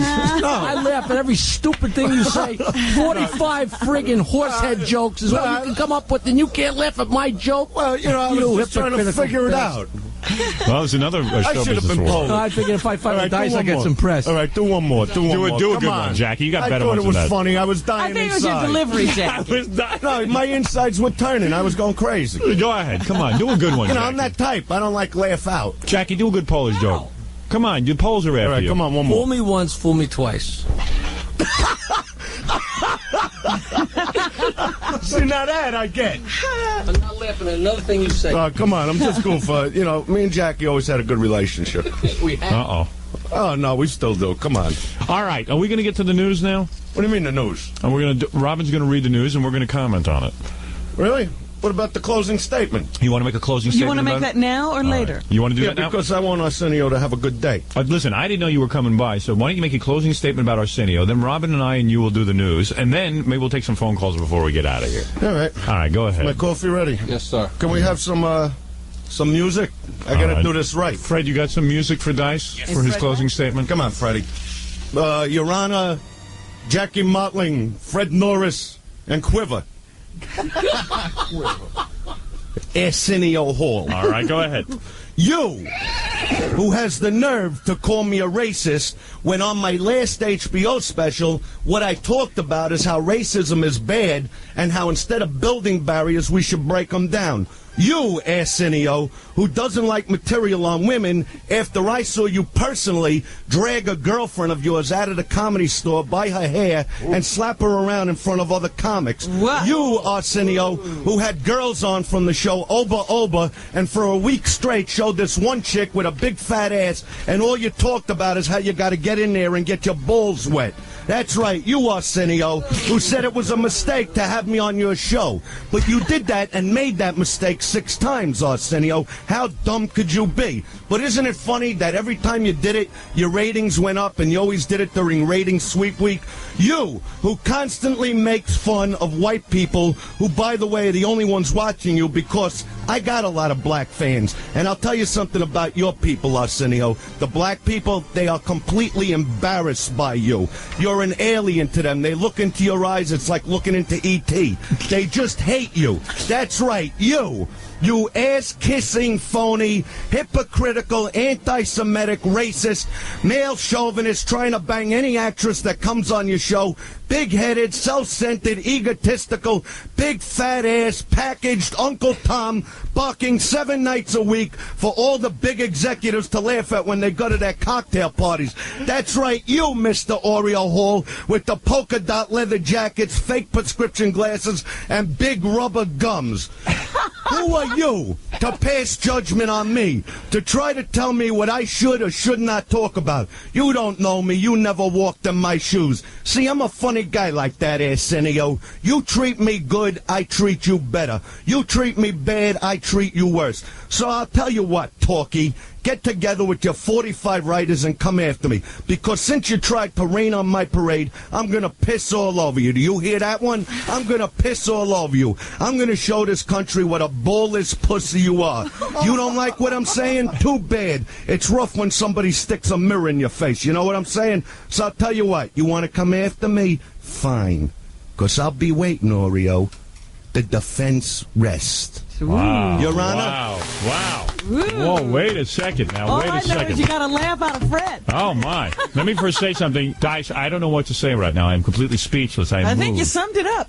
First of all, there was I don't know if you caught it, Robin, but there was some accusations made in that. Yes, I caught every one of them. What are you talking about? Did you write? I was there and I saw him. Now, what did you see exactly? Well, this is years ago, before he became the famous Amos of talk shows. Right. Yeah. One night, I saw a few things with him. One night, he was dating this girl who, by the way, was one of these white bleach blonde chicks. Go ahead. And he got mad at her. He was having some kind of argument, and all of a sudden he grabbed her by her bleach blonde hair and yanked her out of the comedy store and started slapping her around till some comics got in between. Ooh. Really? Yeah, this is a guy that tries to come on TV and say, hey, I'm Mr. America, I'm Mr. Nice Guy, who I once saw jump into an audience just because a guy heckled him. Like you get heckled. Which I'm sure he got a lot. And beat the crap out of the guy. He beat the crap out of the guy. Mr. Nice Man. Well, that's handling it, isn't it? So you're telling me that he beat up a white... come on! You're saying he beat up a white woman? Come get me! You're saying he beat up a white woman? He smacked her around? Oh, he smacked her around. He didn't beat her to a pulp. Because somebody stopped him. I guess he wanted to get her home first. Right. Wow. This is Well, there were some other accusations in there. Oh, yeah, but I'm saying... I'm dizzy from the accusations. This is a guy that, What was the other accusation, Rob? Something about Oba. What about... what was that Oba and his balls went? Do you remember about a month ago? The hell was that? A month ago. Oba. No, I'll tell you what it is. A month ago. A month ago, he had this... there's this traveling show. I actually saw it in Vegas. It's called Oba. With all these Brazilian dancing chicks. Oh, that's right. Yeah, right. So for like a week or two straight, there was one chick that really knocked him out. Right.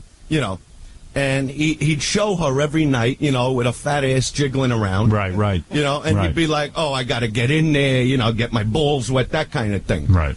But this is a guy that when I come on the show, if I say I like to bang chicks. He's like, he makes that stupid face. Makes the face. Like, oh, that's wrong, Dice. That's wrong. In the meantime, he keeps showing this chick like I got to bang. Well, according to the Inquirer, he was at all the Magic Johnson parties. Is that true, Robin? Yeah. Well, he was at a lot of them. Yeah, he went to all the whore parties. Right.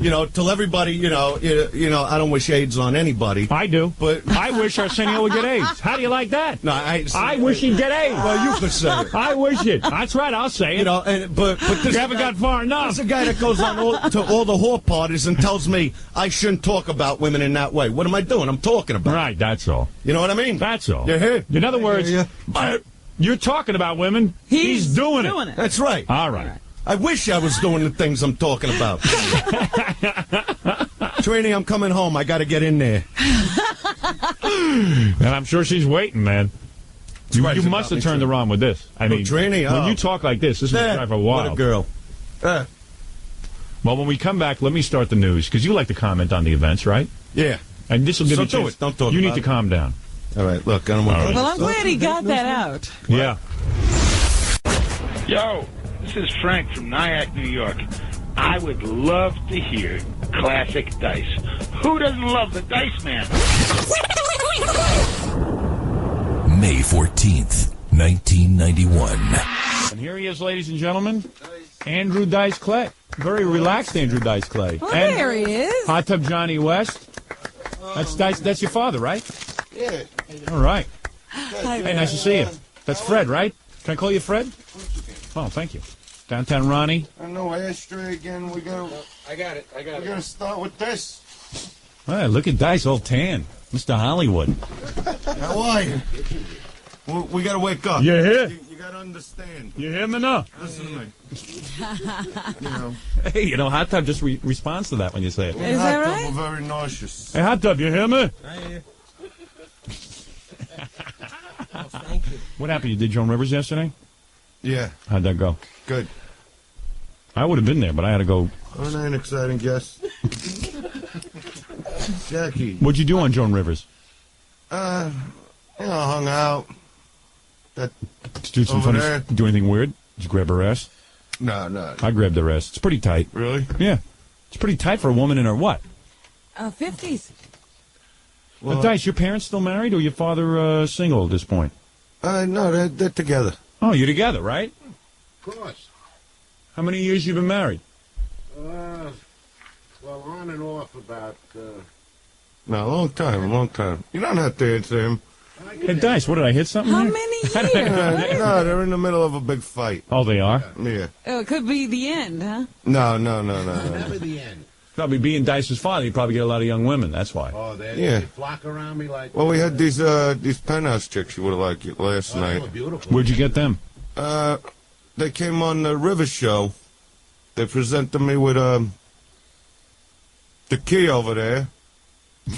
Yeah. See, the penthouse key? The penthouse key? What do you mean? Key. Joan had like a little thing planned. That you don't have a penthouse key, do you? No. What's with you and Joan? Did Joan help you early on in your career or something? She was actually the first talk show that ever put me on. So like you feel like, hey, I owe her or something, so you go on the show. No. I don't know nothing. But you feel good about her. But it was nice of her when she did it. So then you always make a point to go on her show. You know, I could have brought up that when I did the show over there, she didn't give me panel. You know. Right. She didn't let you sit down. But, I let things go. Right. You know, I did my act. I sat down, and she said, well, that's the end of the show. And I'm like, what do you mean that's the end of the show? Don't I get panel? I mean, I'm over here, yeah. And you're over there, you folly. And now, my mother's sitting out there with my father over there, and they want me to talk, and it's like, good night. Who's this girl you're in the newspaper with? This one. What girl? This one. Really? Where's that from? This is from... Probably some hoe that leached onto me somewhere. No. Us Magazine. What is that? Who is that? Have you seen this? No, I didn't see it. Give me the picture. You're at a Steven Seagal opening, Andrew Dice Clay with Love Kathleen Monica? Who's that? That's my girlfriend. That's Trini? That's Trini, right? Let me see. That's a picture of her. Because Gary goes, that's not Trini. There's Baba Booey. Baba Booey. Is this a new one? Yeah. Yeah, she's cute. Of course she's cute. I never saw your girlfriend before. Well, when she's in town, I'll bring her in. Yeah, I'd like to meet her. Every once in a while I say to Dice, we'll get together at my house. But that never happens. No, it never happens. But we will. Who cares? I mean, listen, I don't want to put any pressure on. I always feel like I'm putting pressure. You don't think he wants to get together? I don't know. I don't know what he wants. Come on, I don't know what you want to do. We rap nice. Come on, we rap. Don't start. Don't start. Don't start. Did I tell you I just got up? Did I tell you I was sweating all night? No. Yeah. What are you talking about? I don't know. I was like, I had ajada. What's with your father, man? He's got the best job of all. He gets to be... You're the manager, right? No, I'm not the manager. Because we always go through... Why do you say that when you are? Huh? Why do you say you're not the manager? Well, I'm his personal manager. He's the only one I listen to, believe me. All the parasites out in L.A. I don't listen to. And your father watches your money and stuff for you because the other guys would just steal it, right? Well, he says he watches it. I make sure I never see any. So you got to pay your father? Do you get paid for your services? Oh, I certainly do. I get paid very well. He knows that. He's a very rich guy, daddy boy. He is? So is that what's going on between him and your mother? No. She's got plenty of bread. What are you fighting about then? We never fight. No, they're not fighting. Are they together? I don't know. Yeah, they're together. You're together? Yes, we are. You ever get tempted on the road when you're with Dice and you see all these young girls? Never. Really? Never. Hey, Fred, you proud of Dice, man, your son? Very proud. You can't believe it, right? It's like a dream. What did you think he was going to be when he grew up? When he was growing up, did you think he was an idiot? Never. My old man thought I was an idiot. Never. He was right. Thanks, Dice. So maybe he was right. Did Fred look into little Dice's crib and see a genius? Did you save all the movements from Dice's diaper? Like, were you one of those dads who thought everything he did was great? We have it painted all over the wall. What, the Dice? Whatever he had. Dice is all over. Yeah, see, I used to be an artist with my, No, but I'm saying you always felt that he was a great kid. Diaper stuff. I always knew he was a genius. You did know. That's right. You believed in him all along. All Boy, my father didn't. That's why my father's not my manager. Hey, Fred, you want to hear my father? Did you ever sound like this when talking to a young Dice? Every time I start thinking good of my father, I would play these tapes, Fred. I'm going to play them for you right now. Let's see. Here's my father counseling me, young Howard Stern. I'm 7 at the time. I told you not to be stupid, you moron. There he is. Here. Shut up! Sit down! All right? Yeah. Well, he had all good reason. Look at you now. Yeah, well, now my father walks around. I knew, he always had a sense of humor. Yeah, sure. Sure, Dad. Right. You hear me now? Hey, at least you believed in dice. You know what I'm saying? You hear me? I hear you now. All right. Okay. Hey, let me tell you something, my friend. Hey, now you're working out again. Last time I saw you, you were chunky. You look good now. But I look real good now. Now you look good. You were letting yourself go. You were getting carried away with that Hollywood lifestyle. You don't come back to your roots anymore. Yeah, but now I'm there. Johnny, am I boring you? What's your problem, dude? What you got to start with him? He'll rip off your arms and beat you to death with him. You don't know Johnny. Don't get him crazy over there. Kinnison told me you made up that story about taking his do-rag. No. Is that true? You wouldn't lie to me in dice, would you? Because we weren't there.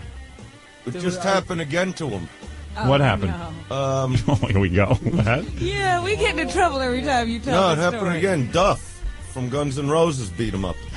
Beat up who? Beat Sam? Sam up, yeah. Well, we just had Duff on the air the other day. Yeah, he was just on with us. Did he tell you? He didn't mention anything about that. Yeah.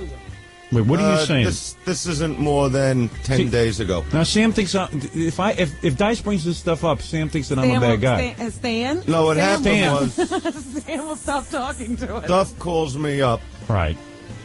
10 in the morning. I'm getting ready to do a meeting. I was awake.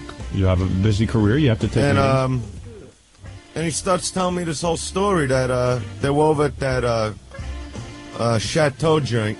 The Mama? Mama, where Belushi... Yeah, they weren't together. Right. Sam was somewhere else. And Sam heard that Slash and Duff were in the hotel. Right. So, this is Duff's story. Right, I understand. So now Sam knocks on Slash's door, and Slash invites him in, and Sam starts screaming at Slash that he promised he'd do him a record, and he wants to be successful, and he owes him this and that. And now we cut to Sam choking Slash to death. What? You're kidding me. Yeah, this is what Duff told me. All right, this is third. So he's choking him to death, and the girl that Duff is with wakes Duff up. Right. And she goes, I'm not sure, but I think somebody's killing Slash.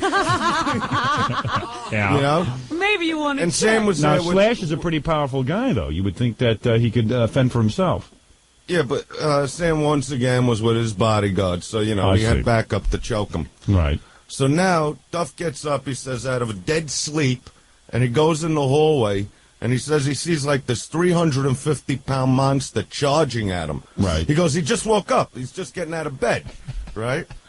And, look at Hot Tub. He loves this. Look at him. And then what happens is, so he tackles Duff, and the bodyguard holds Duff, and he starts hitting Duff, and Duff got away, and he split his lip. Right. He split Sam's lip. So Duff punched Sam in the face? Yeah. Yeah. He said his whole head was swollen, and then Sam was going to have him arrested because after he punched him, he dragged him into his room. Duff dragged Sam into his room? Where there's a mirror. Is this true? No, I'm telling you. You just heard this. Let's just say this could be a total lie. No. I mean, because you don't know. You don't know if this is true or not. Dragged him into his room, and he had a new dirty rag on his head. Oh, jeez. And he ripped it off his head once again because he heard Johnny did it. Yeah. And he goes, tell me what you see, Sam. Tell me what you see. And Sam is going, I'm Bozo! Bozo! No, that part didn't happen. That didn't happen. But no, he was going to have him arrested. The cops were there, and he dropped the charges on them. Well, let me just say something. Can we call the police? This might terrible. not be true. Let me say something. That you are a good friend of mine, and Sam is a good friend of mine. I know you guys don't see eye to eye.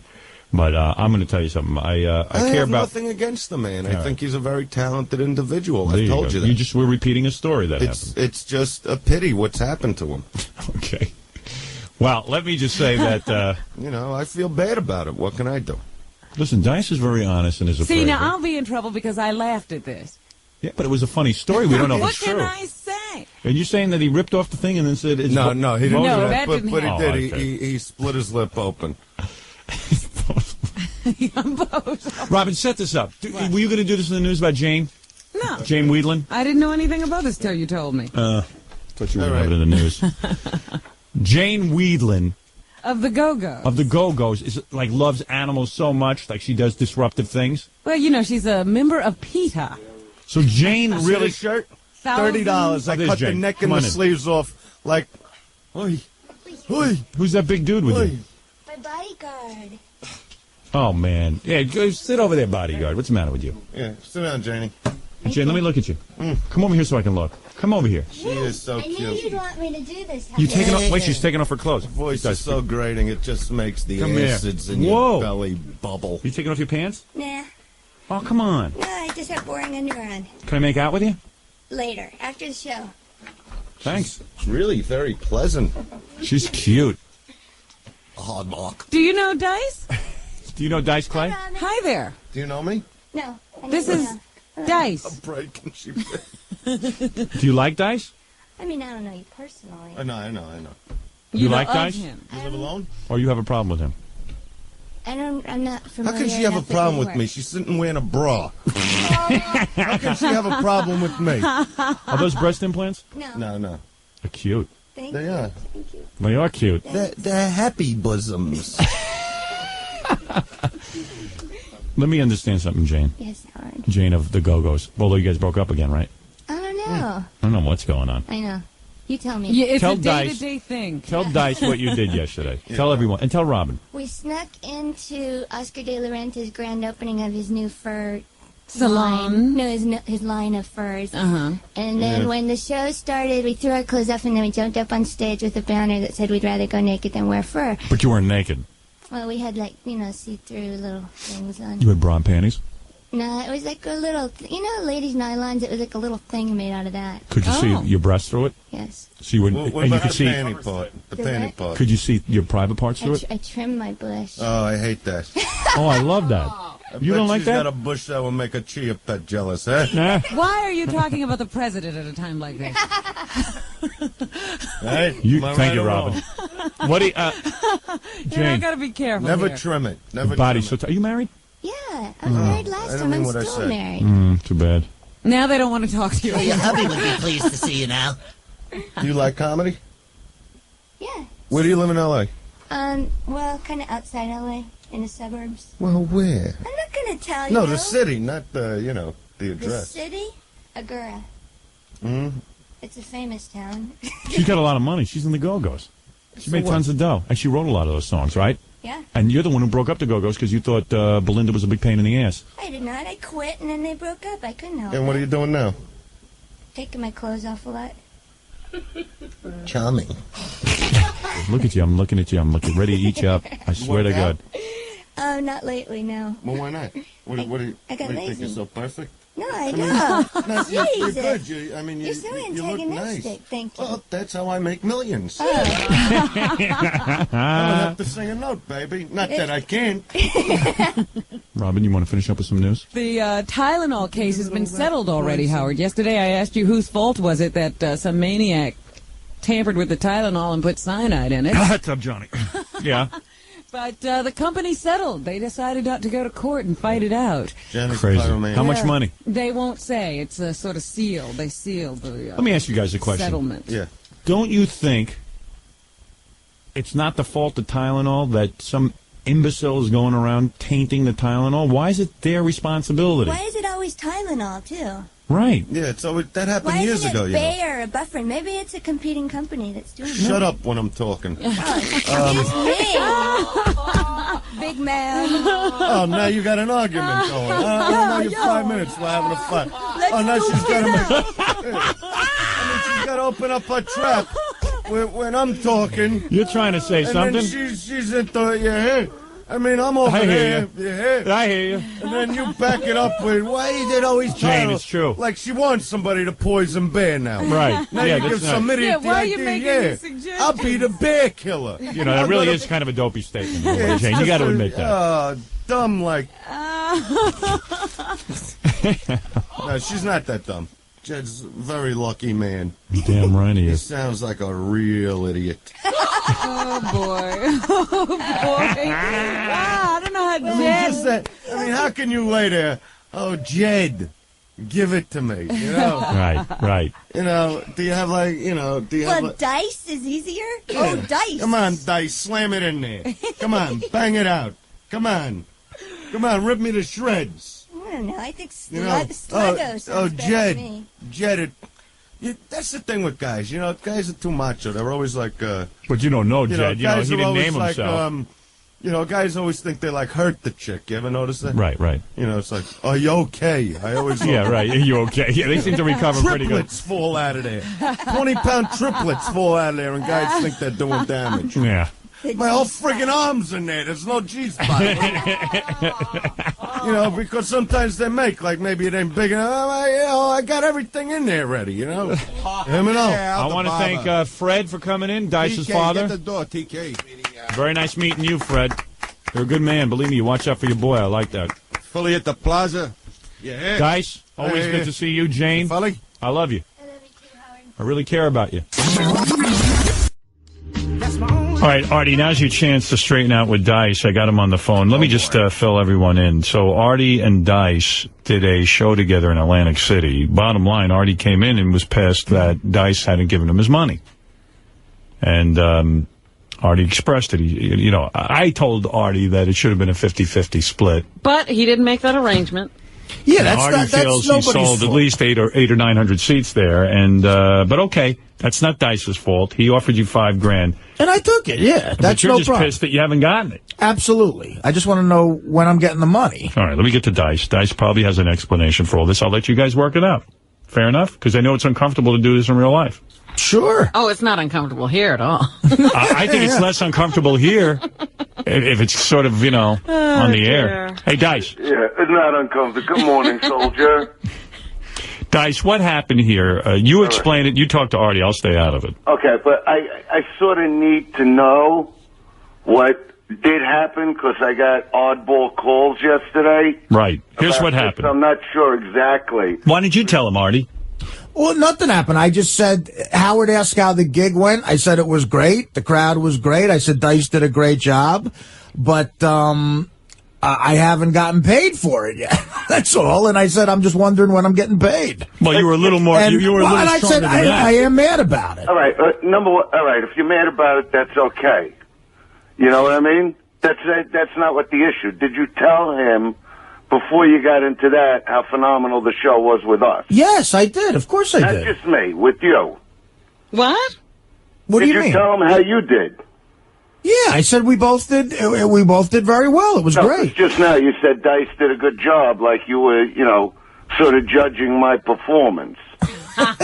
Well, he is judging your performance. No, they asked me how it went. Howard, I'm saying the reason we did this show, we wanted to see how we would be as a team together performing, and I'm still raving about the show. Well, Artie said that you were great, he was great. Artie did say probably that he was just as responsible for bringing in the crowd as you were. Okay. And he kind of was saying... And as a free opening act, he was great. Yeah, and he said, not only did I accept $5,000, but really, I didn't get any money for it. But Artie also said, I'm going to fill you in on everything, Dice, so you're not in the dark.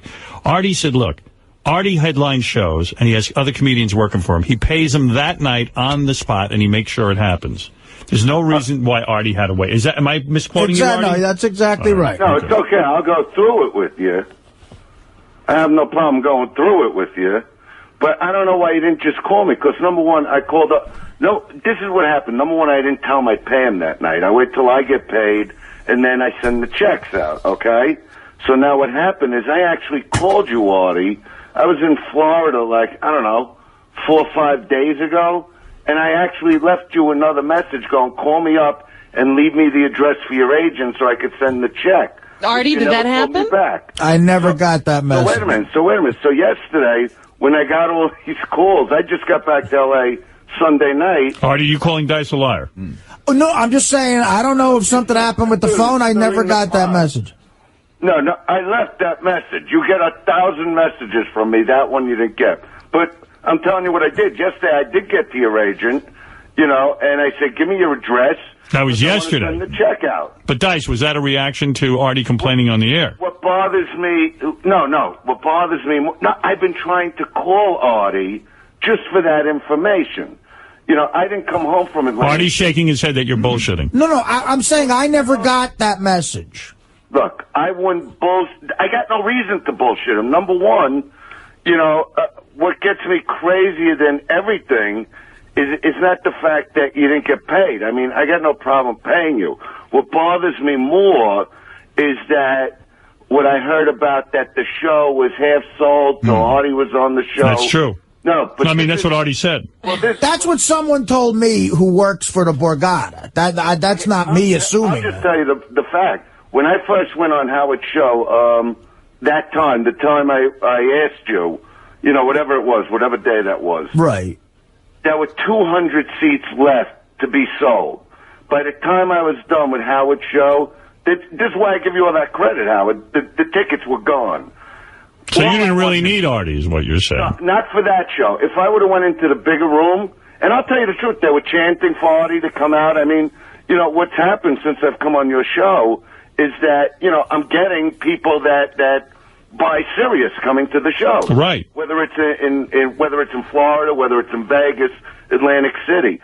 All I wanted to do was finally team up with Artie because I heard about his performing ability and, you know, team up like these guys do, you know, the blue collar guys, these guys. So, you know, people have been telling me about Artie, so I said, well, let's try this. Now, if we would have... See, I'm going to be honest with you. Artie thinks... No, but let me... Can I tell you what Artie thinks? Because Artie's not man enough to tell you himself. No.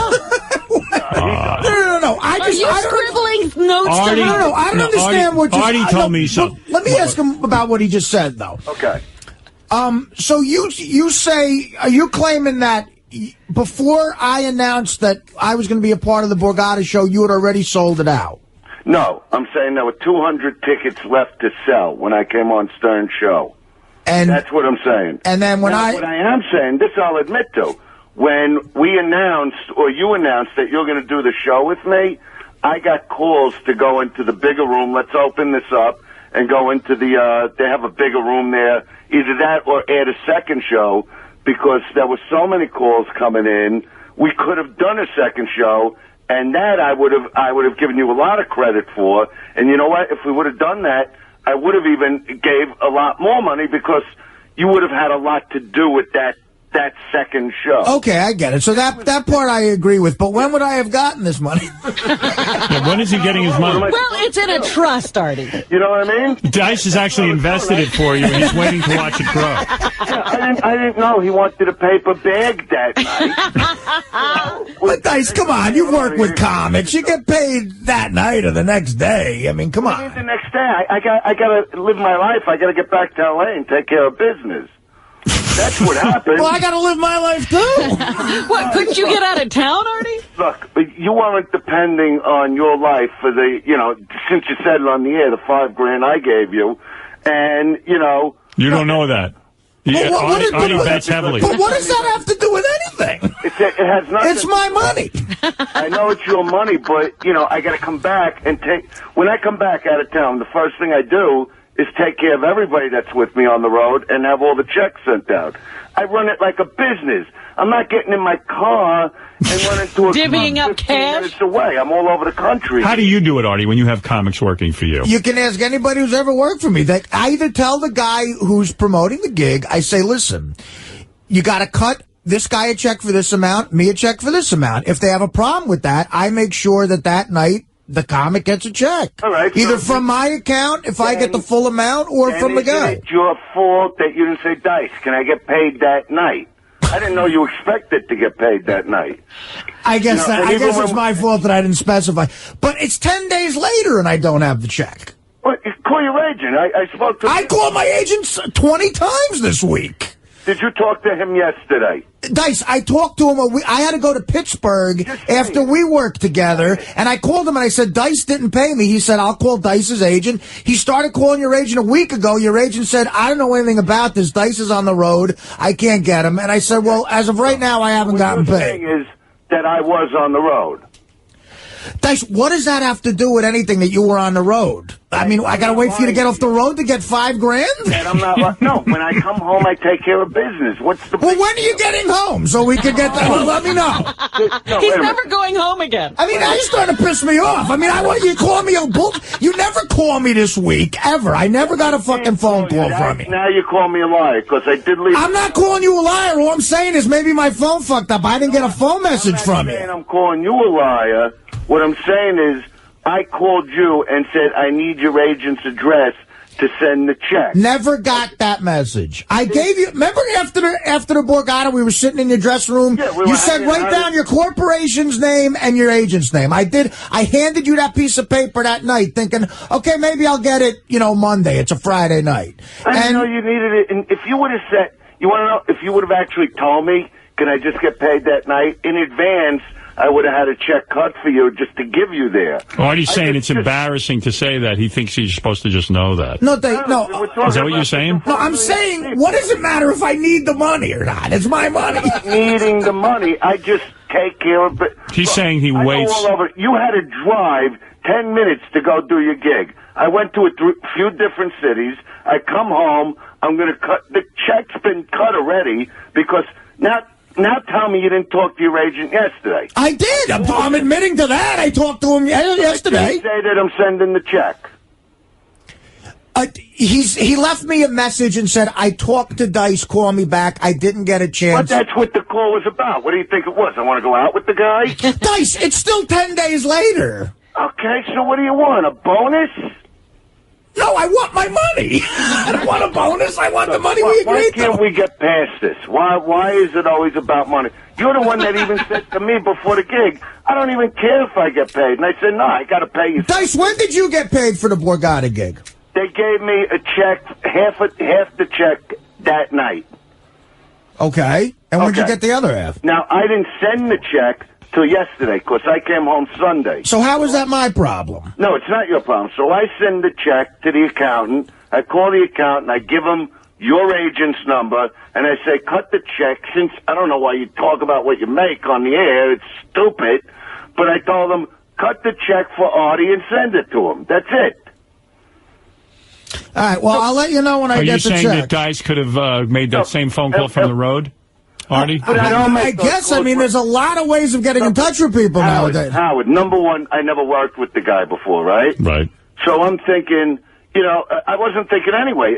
If he wanted to check that night, that's all he would have had to say. And I would have taken care of it in advance of leaving L.A. Actually, I think this is Dice giving Artie a little more credit. He doesn't think Artie's desperate for $5,000. So he's taking his time. He's getting home. He's going to... Why should that matter? I mean, Howard's not desperate for his paycheck coming next week. Just expect it on time. Exactly. Right.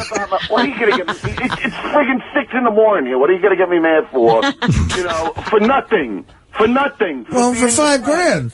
I'm trying to team us up to do giant things, and you're, for the $5,000. That makes you sound bad. No, it doesn't. It doesn't make me sound bad, Dice. It doesn't make me want to work with you again if I got to wait fucking 2 months for my money. Oh my God! What do you want me to tell you? If you want to do what you're doing, then do what you're doing. We teamed up to do big things together, right? Did you two have a talk? What? Yeah, well, that's the other thing. I don't know if Artie wants me to bring that up. Right. Did you have any kind of conversation? Artie doesn't want to tell. Dice wants to team up with Artie. And Artie thinks the reason that Dice really wants to team up is he really wants me involved. And that Dice's way to get involved with me is through Artie. No, that's not... But Artie's afraid to say that. That's without question what's going on. Come on. Oh, really? No, wait a minute. Really? No, Howard, please. I come on your show, I announce a show, when you say, you got something to plug. You bet. Anytime you want. Sells out, right? That's right. Anytime you want. But who says why it's happening? I don't say anything. No, I say why it's happening. Yeah, but what happened? But I don't know. Artie feels he can go do these shows himself. Here's my thing, Dice. Let me hear what Artie has to say. The room we played at the Borgata last week. Okay. I'm doing a show, 2 shows there, August 25th and 26th by myself. Okay. And they're both going to sell. They'll both sell out in about 4 or 5 days, and I'll make probably 11 times what I made with you there. Okay. Now, why would I want to do work with you when I don't need it? And why would you want to work with me? You never saw me do stand-up. It's not about the fact that you like the fact that I'm a comedian. I'm on the greatest show ever that can put people in seats. And, you want to get those plugs. So it's almost like you're patronizing me, like, oh, you're a great comic, I want to work with you. No, you want to get plugs on the Howard Stern show, which I totally get. So you don't think working with me? Okay, so you're the greatest comic ever. No, Dice. The reason I worked with you was because you're an icon. You're one of my heroes. The reason I did this is because, look, it's not, and this is what I told Howard. Howard thinks I should have asked for more money. I'm like, no, it's not about the money. It's about the fact that I'm getting to work with a guy who is a true icon. He's a legend. And it was something I could tell my kids one day. I opened up for Dice, but teaming up with you, why don't we just go make our own money ourselves? Why do we got to team up together? You don't think it could benefit you and us as a team teaming up together and doing giant places? You don't think that's strong? Well, to tell you the truth, I'd rather work by myself. Well, if that's what you want to do, that's up to you. I heard when I started doing Howard, my attendance record went up immediately. He gave me an outlet. It's going great between us. He gave me my own show to do. My attendance at my shows have gone up, 80% since I went on Howard. No one knows that more than me, man. I know. Let me talk a minute. Now I hear about Artie Lang and how terrific Artie is. So I think, you know what? Maybe it would be a good idea, because guys are doing this, to team up with Artie. Let's see what happens. So I approach you. I'm doing this Borgata gig, and I say, look, Artie, what do you want for the gig? Because I wouldn't want to insult you either. So I throw a number, and you go, you know what? That's fine, because the next night I'm at some club in Pittsburgh, and I'm making X amount, which I wouldn't say on the air. All right, great. So we do the gig. All that happened was a misunderstanding of when you got the pay, okay? I took care of it, but if you don't want to work with me, that's up to you. And if you think I can't do bigger places without you, well, you're mistaken. And if you can do 2 and 3 nights at the Borgata and in Vegas and bigger arenas without me, then go do them. I just think you're a good guy. I thought we got along terrific, and I wanted to move forward with it. Dice, honestly, I would have opened up for you at the Borgata for nothing, just for the story. I really would have. That's how much I respect you. But honestly, the guys team up for those tours because they have trouble selling tickets on their own. I'm blessed with the fact that I'm on a show. And look, 2 years from now, if I'm not on the show anymore, I could be begging guys to give me work. That's how comedy is. But right now, I got to make as much money as I can, and I can do it on my own.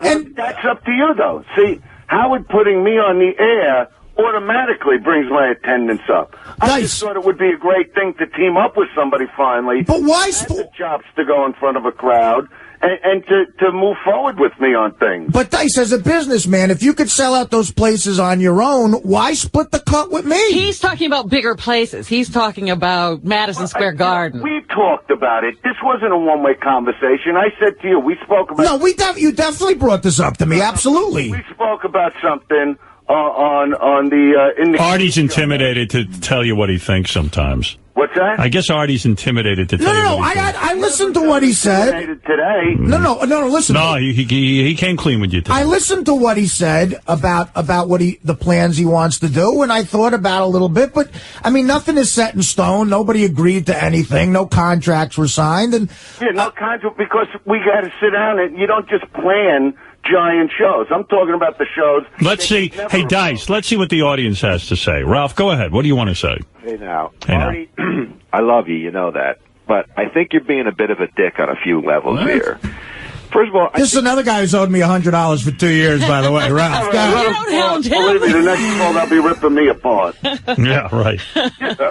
So, guys, what Dice is saying, first of all, with the team up, it'd be fun. It'd not necessarily about money, it'd be fun. I was excited. I wanted to go see you guys. Artie, have I ever come to see your show before? No, I was excited. Wow, wait, Ralph, if I team up with Dice, you'll come? Wow, wait, Dice, where are we next, man? I can get Ralph Sorella to come to the show? Just listen for a minute. Fuck off, Ralph. Here's a guy you're saying you loved, you looked up to. It was an honor to open for him. Yeah. and I did. 2 minutes later, because you didn't get your $5,000 that you would eat in devil dogs in a day, you're pissed. Oh, Ralph, you're a fucking loser faggot, you piece of shit. How long should I wait for the? How long should I wait for the $5,000, you cocksucker? You even want? You want me to wait the same amount of time I waited for my $100 that I put in with my bookie with you, you piece of shit? What's with the vulgarity? Can't you have a conversation? Is this what happens when somebody's right? So, are you right, Ralph? You're right? No, but seriously. You've owed me $100 for 2 years, you fucking piece of shit. And when I wanted to get the $100 from you, said, get it from Will. He owes me $50. It is. It's Will owes it to you. But listen to me. Why are you getting yourself all worked up over this $5,000? Because you're... Dice is running it as a business. He's running things differently. How long should I wait for the $5,000, Ralph? You tell me. How long should I wait for the 5 Gs? He was on the road. He was on the road, and he runs it like a business, and he gets back, and he makes sure that everything is on. He's got more people than you. Ralph, what would you know about making money and business? With you like he does, so he's got to get everybody paid. You know what? Let me say this, though, Artie. You're actually funny now, Ralph. Now you're saying funny, creative shit. I don't know what the fuck you're talking about, dude. How long am I supposed to wait for $5,000? Artie, how... that I could spend on devil dogs, you faggot. Artie, don't want fun. What do you know about making money, Ralph? Go fucking go jerk off to Star Trek.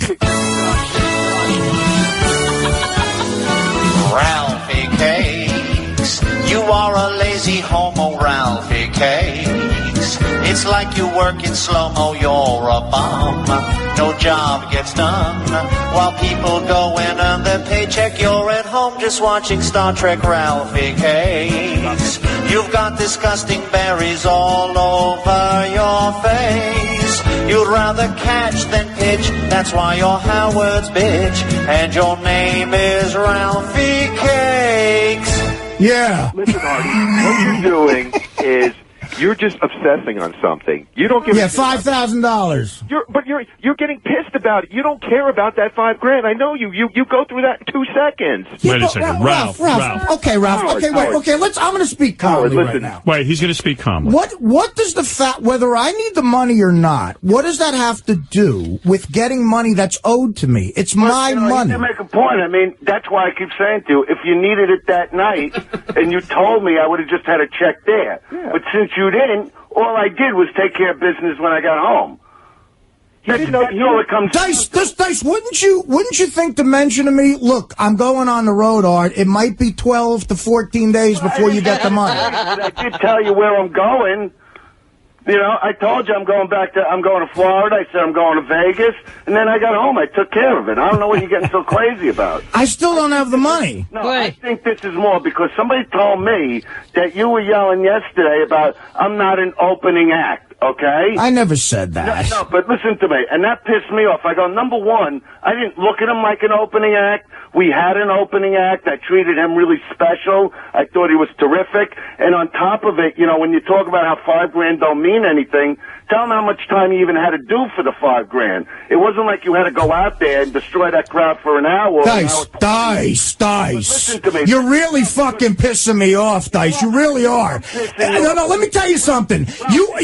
I took a pay cut. $5,000.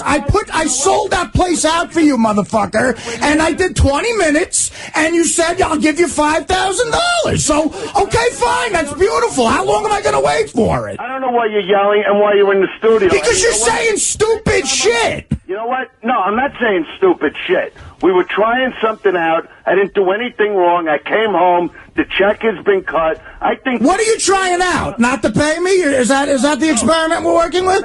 Maybe you don't fucking hear me, okay? Oh, I hear you, dude. I can hear that the check has been sent, okay? So it's 10 days later. The check has been sent. Well, let me ask you this, Artie. Is it with you? Have you ever done Have you ever done a commercial or something and then they send the check to you like a month later? A couple weeks later. You know what I mean? That's possible. I really don't know what this is about. I think for some reason you think you sold that room out, and you want to know something? You didn't have a fucking thing to do with that. So don't sit here. Should we get a guy on from the Borgata? Should we get the promoter on? Do you think I don't have to do 2 nights at the Borgata? Is that what you're telling? I've been doing the Borgata for 4 years, Ralph. Ralph, fucking on. You mad at Ralph now? I am too. What are you going to get me mad about? And do you think if we did a bigger place, there wouldn't be more money involved for you? I didn't sell anything out. You're right. Plugs on this show sold it out, dude. And I'm a comedian who works on this show. Just admit you need those plugs right now. I'm not going to give credit. It ain't 1988 anymore. I'm not going to give credit where credit's not due. Okay? Wait a second. This is out of hand. What happened here? What happened is I did a show and Dice didn't pay me. That's what happened. This is what I mean about everybody. You know, on the phone, they got a big fucking mouth, and it's hard to even get through what I want to say on the phone. But if I would stand there, believe me, you wouldn't open your fucking mouth. Oh, yeah, I would, Dice. Believe me, I would. Hey, you would. Believe me, I would. You know what? You're going to get that fucking opportunity. Fine. I'll be in L.A. tonight. You'll be in L.A. tonight? Come on. I'll be in L.A. tonight. Bring it on. Bring it on if you got... Come to the set of Entourage tomorrow, if they let you on. I'll try to get you a pass. You know what? What are you talking about? Your plugs. You know what? You're doing fucking clubs, hee-hees and ha's. Don't tell me about nights at the fucking Borgata. I was trying to be cool with you. Yes, I didn't really know your ability before I came on Stern Show, and I got to know you that way. So I said, let's team up. I really don't know where this is coming from. Dice, it's just coming from the fact that it took 11 days to get me my money. I'm saying, hey, if I knew... That's where it's coming from, nothing else. I don't put myself on a level of a comic as you. I really don't. All right, chill out a minute, all right? If you would have told me this, I would have had a check for you. Because I didn't have a check for you, I got to wait till I come home, and I pay everybody that's been with me. That's how I work the business. You didn't know that, and I didn't know you wanted it that night, okay? Not even that night. It was a Friday. We worked Monday, Tuesday, maybe Wednesday. For I don't know, 2.5 weeks, whatever it is. I came home, and I paid you. It's that simple. So I'm apologizing for the misunderstanding, if that's what it is. But other than that, I don't know what the yelling's about. In other words, Dice is saying... I sat there, and you know what, Howard? When I do come on your show, and I'm going to admit this, that it's stupid not to, and I plug something, it sells a lot of tickets. Yeah, and believe me, that's not the issue. In fact, Artie, I think what Dice is saying, and I don't know that it's right or wrong. Do you understand this? Why is Artie so upset? I know why Artie's upset. I can clear it all up. You want me to clear it all up? No, but I want to tell you another thing. Well, because first of all, he said in the middle of this conversation, he said he called me this week. That did not happen. Right? You feel he's lying when he said he called you? Either that or something wrong with my answering machine. I didn't get the message. Well, you know what? I did call you. And if you didn't get it, I don't know why you didn't get it. And I'm not going to have an argument over if it's a lie that I called your machine, because I know I called you and left a message. Well, I have no way to prove anything. Do you want me to check the phone records? So I'm not looking to fight over that. I can't fight. I can't have answering machine fights when people go, oh, I called you. Yeah, but I didn't get it. Well, I can't prove that you did either, or didn't either, so it doesn't matter. You really think Dice wasn't going to pay you? Is that what you're thinking? I'll clear it up. Robin, how long do you think I should wait for the money? The money's sent. A year. Let it go. But let me tell you something, Howard. What am I mad about, Robin? Jesus Christ. I'll clear this up. How long do you wait for money, Robin? I don't understand that. Dice, allow me to clear this up. All right, but let me just say this, and then you'll clear it up. Okay. After I saw Artie work, okay. And I'm man enough to admit Artie was backstage. The minute they heard his name, they started chanting Artie, Artie, Artie. Right, that's good. The crowd, was there for him also. Right. So I'm not making believe that they're not into Artie, that Artie can't sell any tickets. I got very excited. I'm going, this is fucking great. This guy really has a following. Yes. Did he sell that show out? No. But did the show come from the serious audience? Yes, so of course they know Artie Lang, and they were just as excited to see him as me. So after I see this guy perform, I'm going, this is phenomenal. Let's move forward. Let's do bigger things, okay? All right, so let me clear this up. Let me clear this up. I think I can help here. Everybody's steamed up. I've never seen a fight more about nothing. It no, it is about something. You're wrong. It's that it's Howard, about nothing. am I crazy? Let me say my piece. I think you are a little nuts. You're right, I'm a little nuts. And first of all, it's got nothing to do with the crowd chant my name, nothing to do with that. I was real excited to work with you. Compliment. I'm not going to. No, I know. Dice, listen to me, dude. Listen. Well, why can't you take a compliment? I didn't say nothing wrong when I say they're chanting your name. And I'm giving you a compliment by saying it really was thrilling to work work with you, but I expect to get paid in a timely fashion. All right, but that was a misunderstanding. All right, let me tell you what happened. All right, what happened? I'll tell you what happened. I got it all down here. I've listened, and I know what's going wrong. I'm glad you paid attention. All right. And I think if these guys do work together in the future and bigger things happen, Artie can expect not to get paid in the future, and that's okay. Listen, now here it is. You'll be getting not paid a lot more money. But, yeah, a lot more money. Now, listen, let me tell you what happened here. When Artie goes and does shows, he is very used to getting paid that night. In other words, the house received their money. It's not like some other business. He's used to the cash at the door kind of thing? The cash is already there. Everyone gets paid. Even Dice says he got paid half up front and probably got paid that night the other half. Yeah, and the first half I still haven't received yet. All right. Because that goes to the agent. Right. You know how this shit works. So Artie, when he does a show, the way he operates is if he has a Bob Levy worker with him, he says, Bob, here, I got 20 grand for the night. Here's your cutting $5. You a check here's your $5. Here's this. And I mean 500, not 5,000. Right. So here's your 500. And he hands out the money. Now, in a bigger situation like this, Artie expects the same thing. In other words, okay, if you're not going to pay me that night, let me know. Artie's embarrassed. He's not going to walk up to someone that night and go, where's my money? It's not But dignified. to be this upset, I mean, why is he so upset? Because he worked, he earned the money, the money's in the bank, he wants the money right away. Now, Dice is not lying. Dice, when he runs his business, he kind of gets these guys, the opening acts and things, and he says, okay, I'll send you a check.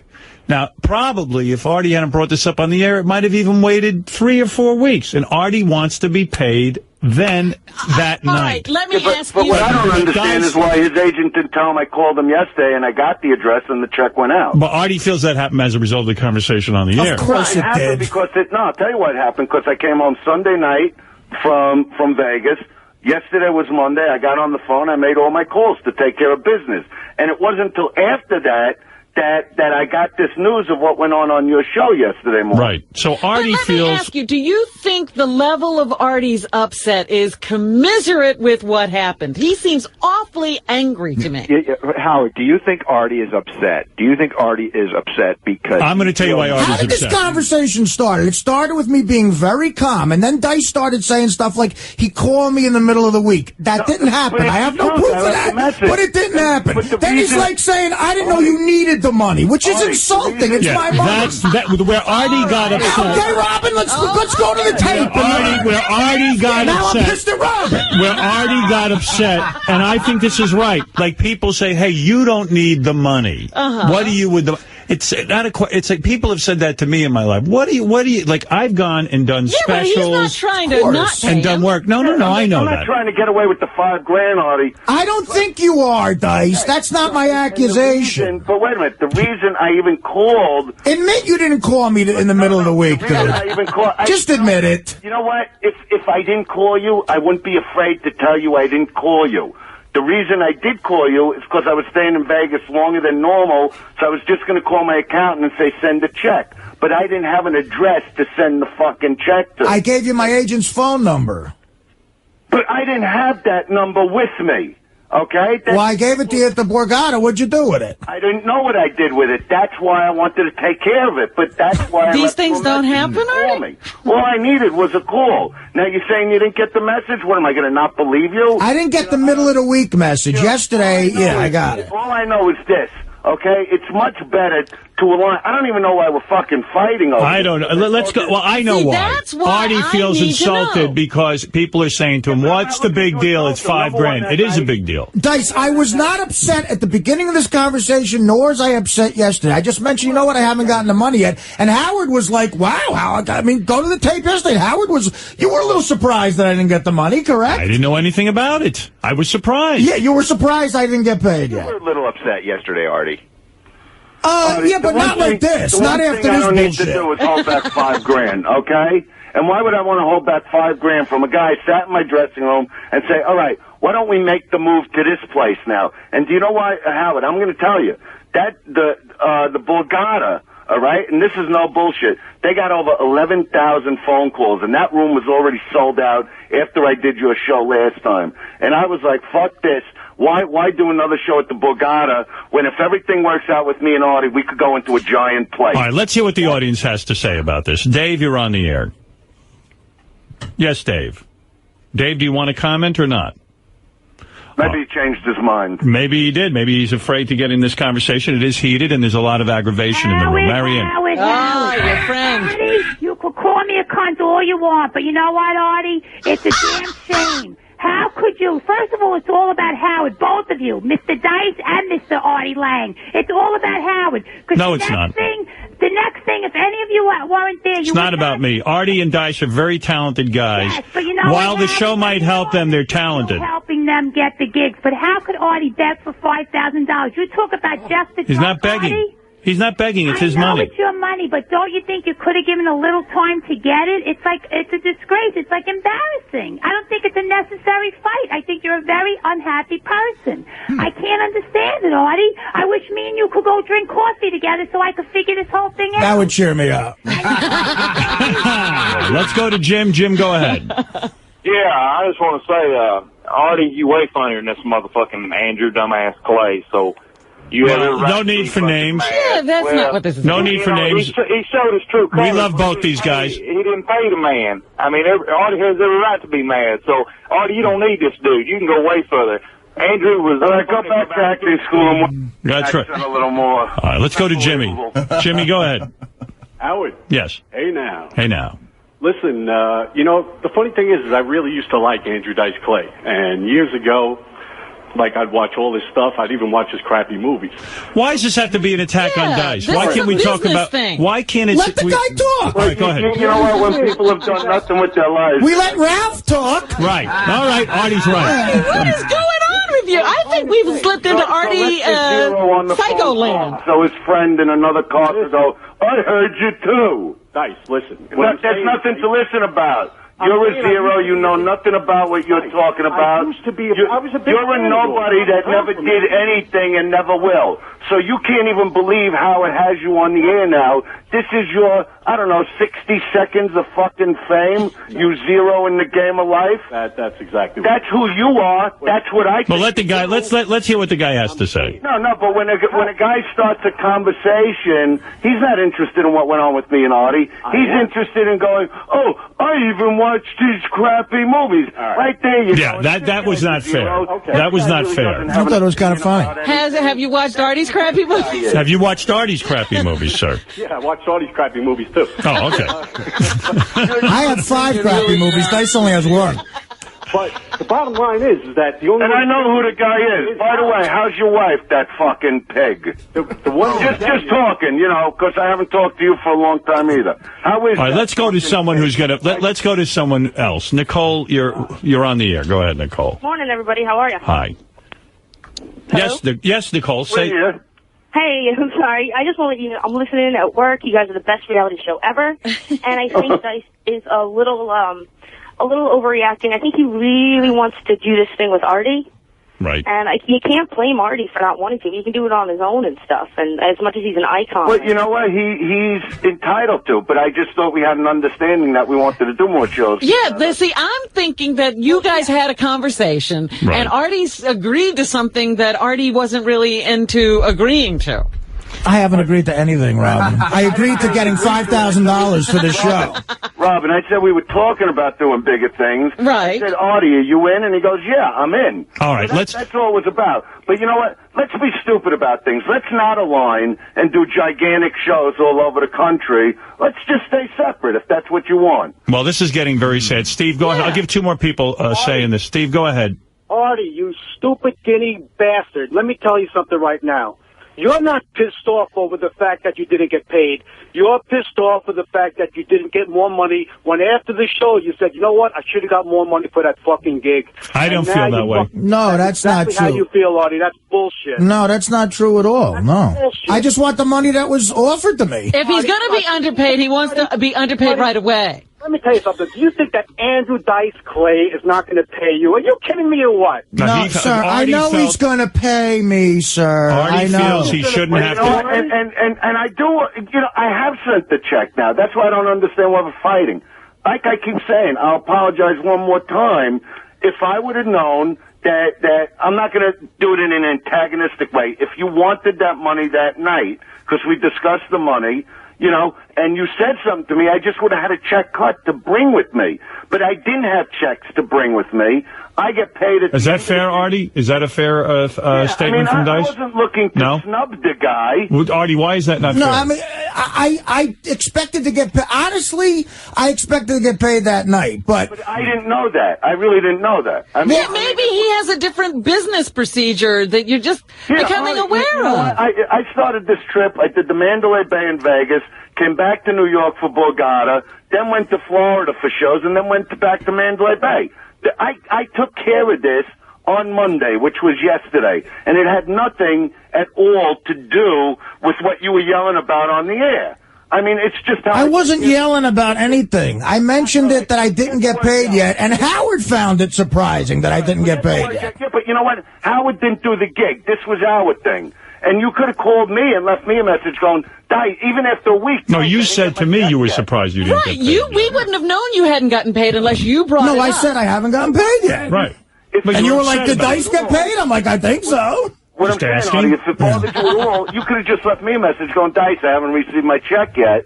My agent called your agent a million times. My father is on the phone now. Could somebody bring some clarity to this? If my father gets on the phone, you know he must be worked up. I don't know what's happening. Dad, what's happening here? Oh, look, first of all, I'm exhausted. I've been listening to this with this hot weather. No, I just want to give my 2 cents. I see two people who have different modes of operation. Right. Okay.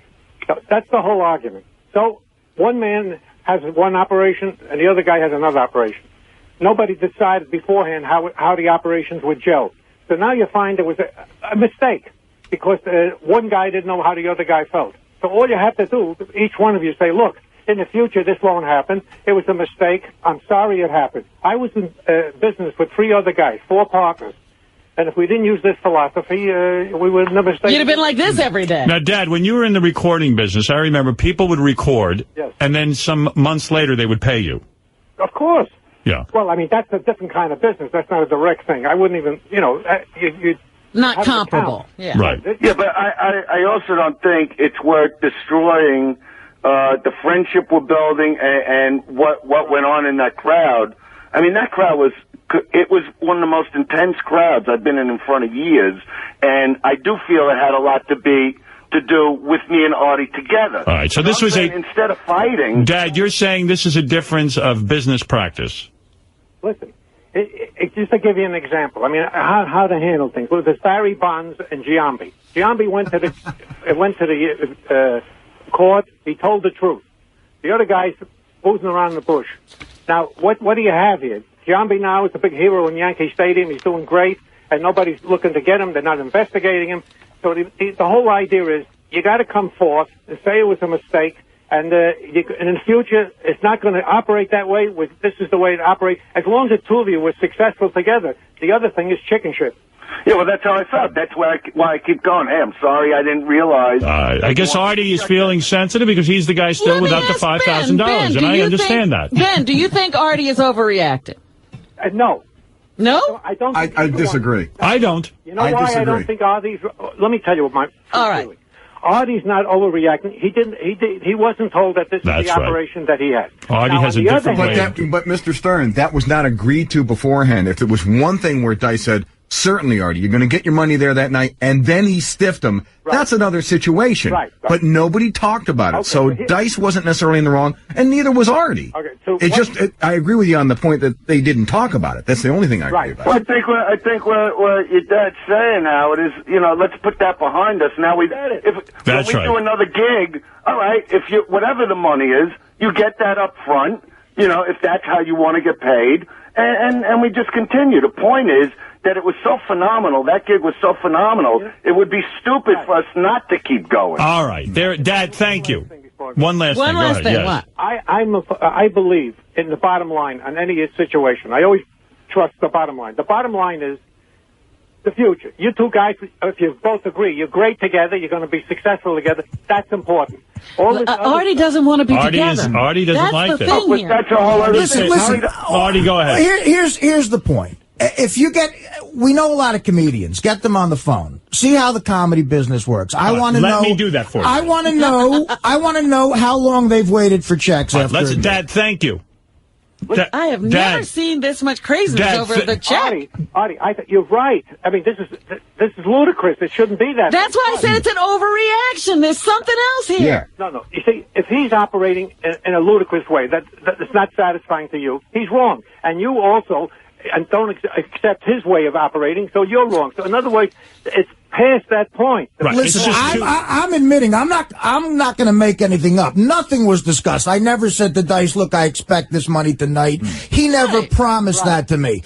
But we're in the same business, and I'm saying there's sort of, I've been doing comedy a long time. You get paid usually, if not that night, within a couple of days. So it's been 10 days, and this conversation started with me going, Dice, when am I going to get the check? And then as it rolled on, Dice claimed he made a phone call, which I didn't get. Wait a minute. Wait, say that again. I missed that. All right. Wait, let me hang up on my phone. Dad, thank you. Okay, I'm getting off. All right, thank you. I hear what Artie's saying. He's saying it's common practice in the comedy business to be paid that night or within 2 or 3 days. But maybe Dice has a different operation. No, it's not even a different operation. If I have, you know what? If I have like just a regular opening act, okay, which I don't consider Artie, and I didn't consider him. Once again, I'm saying this as an opening act. He wasn't considered that way. We had a guy. We had the boy Jameson open. If I got a guy like that, Jameson doesn't get close to what I paid Artie, so I just take care of him. All right, listen. We can't go on with this all day. I'm sorry you guys have this going on. Artie, I understand from Dice what he's saying. Your check is in the mail.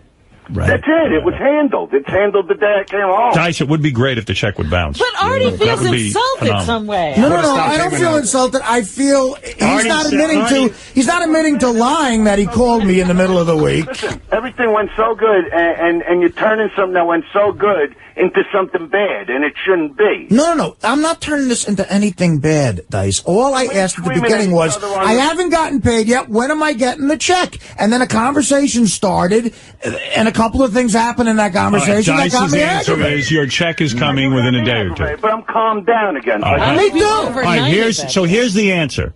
But the big eye-opener is, for the last 4 years, I've sat down with my agent. I did 5,000 people in Philly once, and I said, listen, how do we get Ralph Sorella to a gig? How do we get Ralph to come? Ralph, you seem to have really ticked Artie off more than anything. I think I figured it out now. What? Here's the problem. The reason, and I think everybody agrees, Artie is overreacting. Robin's saying it, Fred's saying it, but you're going to attack me. That's okay, Artie. I'm not attacking you. I'm not attacking you. I think Artie needs distractions in his life to make himself miserable, whether he's fucking up his relationship with Dana, whether he's eating himself to death, whether he's getting mad that he didn't get $5,000. He needs something to be upset and distracted. He was. Ralph, how much longer should I wait for the $100 you owe me?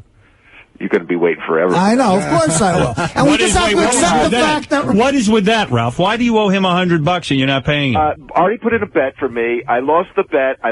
You owe him $100. I lost the bet with Will, too. And I said, Will, just pay him the money because I wasn't... Will, please come in here. Please come in here. Why should Will have to be responsible for your debt? I'm going to go ask Will, who hardly makes any money.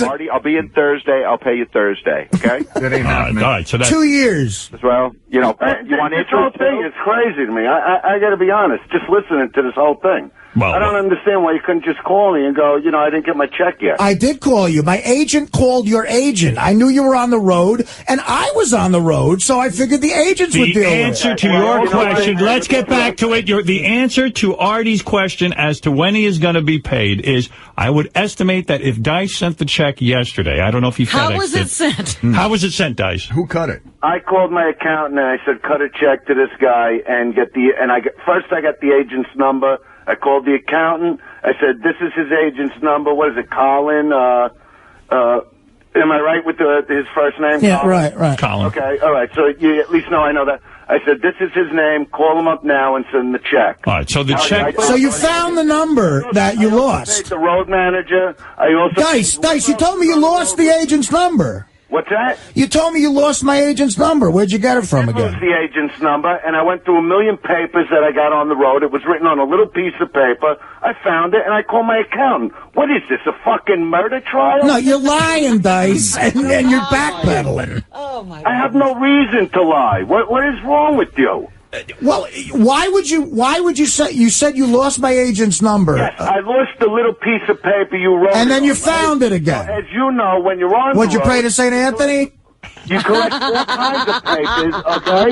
So I went through all of them. I'm wearing my medal. Maybe he used this. You know what? But yesterday was also the first time I'm even hearing about this. Ross Zapin wants to come in and defend you, Dice. Good. Bring him in then. All right, let's hear what he has to say. This is the craziest. This is what happens sometimes. For $100. Well, I'm here to defend both of you guys. I think the biggest mistake here was you guys are talent. You both you've done shows before. Your representative should have called his representative and kept the two of you out of it. But Ross, they did. My agent called his. I'll get my agent. But you want to know something? You also, let me tell you this, Artie, and it's something I won't discuss on the air. There are some problems right now with my particular agent, so I haven't even talked to him. Okay? He actually did call me yesterday, and I didn't call him back yet because of something else going on. Okay, which has nothing to do with you. All right, well, we won't get into that. Ross, I want to... I got to say this. I believe your agent called him. I just haven't talked to my guy yet.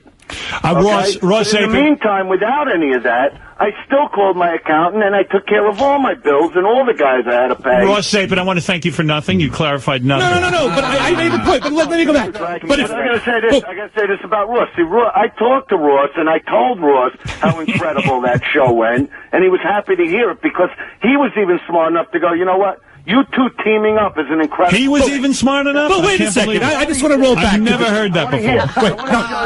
Nobody's ever called Ross. And Ross, who are you again? I'm nobody. Ross, who are you again, just so people know? Well, what is your title here? Vice President Promotions, Event Marketing. All right, so this is a guy who knows something about it. But I have to, my previous history was I booked Dice when I worked for a concert promoter, and I've been in the business. Now, I know you're closer to it, Artie. Howard, I'm going to say this just to let people know who Ross is. When I first came into New York, before I ever even did your show, okay? Before I even went on your show ever for the first time, I'm talking years ago, Ross was the first guy to bring me into New York and put me in contact. All right, absolutely. He was working with Ron Delsner. That's right. This is a man who knows. All right, listen, here, let me sum this up. Wait, I got to get out of this for a second. So let me sum it up. I think I can help. I don't think you can. No, I think I can. Can't be done. Let me help. Feels like he's responsible for the show. Artie has a way of doing business. It's like my father said. Artie has a way of doing business. He's been in the nightclub business for his whole life.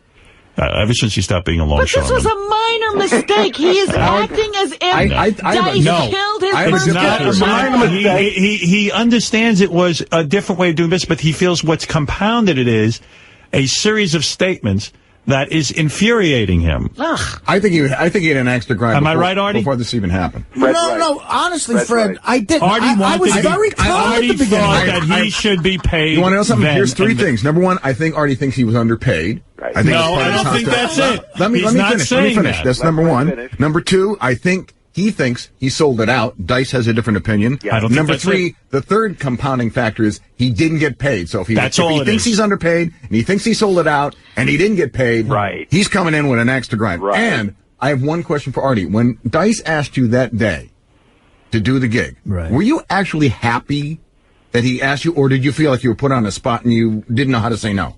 No, I was happy to work with him, absolutely. Did you have any misgivings about doing it, especially since you had another gig coming up and it was kind of bad timing? The scheduling was a problem, but no, I would love the opportunity to work with him. No, definitely, I was happy to work with him. But it was also a great opportunity to see how that show came off, right?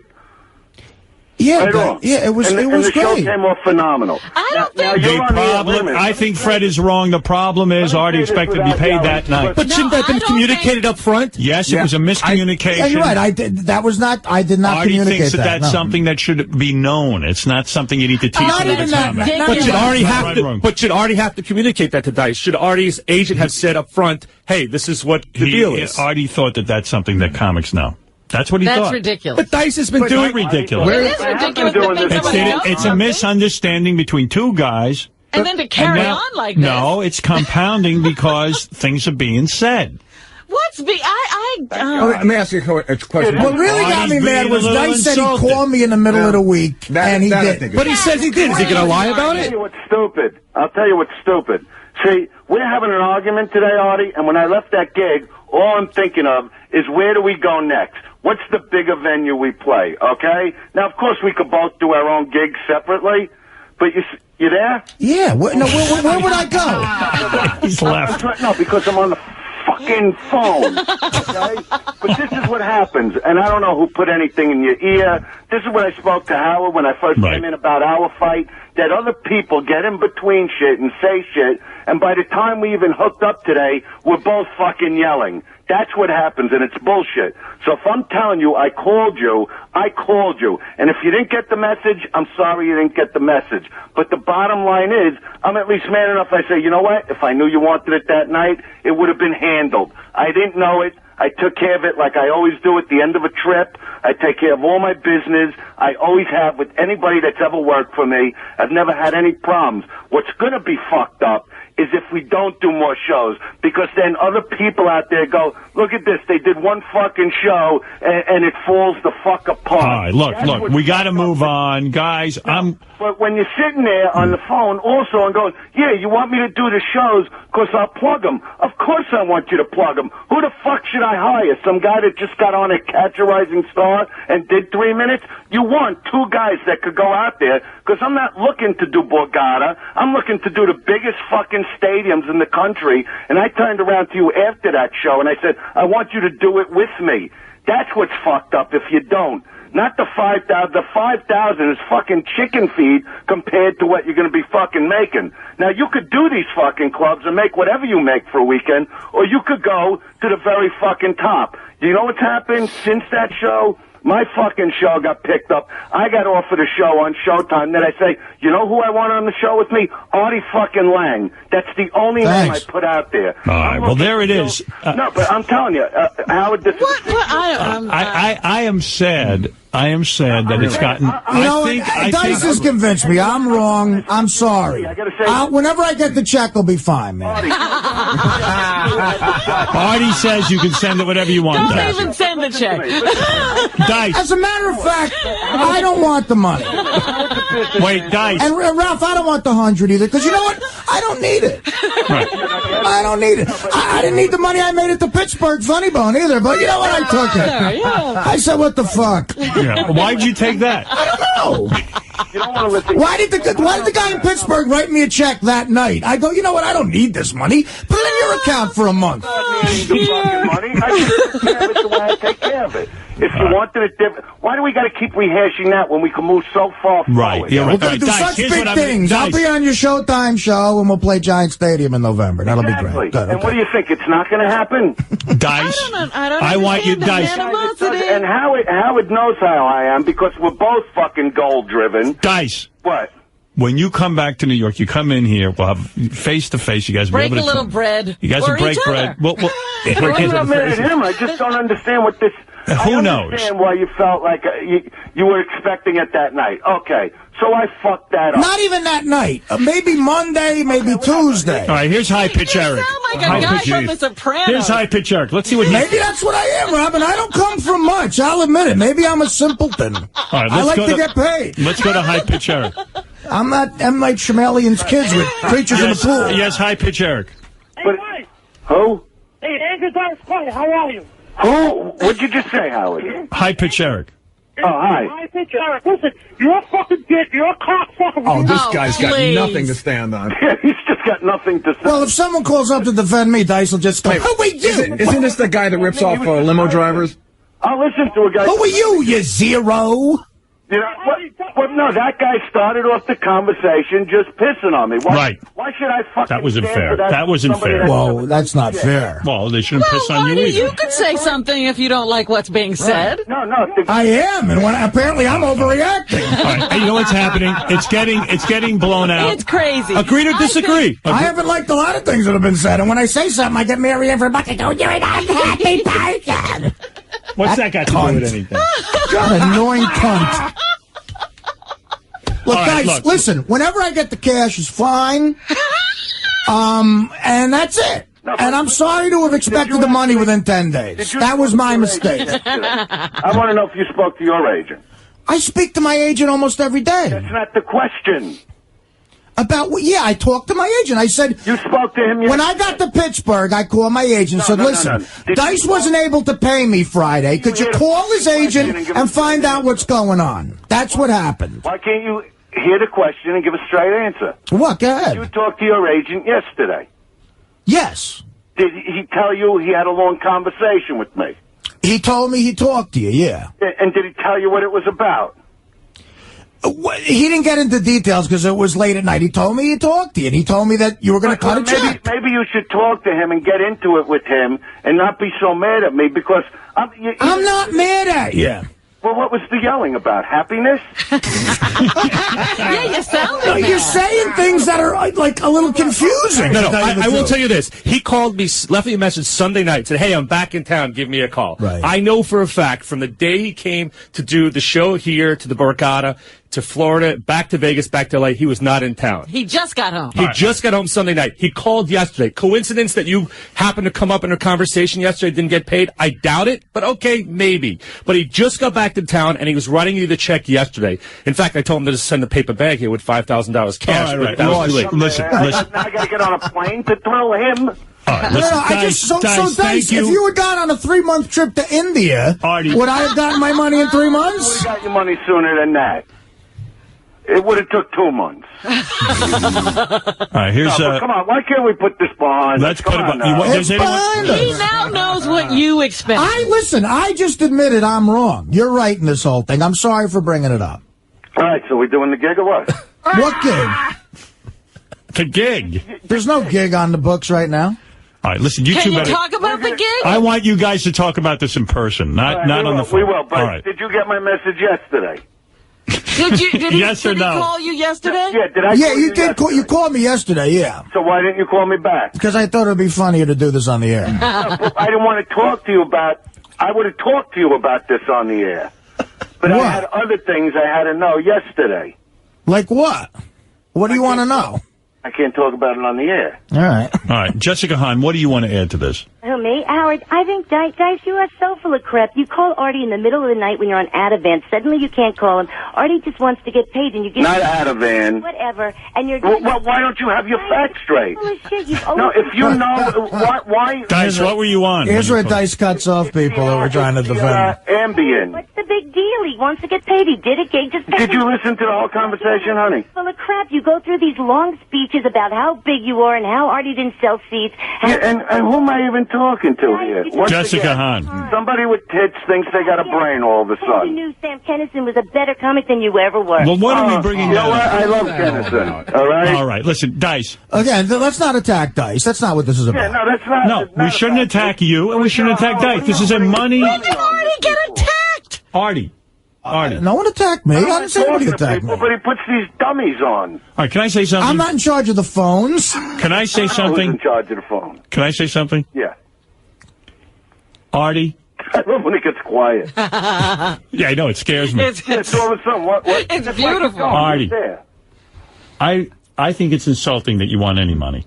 I agree with him, Howard. I agree with him, You know man. what, Howard? He He said really... it wasn't I don't need the about 5 money. grand. You really You're right, don't. I don't need You it. live in Jersey by yourself. You don't even have a girlfriend anymore. I got enough money. You got a lot of money. Yeah, I got enough I money. understand where he's coming from, Howard, and to me, it's just miscommunication. No, Dice, I'm going to settle this. Artie, you owe Dice $3,000. I'll get it to you next week. All right, now, the money's coming. You got 10 days. Yeah, the money will be there this week, obviously. All right, that's good. And then you guys will discuss your relationship moving forward. Actually, before you mail it, I'll be in L.A. tonight. I'll come get it from you. Are you really going to be here tonight? I'll be there tonight, yeah. Where are you going to be? I'll be at a hotel in Hollywood. Announce where you'll be so everyone can come see What do you you. want me to tell you? Huh? No, if you're going to be here, I need to see you. Well, I'll be working the whole time I'm there, but No, but I need to see you personally. Well, come where I'm working then. Do you want to be paid up front for that? How much to see you? Artie is shooting... You're coming in for that Entourage. Yes, Right. Artie is shooting an episode of Entourage. We can't, not on the set. Yeah. All Because right. if I come to the set, it creates mania. You don't want to steal Artie's moment? Yeah, I don't, you know, Howard, you know, Howard understands. All right, listen, I'm going to let you guys work You're right, this out. I'm wrong. I'm the asshole. I got to take a I'm glad break. you finally came to your senses. Oh, yeah. All right, Artie admits he's an asshole. I admit, this was completely out of line. How dare you? All right, but when you come in serious, and when you call me. That'll be good. You guys will get You're to going to call Dice when you get to L.A. That's all. I'll Guys, call you, thank you. Dice. Dice Clay, thank you. Andrew Dice Clay, the great Andrew Dice Clay, the great Artie Lang, thank you very much. talk to you later. All right, bye-bye. All right. Oof. It's good. You owe Dice money now. I hope he doesn't need it. That was beautiful. Well, you take your time paying it back. That was fucking beautiful. You guys are crazy.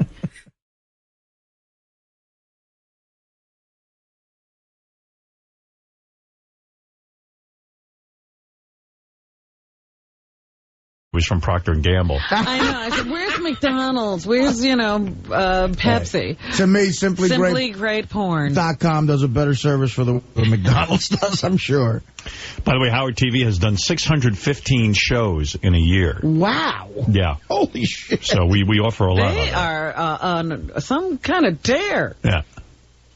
What I love about the Howard TV thing is with the E! Show, because it was, a limited amount of time, it was just guests. Howard TV has full segments of us just bullshitting about interesting subjects. I think the fans love that aspect of it. It's fun. It's really cool.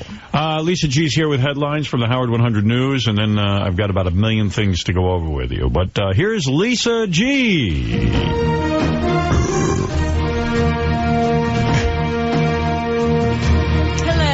Hello. What's up in the newsroom, Lisa? We're going to tell everyone what went down in New Hampshire over the weekend with Artie Lang. How'd it go and the Dice Man? Yeah, I'm going to bring that up. How'd that go? Now, here's what I heard. Because the email, I did not hear the broadcast Saturday night on Howard 101 at, was it 9 o'clock, Art? I think it started at 9. Yeah, 9 about o'clock. 9:02 maybe, something like that. This is what I know, and you tell me if I'm wrong. Mm-hmm. Artie did a show with Dice. Artie did a limited sort of thing on stage. It was really more of a Dice show, I guess. What happened was I introduced the broadcast. I said, I came out, I did about a half an hour at a time, and then at a half an hour mark, they said, we're on the air. And I said, hey, guys, we're on Sirius. And the place loved that we were on Sirius. I said, say hi to Howard. He might be listening. And they went nuts. And I did about 5 minutes more material, and then I brought Dice up. That's what happened. So then Dice did an hour, like 45 minutes about it. So then, judging from what Artie's told me in the email, Dice went up on stage and got into fights with the audience. What? I thought it was very entertaining. I mean, people were. Well, what was going on? Tell me the skinny. Give me the skinny, the scoop. Well, again, this is a venue I've played before, and it's 2,000 seats, about 60 miles east of Boston, and this is it's Stern country. That's the best way to put it, man. It's like they're blue collar Boston people. They're great fucking fans. They're hardcore into the show. So. When I left the stage, they were sort of yelling out my name a little bit, and then when Dice went up, they weren't as receptive as they could have been because I don't know. I think people were yelling out like "Pay Artie," like that dumb fight we had. Right. And I said at the end of my set, I said, "Look, he paid me. He's a great guy. This guy's a legend and everything." So he goes up and I thought he did an amazing bit about Sex in the City. He had him. But there were still a lot of drunk, crazy motherfuckers who just kept yelling out my name. And they wouldn't stop. And he got distracted by that. And he got so mad at these people that he berated them in what I thought was a hilarious manner. And got into fights with them and threw some people out. Well, I tell you, the email was not positive. Yeah. Oh. And Tim just said to me, do you think we should replay it at midnight tonight? I said, yeah, do it because people probably missed it. I'll read you the email. I didn't hear the broadcast. Right. All I heard were the boos. Dice Clay was horrible. Number 2, that Dice show was such a train wreck Saturday night. Artie was good during his all too brief appearance, but the only entertaining thing about Dice's set was hearing the audience giving him a rash of shit during his weak, tired set. Dice should hang it up and Artie should run as far away from any comedy partnerships with Dice as fast as he can. Giant Stadium? Ha ha ha. I don't think so. Number 3, I'm listening to the Dice Show live on Saturday night. He sucks. Holy shit, he's not the least bit funny. He had 2 people kicked out after breaking their balls. The crowd is obviously chanting for Artie, and all Dice is doing is sounding like an asshole getting booed. He does not belong on stage, let alone serious. Please, this is the worst. I definitely need to change the channel, but it's like seeing an accident you can't look away from. Wow. Well, we just put it on there, man. You got 2 channels. You got hundreds of channels to choose from. Dice Clay was horrible. He's old and it's over. Such a sad set and a waste of your valuable channel. Please never have him on again. Dice Clay was horrible. It was a classic bomb. You want to hear more? I've been a serious subscriber for over a year now and have become a huge fan of the show. I'm disappointed that Artie went on for about 5 minutes to open the Dice concert, and the Dice is absolutely fucking horrible. He's telling the same terrible jokes and stories that I heard 15 years ago. Get a life, you piece of shit. And thanks for wasting my Saturday night. The only good thing was that Artie got paid in advance. I mean, do you ever hear? This is unbelievable. It's painful. I'm pretty sure that Dice ended his career tonight. His act was horrible. If Artie and Dice come to Phoenix, they should give an option to buy a half ticket so I could see Artie and save my money on the other asshole face. The only reason I listened to the whole set was because it had to be on the last show ever cast over Sirius. There are hacks on Raw Dog that are 10 times more funny. Tell Dice next time he wants to have a show, have a fucking act.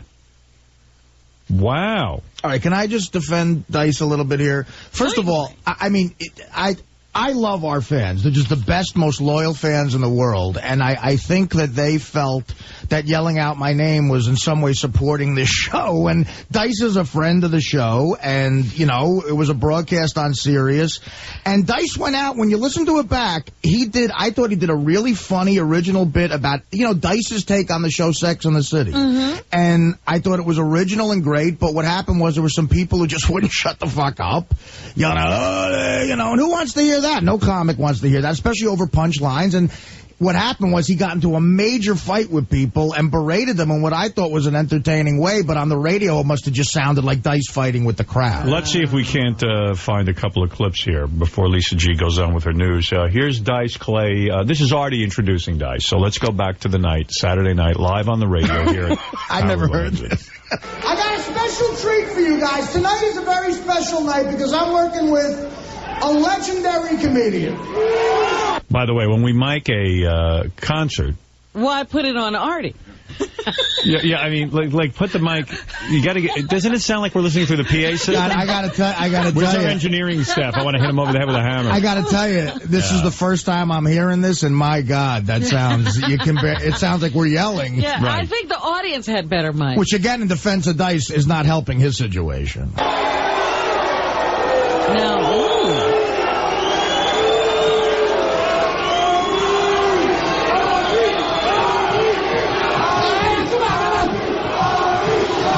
Artie sounds like he's one of the crowd. He can hardly be heard among them. Guess what? And the good news is he paid me in advance. Are we taping from across the street? Is that what's going on? Artie's now yelling to be heard. So you got to, again, Dice, that's not helping Dice. You know what? Actually, it's not a good thing, because if he didn't pay me, I was going to stay here and drink with you motherfuckers till I did get paid.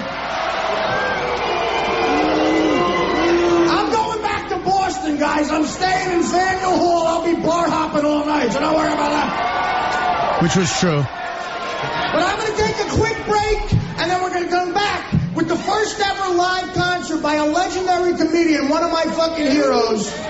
Andrew Dice Clay is going to come out in a bit.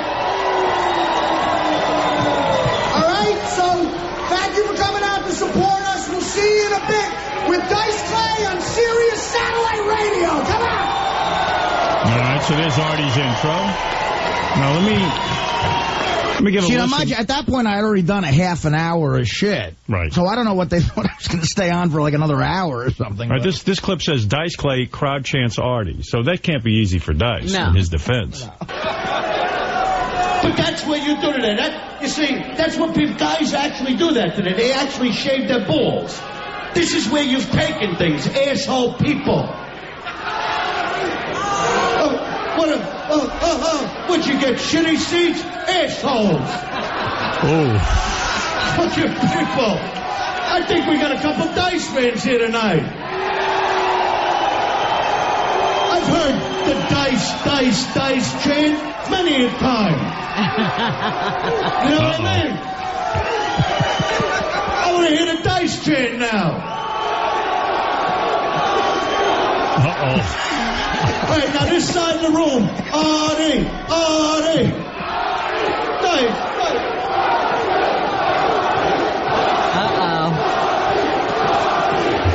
Hey, Artie, you got something. You got a buzz going. Very good. You know, Artie. So you're like a bunch of trained fucking seals. I'm the teacher in this room. He should just change his name to Artie. Maybe that's the fag section. I'm talking about banging chicks now. They're a little bored.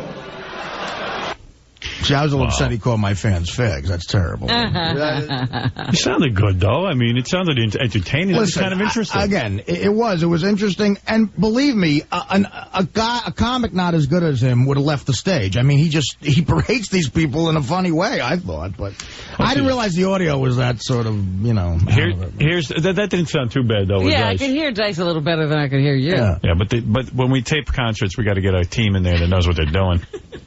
We must have had Heckle and Jekyll taping that. I'll get to the bottom of that. Hey, Tim, what happened on the tape there? You should be able to hear the comedian a little better. I wish you could hear Dice's first bit when he walked out. He was doing a Sex in the City thing, and he kept mispronouncing Sarah Jessica Parker. I thought that was funny, the way he said, well, that Sarah Parker. Well, let's that's funny. Let's replay it tomorrow or tonight at midnight. Replay it tonight. It's going to be, Howard, it's Wednesday at midnight. What's today? Monday. We have Inside the Porn Actor Studio, then after that is the Andy Dick Show. Oh, yeah, the shit show returns tonight at midnight. Oh, it does. 7 p.m. is Inside the Porn Actor Studio, and it's supposed to be a real good one. Tomorrow's Jackie's Joke Hunt. I have to say, Richard does a great job of pretending to be James Lipton. Yeah. I love that. It's a good show. I listened to it one night and had a good time.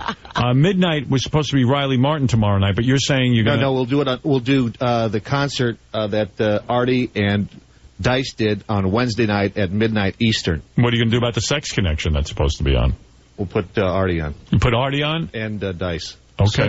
And what happened to Riley? Is Riley going to be on? Riley's on Tuesday night. Oh, okay. I got to say, the other aspect of this whole thing, which made it even more of a circus, was Checkserious.com for local listings. This was Dice's finale of his VH1 show. Oh. He had I had to sign a big release, so he had a whole VH1 crew. Well, look, they can edit it. If they show that, that's interesting. Yeah, they'll edit it however they want, but it's funny. Like, 4 different people came up to me, and they sound so surprised. They go, God, these people really like you. I go, well, I don't know. I mean, I'm sort of the king of the drunk losers. All right, so tonight at midnight, it's Andy Dick, the shit show. Tomorrow night at midnight, it's Riley Martin.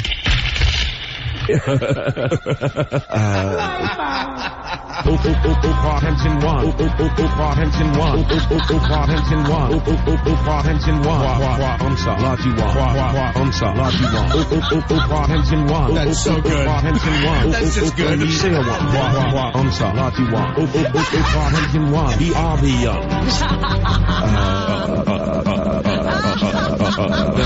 It keeps getting better. Oh, a masterpiece. That's funny.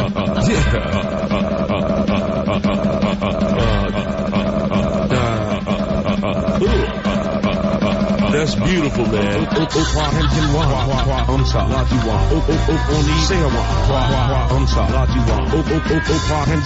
doing the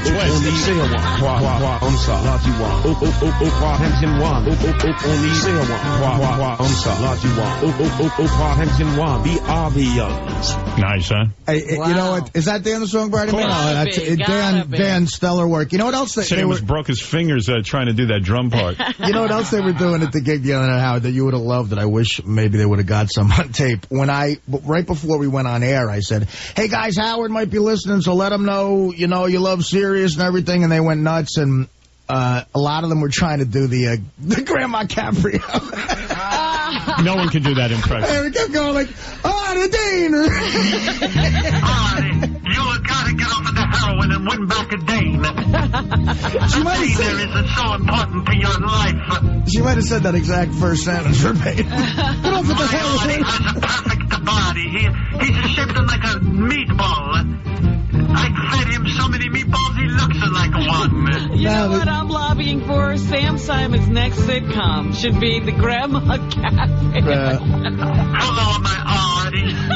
And Artie plays Grandma Capri. You know what? I'm going to wheel her in here one day on like a crane or something, and you're going to see what a lovely woman she is. She speaks Let me tell you something, Artie, and you know I love you. But to find a nice girl who's gonna love a fat fuck like you is impossible. Now, you get on that phone right now, Artie Lang, and you call this Dana and take a shave. She speaks in a beautiful Newark accent. Artie, I just got a call from Grandma... Hi, this is Dana. Yeah. I just got a call from Grandma Caprio who said you need to talk to me about something. Yeah. What is it? That's all I need. You two yentas on the phone. Artie, you tell her. I'm on the other line coaching you. We're a conference call. Tell her you're not on the heroin no more. You're a good boy. Hey, I'm not on heroin anymore. Oh, Artie, I'm so happy. Tell her you love her dog. Oh, come on, Grandma Caprio. Tell her no. Did she did comment on the Dice thing once. She said, "Did that guy pay you?" And I said, "Yeah." Never mind, shut up, or you Cousine. Cousine. Whatever. Well, Cousine. Cousine. Tell her you're no more on the China White. No more China White for my Artie. Tell her, Artie. Hey, I'm not on the China White no more. Oh, Artie, that's so wonderful. Tell her you love her dog. I think you and Fred should do dueling Arties. I hear Fred. Hey, I love your dog. Oh, Artie, I'm more in love than ever. You're doing good. Artie, you sell her the Mercedes and buy an IROC. Hey, I'm buying an IROC. Oh, Artie, you're the perfect Italian boyfriend. My last car almost was a Monte SS. Artie, I love you. Thank you, Day. And thank you, Grandma Caprio. Artie, I'm here knitting you a beautiful wedding goompaline. A wedding goompaline? I ain't wearing no goompaline to my wedding. Shut up at the Jews who wear a yarmulke, you wear a goompaline. All right, no more of that. You know what a goompaline is? I'll tell you exactly what it is. It's in Godfather 2, when Frankie Pantangeli's brother comes from Italy to sit in court. He's wearing the goompaline. He's got a goompaline. For God's sake, so when you go out there with a Dane, get the shit stains out of your underwear. You're bringing your underpants over to a Grandma Caprio's house. Grandma Caprio better give Dana her meatball recipe if she wants Dana to keep her. Fuck her. I don't give anybody my meatball recipe. That's just for me and my Artie. Woman led such a hard life to end like this with you making fun. Poor Grandma Caprio. But the fans did love that. They all had their own Grandma Caprio. Ralph, you're on the air. Goompaline. A goompaline. Hey, it's an actual word, Ralph. What do you want me to tell you? Artie, I got some gabagoo for you. You heard that, Sorella. You heard it before. I never heard of goompaline. What the fuck is that? All right, whatever. Hey, so Howard, did you play the part of the show where Dice had a meltdown on that guy who was heckling? Yeah, I'm getting there now. This part's so good. All right, thanks. And then play the part where, like 5 minutes later, the guy gets back in. All right, I'll get to it. Ralph, would you replay it? You enjoyed listening. I did, because it was like a bit of a train wreck. I mean, like you couldn't hear Artie. The crowd was mic'd great. I mean, good job on miking the crowd. But, they forgot the performers. Yeah. All right, thank you. Later. All right, let's see. Yeah, what happened was Jim McClure was off to the side of the stage, and he was supposed to tell me exactly when we were going on. So I looked at him like a half an hour into my set, and he goes, 2 minutes. So I do another bit. I'm trying to time out what the fuck is 2 minutes, and I figure, okay, it's 2 minutes. I look over at Jim, and he goes, 2 minutes. Great. All right, Dice Clay gets heckled, and he gets the heckler tossed out. Not choking the phone a little? Don't you think she calls you right back? Don't you think that the phone ring?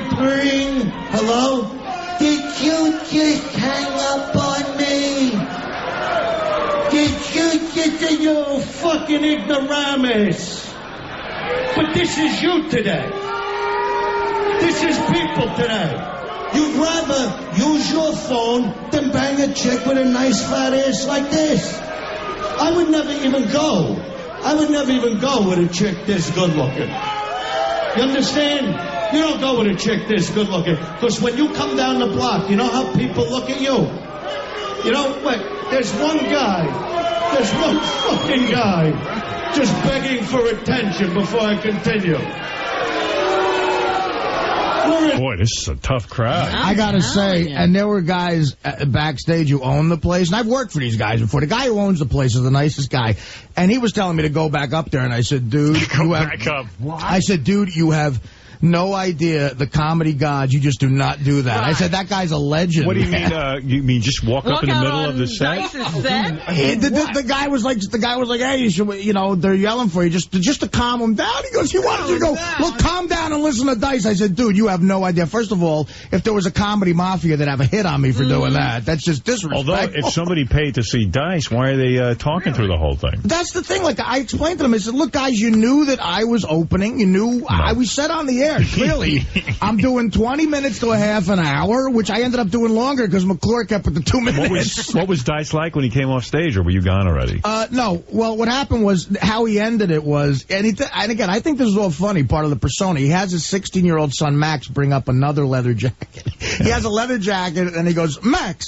And his kid brings up a studded leather jacket with all diamonds, and the sleeves are cut off, and then he goes into the nursery rhymes. So he does 4 of the nursery rhymes in a row. That's how he ends, and people seem to like that. But still, the crowd was just a hostile mess in the middle. And he was fine. You know, again, the VH1 cameras were on, so he came over to me. He said, good job. I think that was great. It was... Let's go play Giant Stadium. Yeah. I mean, God bless the guy. He thinks we're playing Giant Stadium, and I would love to. It would be great. So here the heckler gets tossed out. We're still working toward that. Okay. This fucking guy. This fucking drunken asshole, you dumb fuck. Yeah, you cocksucker face. How about I come down there and knock the fucking shit out of you? How would you like that? There you go. Fat, obese motherfucker. This is how funny this is. I'll bend you over. I'll paint tits on your back, you fat fuck. You'll be my bitch, asshole face. Yeah, cocksucker face, I'm talking to you. You dumb fuck. Bend over.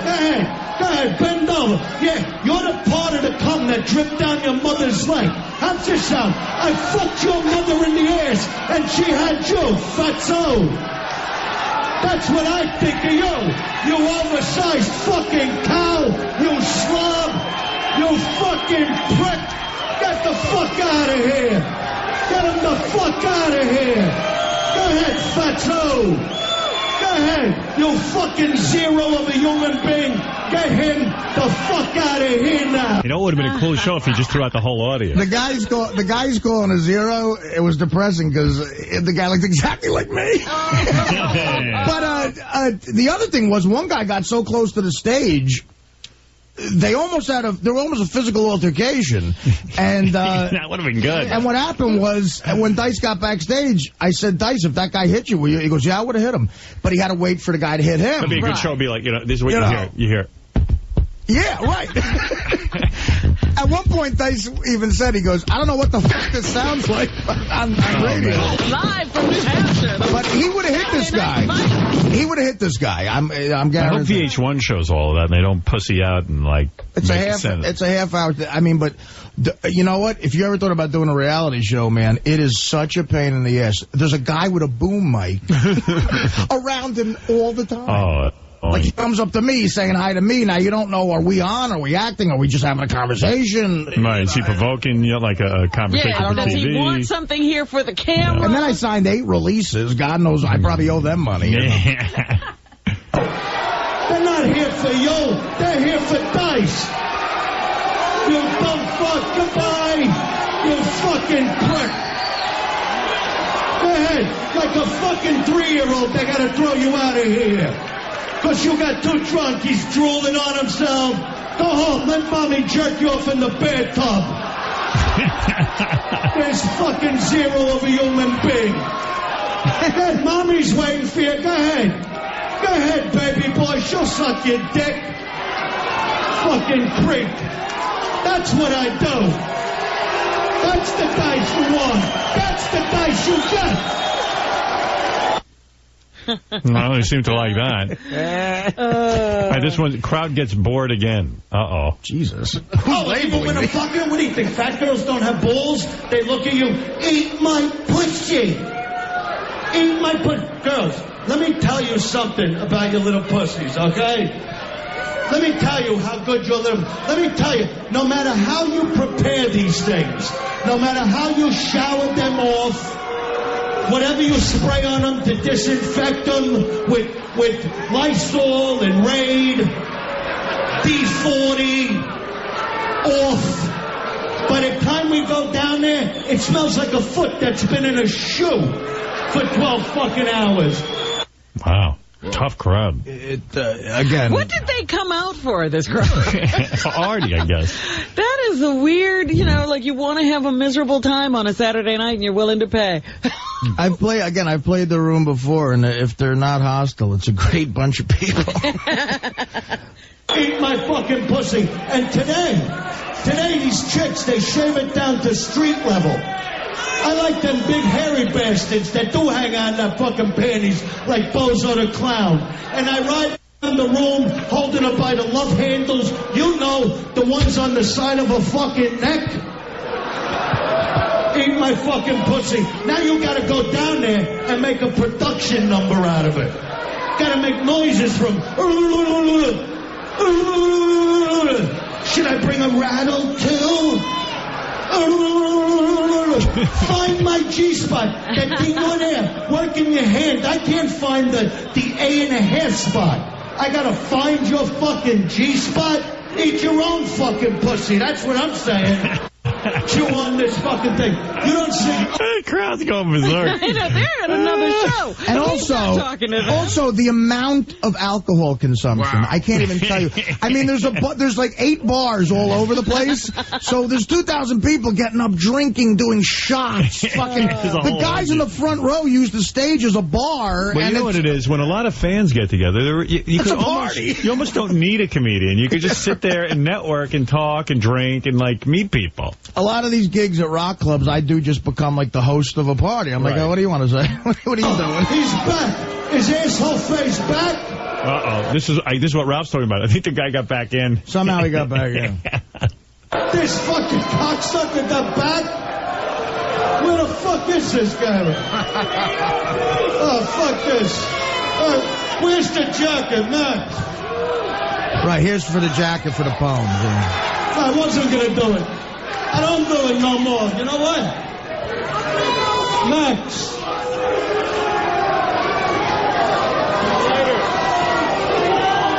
Does the son look like him, or does he look like the mom?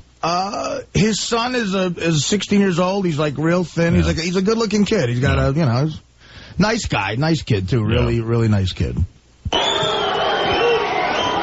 Springs up the jacket. Yeah. It's a special Dice nursery rhyme jacket? Right. I think once the guy got back in, he said, fuck this. Give me the jacket to end it. But Max had to bring it up, yeah. Yeah, right. So does he win the crowd back with the nursery rhyme? They seem to like the nursery rhymes, yeah. I normally don't do this no more. But in light of this craziness... Because they all know that's the good thing. They all know the nursery rhyme, so they do it along with them.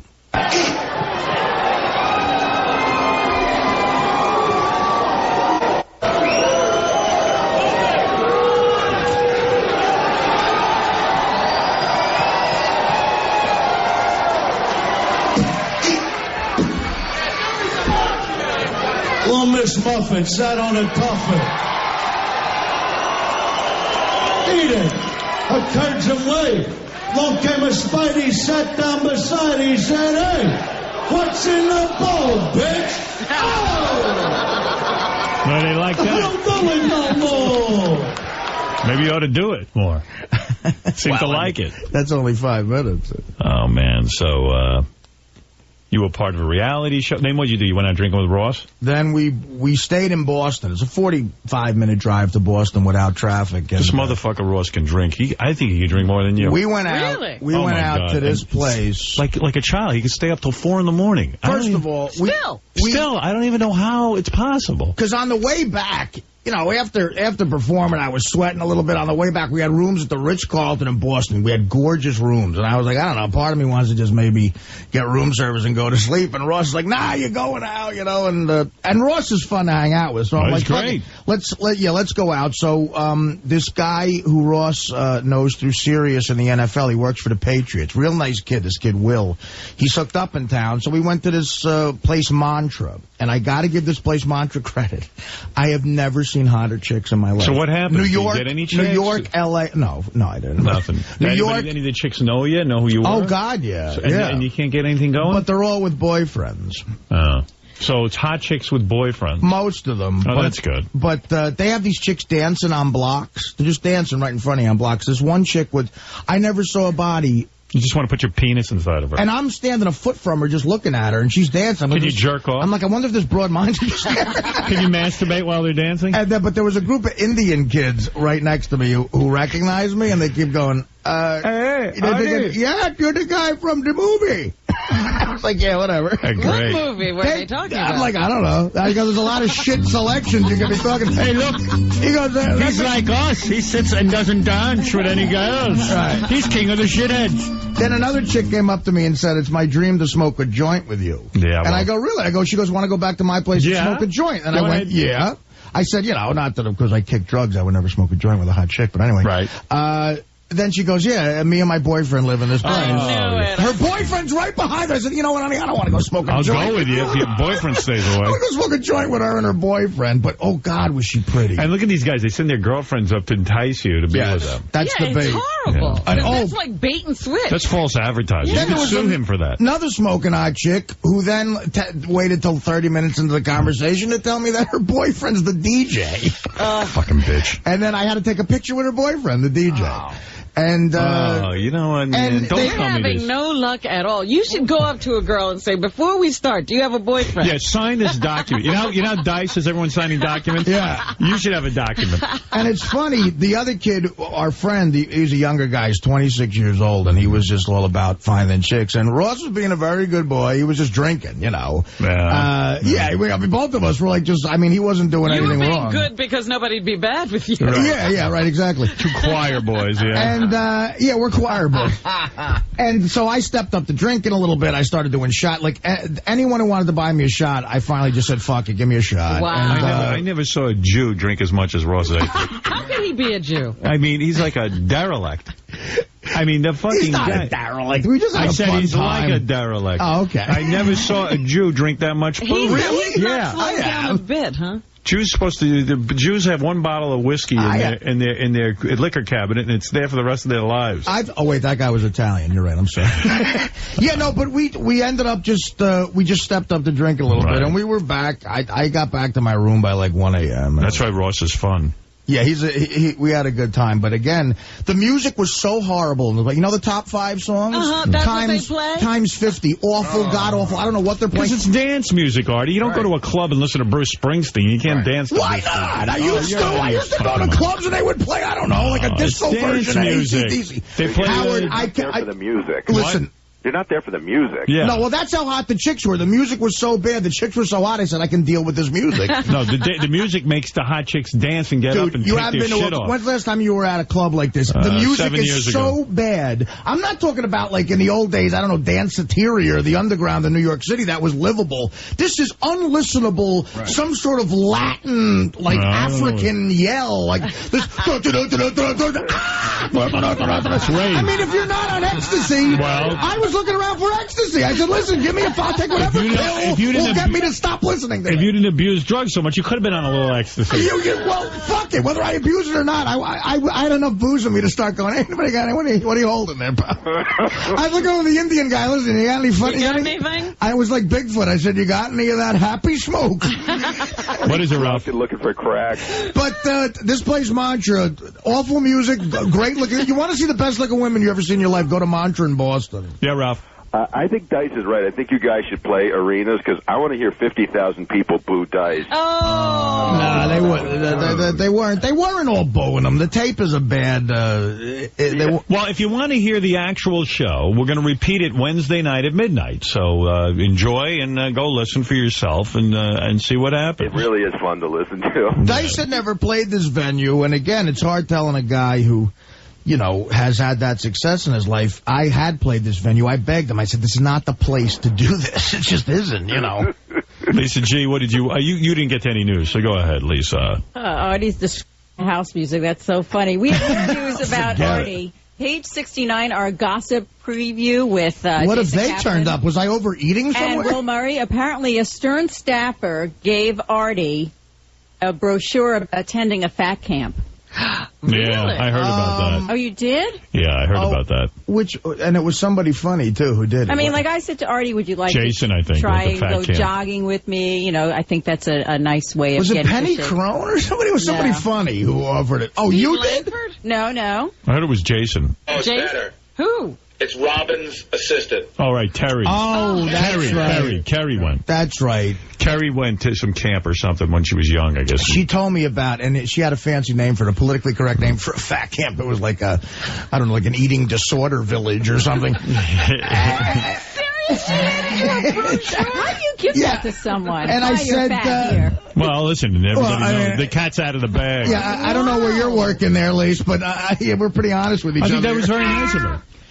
Look, I said to her... Why? Do you think that's not nice? That's nice of her. No, he played the cat sound again. Whenever I say something. No, I'm just wondering what your relationship is with this person. Do you hang out with her? Is she a friend? Oh, I like Carrie. Me and Carrie actually... You two have words and, you hang out or whatever? Because it's kind of odd for just somebody you see in the hall to hang out. No, we were double play combination in softball. And, no, we're friendly. It was not insulting in any way. It was funny. It was fun. Wow. And I might go. You want to defend your decision to give Artie fat camp information? Which wasn't a bad one, by the way. Yeah, I mean, how could I argue with somebody doing that? She's looking out for my better interest. Hi. No, what happened was I was getting into a conversation. It had to do with the whole weight loss thing that we were talking about. And what happened was I said, oh, yeah, I'm actually trying to lose weight myself, and lost about 10 pounds several months ago when I went up to this place in upstate New York on this great juicing program, and you might want to check it out. That's all. It was kind of like he'll go.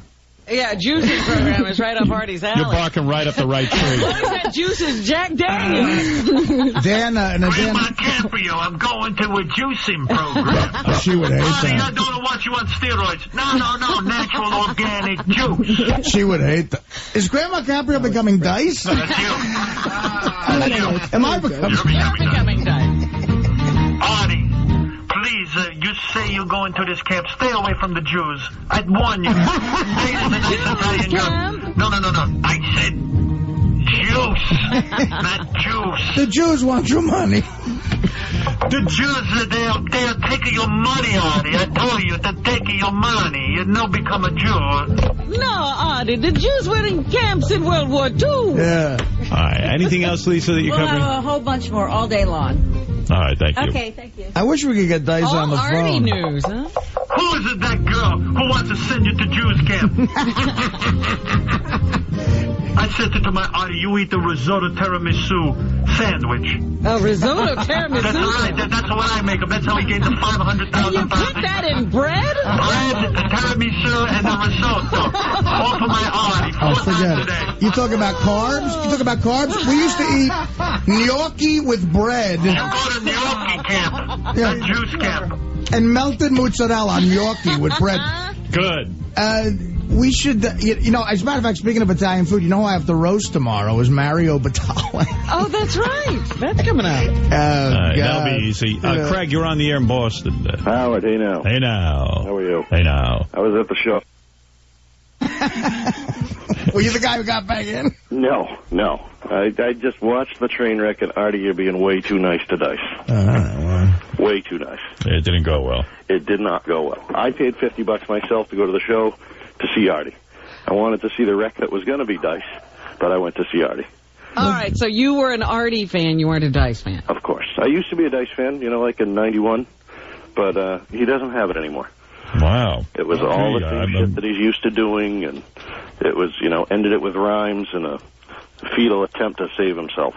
All right, well, I'm sorry. I appreciate you coming out and the nice words. The other thing is there's also 21-year-old kids there. Right. Who, all right, Artie, it didn't go well, that's all. You don't have to, you're not the... Look, it wasn't your idea to go live. That's right. You said no. All right, hey, thanks. Thanks for the call. Can I ask Artie a question, Howard? Sure, buddy. Did you, how'd you get down to Boston, Artie? I drove. Did you go in a limo? I did not, no. Oh, okay. You were in Ross's car, right? They arranged an SUV to take us. All right. We followed the black limo down there. I thought it was you. That was probably Dice. I had an SUV. Just to show you how big of a guy Dice was, if it was him, the limo guy stopped to get gas with him in the car. All right, Craig, thanks. Thanks, Howard. Thanks for coming out, Craig. Yeah. We were going to put the Artie in a limo, but we couldn't fit him in there. He can't fit into a regular limo. Sounds like a fun night. I can certainly fit into a regular limo. That's your grandmother. You should stop with those calls. Oh, man. It actually wasn't a bad night. It sounds like fun. I got to take a break. We just go on and on and on, don't we? I have so many things to get to. But, all right, let me take this break. And then here's what I'm going to get to. I'll give you a little preview of what I'm going to get to. Richard and Sal made a new phony phone call using Mike Walker cut-up tapes. It's a scream. I'm going to do that. I'm going to play you Jim Nance, Hockin' a Louie, we think, on